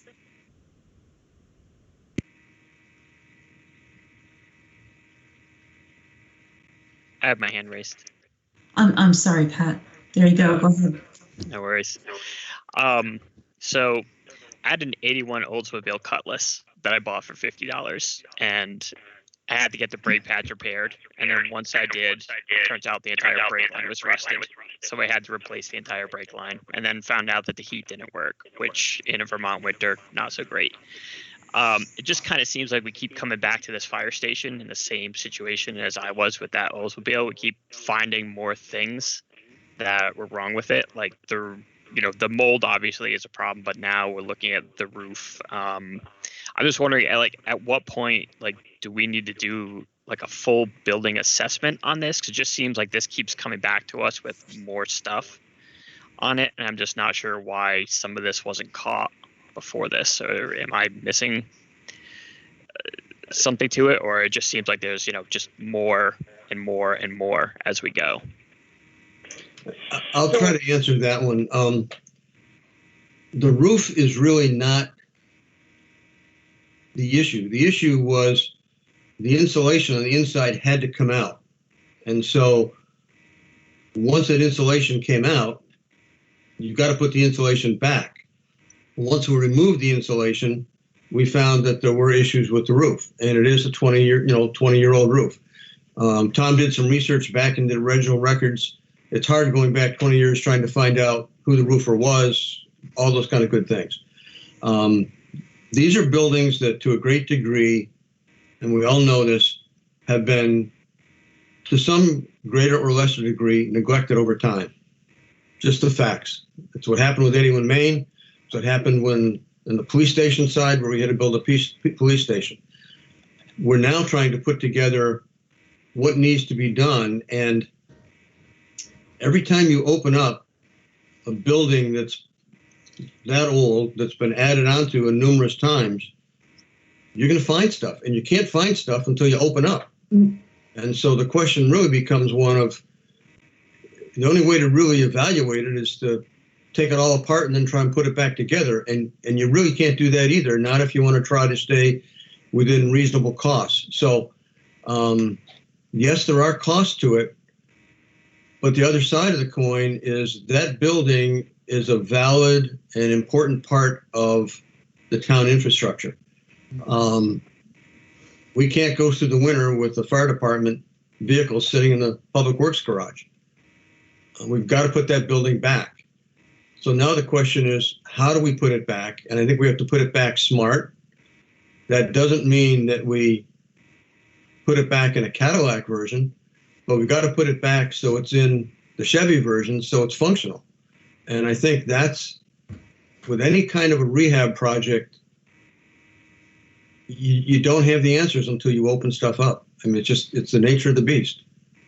It's Yes. unfortunate, and I know everybody says, well, you know, we keep adding on costs, but once you find out what that is, you've got to essentially do something with that.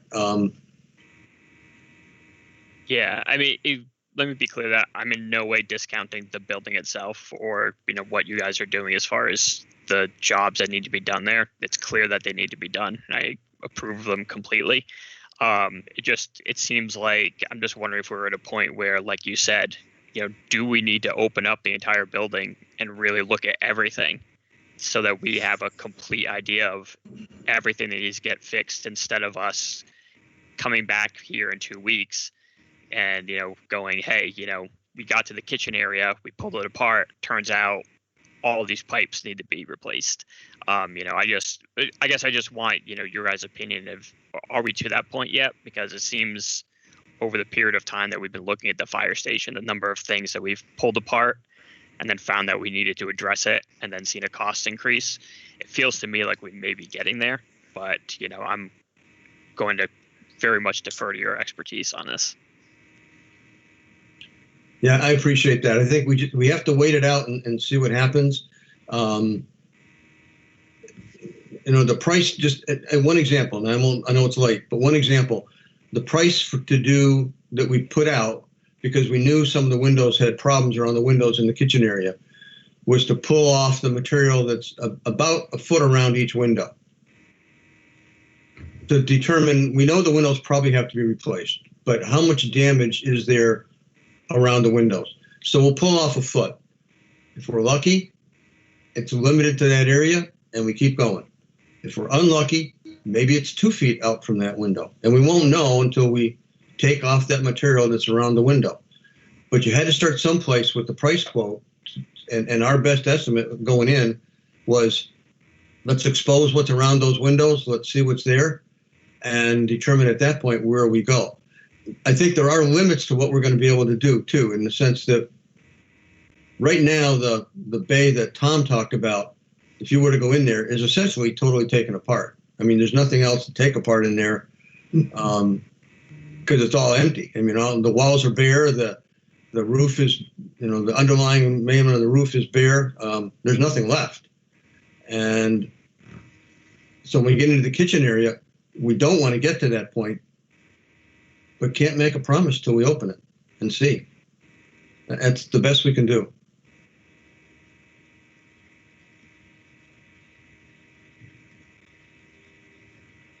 Can I jump in for a second? Of course. I think that, speaking to your analogy, Pat, the Oldsmobile that you had, repairing it is kind of like our firehouse. But, you know, if you have to only if that's the only thing that can get you to work, you kind of have to keep it going, you know, until you can buy another car, or until you can, you know, send that off to the shop to get it repaired or something like that, like until situations change. But I think kind of we're in the place right now where we don't have the luxury of really like tearing the building apart and analyzing it. I think maybe, you know, that's something to look at for next year. Maybe something we should keep on like in the back of our minds. But I think for now, it's just we kind of have to just go forward with what the plan is. Okay. Any other comments or questions for Dennis or Tom? Just thank you for what you're doing. Yeah, yes, thank you both. Yeah, appreciate the work. Thanks for keeping us updated. Tom, if you're still working on that building in winter, I'm going to get after you bad. I think Chief Charlie is going to be on me before you, so. Keep at it. Thank you. All right, the next order of business was added at the beginning of the meeting. We're going to discuss the process for interviewing select board candidates. And I just also want to point out that the select board has a policy that if our business continues past 11 o'clock, we need to vote unanimously to agree to continue past 11, just so you know. We may get there. Craig, would you like to lead it off? Sure. So first of all, thank you all for giving me some of your comments and thoughts about how you want to handle the select board interview process next week.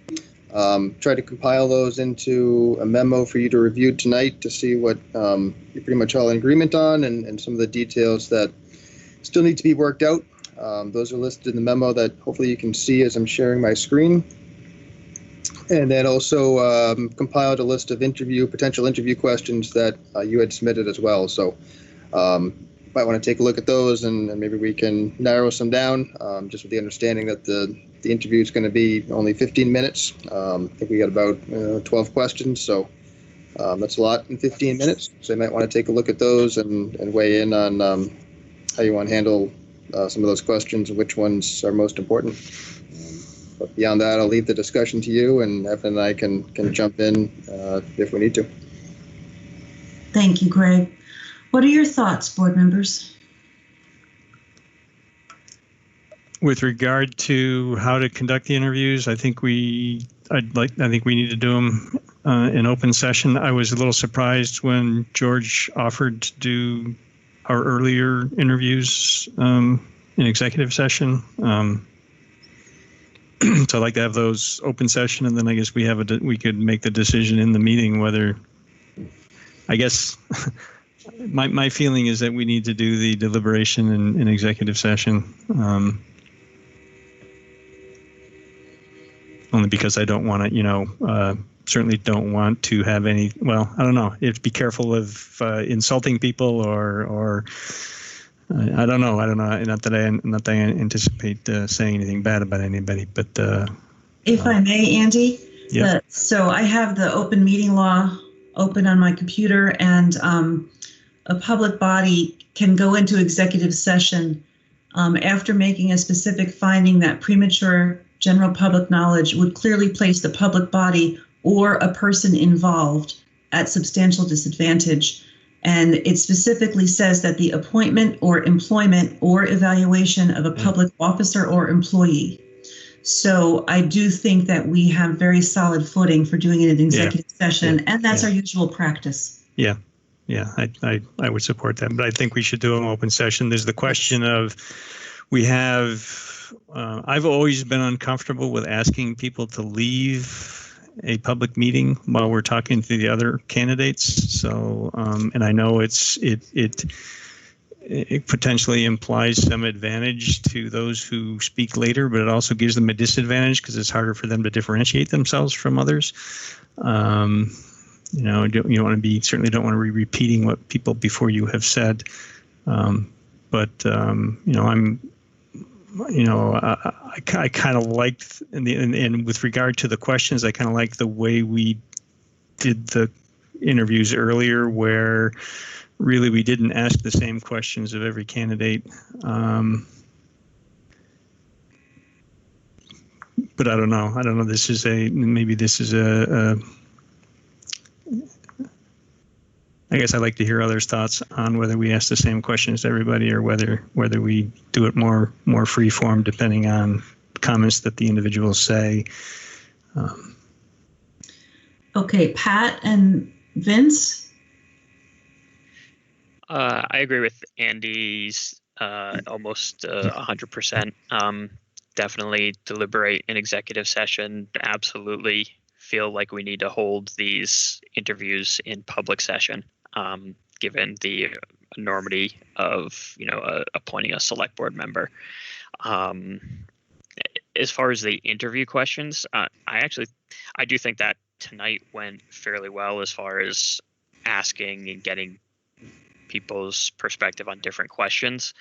But I think for this particular instance, I do feel that it would be unfair for us to potentially evaluate someone on how good a question they received may have been, because not all questions are created equal. Some people can give excellent responses to anything, but just some by their very nature are going to be more in depth and allow for greater explanation. So I don't really see how we could do anything but ask the same questions of each person who came before us. Just seems like the fairest way. Thanks, Pat. Vince, what are your thoughts? So my thoughts are we have a few like boilerplate questions that we ask each candidate, and then we can maybe go into like a few questions that maybe are not on the list. So we have, like, how do you feel about merger is a big one. That obviously should be, something that they should be asked. I don't know about the other ones, but maybe we could prioritize what we think are like the top 5 or the top 7 or something like that, and then ask maybe a few off the cuff, like depending on what each select board member feels like. I don't know what everybody else thinks about that, but I'd be interested to hear what the other board member's opinion is. I do think we should be asking everyone the same thing. Evan, you have your hand up. Just so, when we interview candidates for employment, we have our set questions. It gives continuity. You get to grade, if you will, how candidates answered the specific question, and it apples to apples. We also allow our interview team to do follow-up questions or follow-up things in a vein. Maybe something a candidate says strikes you and you go off that, but we try to stay apples to apples so that when you do have that discussion about the candidate and what stood out about them or A to B, you could go back to a specific question and say, I liked how they did, let's say question 3. I really like that, and maybe they weren't great in 3, but they really rocked on number 5. And you could do apples to apples. And if not, sometimes you can get all over the place, especially if you have 10 to go over. Just a thought, you guys do what works for you. Thank you, Evan. So it sounds like a consensus is we're going to interview our candidates in public session. We will deliberate in executive session, but we are not allowed to make any decisions in executive session, and so we must vote in public session. And it sounds like we all want to ask the same questions, which I think is a good plan. Any thoughts on the questions themselves? Feel free to jump right in. I would like to make one observation about one question. The question number 7, how do you feel about merger? While that is a very important topic, I would rather ask, how do you feel the board should proceed when discussing merger? Because whether or not a person feels that they want it or don't want it really is immaterial. It's more about how we go about it. Yep, I heartily agree with that. Okay. My other comment would be number 4. Will you run for election in March? I don't know that should really be asking that. Maybe they would want to get some experience before knowing if they're going to run in March. I don't know how much that adds to the conversation, but that's my thought on that one. I think that one is important. At least it would be for me in my decision making, because I would like to know if I'm appointing a select board member, whether or not I know that I'm appointing them for 6 months, or if I think I may be, appointing them for the 6 months and they may continue longer. If it's a definitive end statement, that may weigh on my decision-making process more than someone who's open-ended about the prospects of continuing in the position. That obviously I included that question, but that's my thought. That's my thought process and why I put it in there. I wonder if. Oh, sorry. I wonder if we went with question 10, that might tackle question 1 and question 4.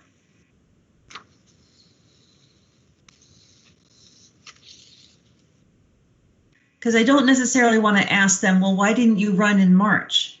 Because maybe they just don't want to talk about that. And I also don't necessarily want to put them on the spot to say, I plan on staying running for election. Right. But number 10 is more open-ended. I appreciate the open-endedness, but I'm also not uninclined to put people on the spot either.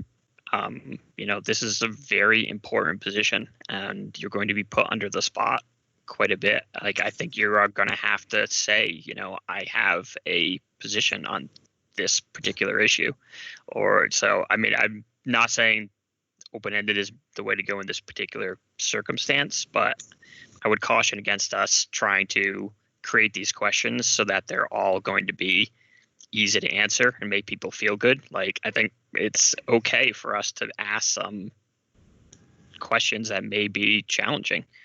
That certainly was not my intention, but I would rather ask the pointed questions on matters of substance than matters that we might not necessarily have any control over, because when a person steps down from a board, they step down from a board. But I'd rather ask the pointed questions about policy and actions of the board, and if they decide to run or not is their decision.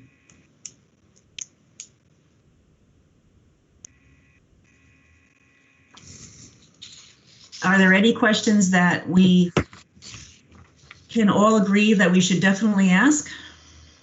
I want to try to narrow down the field to maybe 5 questions for 15 minutes. Yeah. I kind of like number 12. What makes you stand out? Why should we pick you? People may say that, though, in their own introductions, right?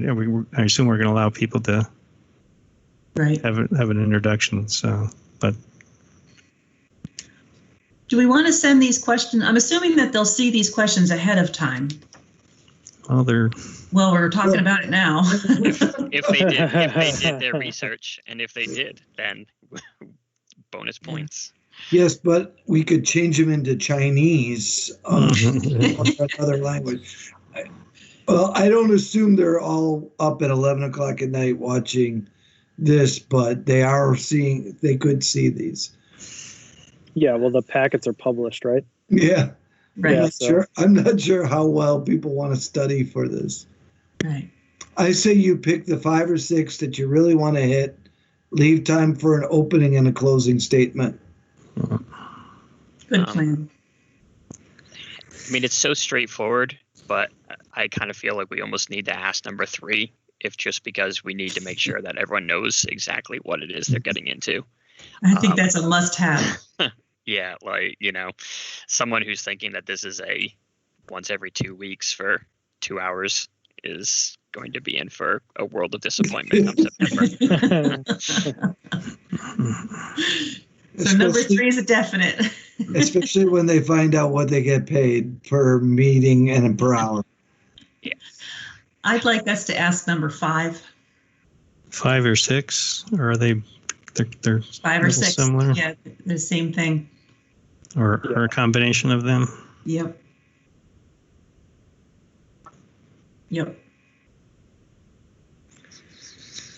Come on, you're doing great.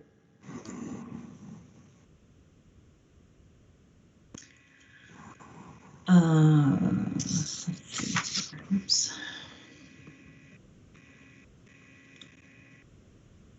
Should go ahead. Oh no. Should we ask number one? Did we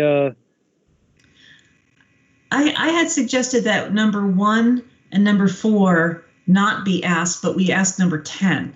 Okay. Would that work? Hey, a train. I'm amicable to that. Okay. Yeah, I think that gets the point of what I was trying to get across as well. So. Okay.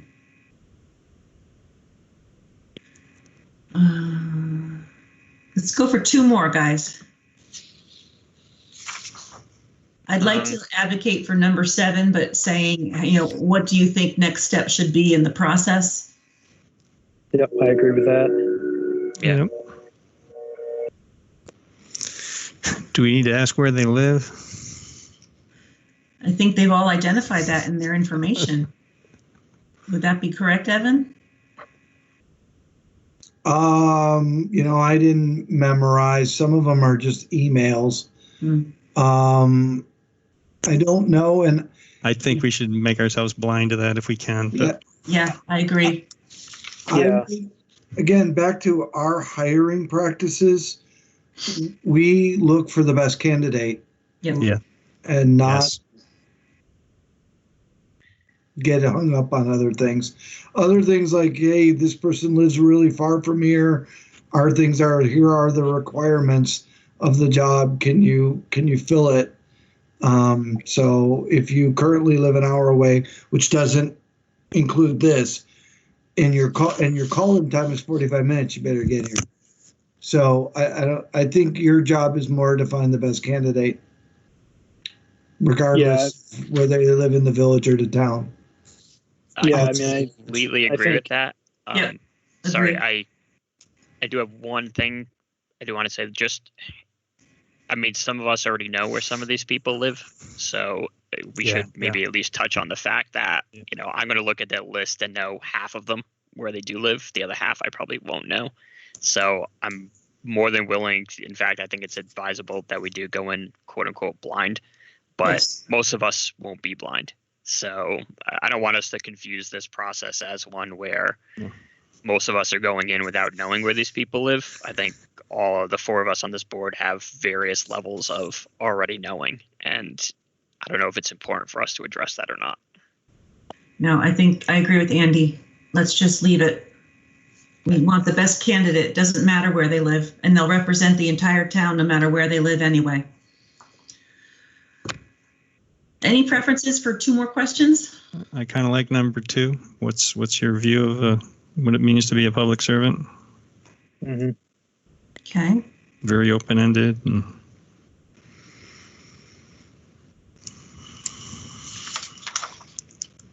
That's 5 for 15 minutes. That's 5. So I see number 2, number 3, a combination of 5 and 6, number 7, and number 10. And 7, you asked to be modified to next steps in the process. Correct. Yep. Do you want staff to take a stab at putting that, sort of a script together? Yes, please. Happy to do that for you. Thank you very much. We can each ask a question. Yeah, we could. Yeah, Evan, you get the 5th one. I'm not asking any questions. But yes, and that's also what happens in a lot of our interviews. Someone picks a question, they get that question, and then it really screws them if you start going in a clockwise or counterclockwise. But this will be electronic, so that's not going to happen. Okay. I'm surprised you're not going to make the clerk read all the questions. Oh my God, that's such a better idea. You have to write down the answers. Oh no. All right. Well, it sounds like we have a consensus and we have a list of questions. So thank you, everyone, for coming to So is there anybody in the public or is anybody left? Or did we say Ken was going to speak at this point, or was that next week? Where he's going to He speak? wanted to wait till next week. Oh, okay. Unless you guys go over the witching hour, which is just 2 minutes away. So are there any other questions or comments from the board on the process and how this is going to work next Monday? And Evan, can you remind us what time we're starting on the 15th? 6:30. 6:30, yeah. 6:30. Wonderful. I'm looking forward to it. All right, next item of business is the consent agenda. Would anyone like to move the agenda? I move approval of the consent agenda with select board member comments. Is there a second? Pat? Any comments or questions on the agenda? Consent agenda. All right, hearing none. All those in favor of approving the consent agenda, please say aye. Aye. Aye. Opposed? All right, we are on the reading file now. Questions, comments from the board? Thank you to Melinda Monroe for serving on the EDC. Appreciate her service. Thank her as well. Anything else? For the housing recovery, that's just a setback for them. They're figuring out whether they're going to go forward and how they're going to pay for it, if they're going to pay for it. That's not a closure of it. It's just. Yeah, I'd say it's open-ended. They're trying to assess their options and figure out what they can do and how they can get the funding they need, and if it's worth reapplying with a modified application or pursuing some other options or letting it go. So to be determined. All right. Okay. Well, if there aren't any further questions or comments, I'll take a motion for adjournment. Motion to adjourn. Second? I will second that. Thank you. All those in favor, please say aye. Aye. Aye. Opposed?